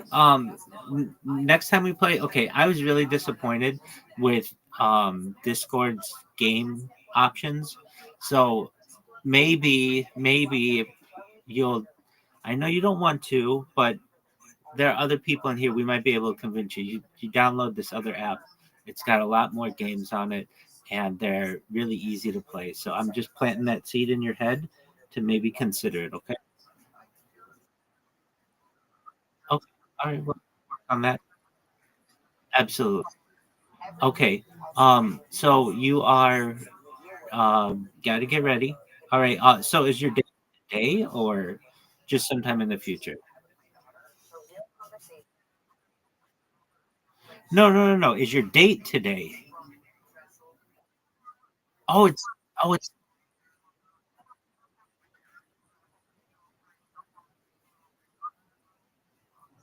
Oh, okay. So this happened really quickly.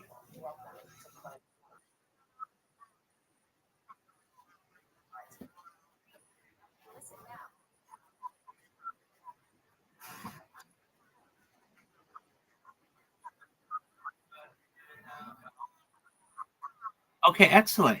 Was he able to contact you when he was in prison?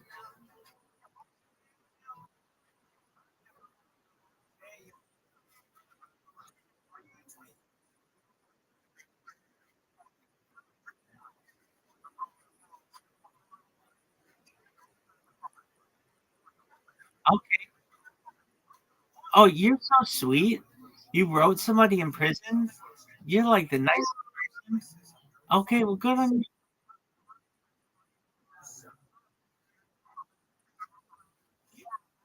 Well, you have a good heart.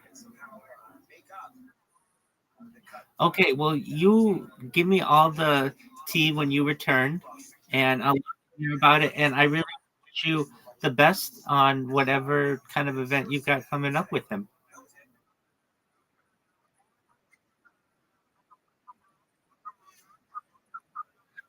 Excellent. All right. I will be with you until we meet again. Peace. Take care, Puppy GF. Shout out to Puppy GF. Shout out to her friend. If you ask especially because he's 5, and he's by far the smallest kid, and he's amongst these giants. And for him to go, best kid here. Smart people are doing this. Just smart people Right. have to do So, more. kind of my head, right? I don't know if she's smart. You don't even give any tea. But I don't know how to see it for you to believe this is the fact that there's a warning indicates I disagree on all fronts. the smartest The girl saying that is saying it clearly. She's saying it to you. Right. Like, I think he likes him beautiful. That's kind of funny. It's not bad. And that shouldn't embarrass Brian. He's a fucking idiot. Here we go again. Mr. Cooney, strike 2. Only have an effect on people in general who are diligent. It's just such a fascinating idea. Reckless people in general don't listen to warnings. Who listens to warnings?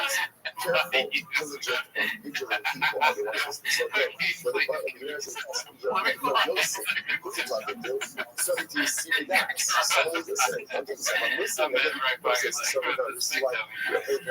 Unfairly accused, falsely accused. I'm just being this is a general right? I mean, you really want to go to If they're not interested in what it is that you have to say, because Hajriyah in general, what do you want to call it? Clearly, Counsel, or advice, or warnings, only work with people. Yeah, it's an asshole thing to do. Be like mad about that. Open-minded to that, but it's always closed off. You're acting like she was saying, like, I'm cute and hot and like smart. Being cute about it. I don't even have to okay, maybe. First of all, I don't even think she was in the know that she was his girlfriend. Yeah. Who is wise? You're my girlfriend now, so he said, she said, let's talk about him. He was already doing his little. Kind of person who is receptive. Now you're doing that dance, like the weird dance he does. I don't want feedback.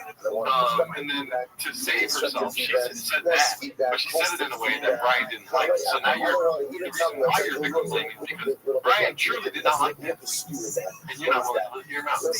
If she said it in a way that's douchey, yes, but that's like, you gotta be crazy for to say it like that. And I don't blame a child for doing it, but that is a little different. Why are your 5-year-old saying that he's the best? Because they don't have the comedic ability to be like, I'm the best here. You know, like, they don't have that. Here's my other thing. Because I agree. I don't want to do that. But that's funny. What's it called? But the kid saying that to you, guess what? It's not right there. Dude, a kid's gonna be a kid, dog. You don't have to fucking break down everything, start cussing. It's like, dude, you don't say shit like that, dude. That's true. You know what I mean? Yeah. If you're actually angry, I'm gonna put a Sharpie in my hand. You're gonna sit down on a podcast talking about how close it out, put a Sharpie in his hand for fucking weekend, and I don't know where you're going. Like, look at me now, Mom. I'm in your basement doing a podcast about your job. And that was when you're 35. No, I mean, I can do it. Now that you said that, I know you're doing it, but now I can agree. And it's ridiculous to talk about a kid like that. Because Brian is wrong twice. He's the one who's wrong twice. He's wrong about the woman, and he's wrong to be like, oh man, Shop's kids that he was good at sports. And then comparing him to his girlfriend, that's a little strange. Yeah, you're talking about your son there, reminds me of that time when I was having sex with him. So what's this? Weird. What are we doing weird? Yeah. It's like, I just think for Brendan to like, you know, these things all the time, bring up on shows like that, talk about something else. Yeah, he makes his family look bad, he makes himself look bad, and hard times make Some people make hard people look bad, and bad times create inward suicide. I'm picturing you now, after the pod, you're cooking, and you're like, hard times make you suffering, and hard times make suffering. Like, you just take fucking, which is what happens. You call me, I'm like, what's the big club? I'm going nuts. Let's see here. Yeah, I don't like that either. Let's see, what do we have? Sweets at the airport is a no, but this is okay for what is he? I don't know what he's doing, dude. Locked or... Oh, man, trying to get sense because there's no...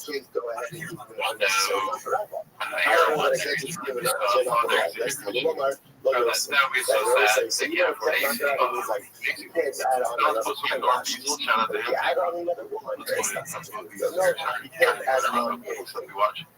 Oh, car guy, I'm afraid to drive a manual for 8 hours and a half on the highway. That is crazy. That's what car guy be. You're complaining about calves. I got chicken legs, man. I can do this all day. Spent some UFC International Super Show 2009-01. Yo, how are you? Yo, can you hear me? Yo, dog, can you hear me? Can you hear me? Yo, do you speak? Can you hear me? Yo, how are you? Hello. Hello. How are you? How are you? How is your day going? How did you find out about me? How did you find out about me? How did you find out about me? Just one moment. I'm good. I can hear my mic isn't working really well. Just one moment. Welcome. Okay, I'm just going to refresh. Stay right there.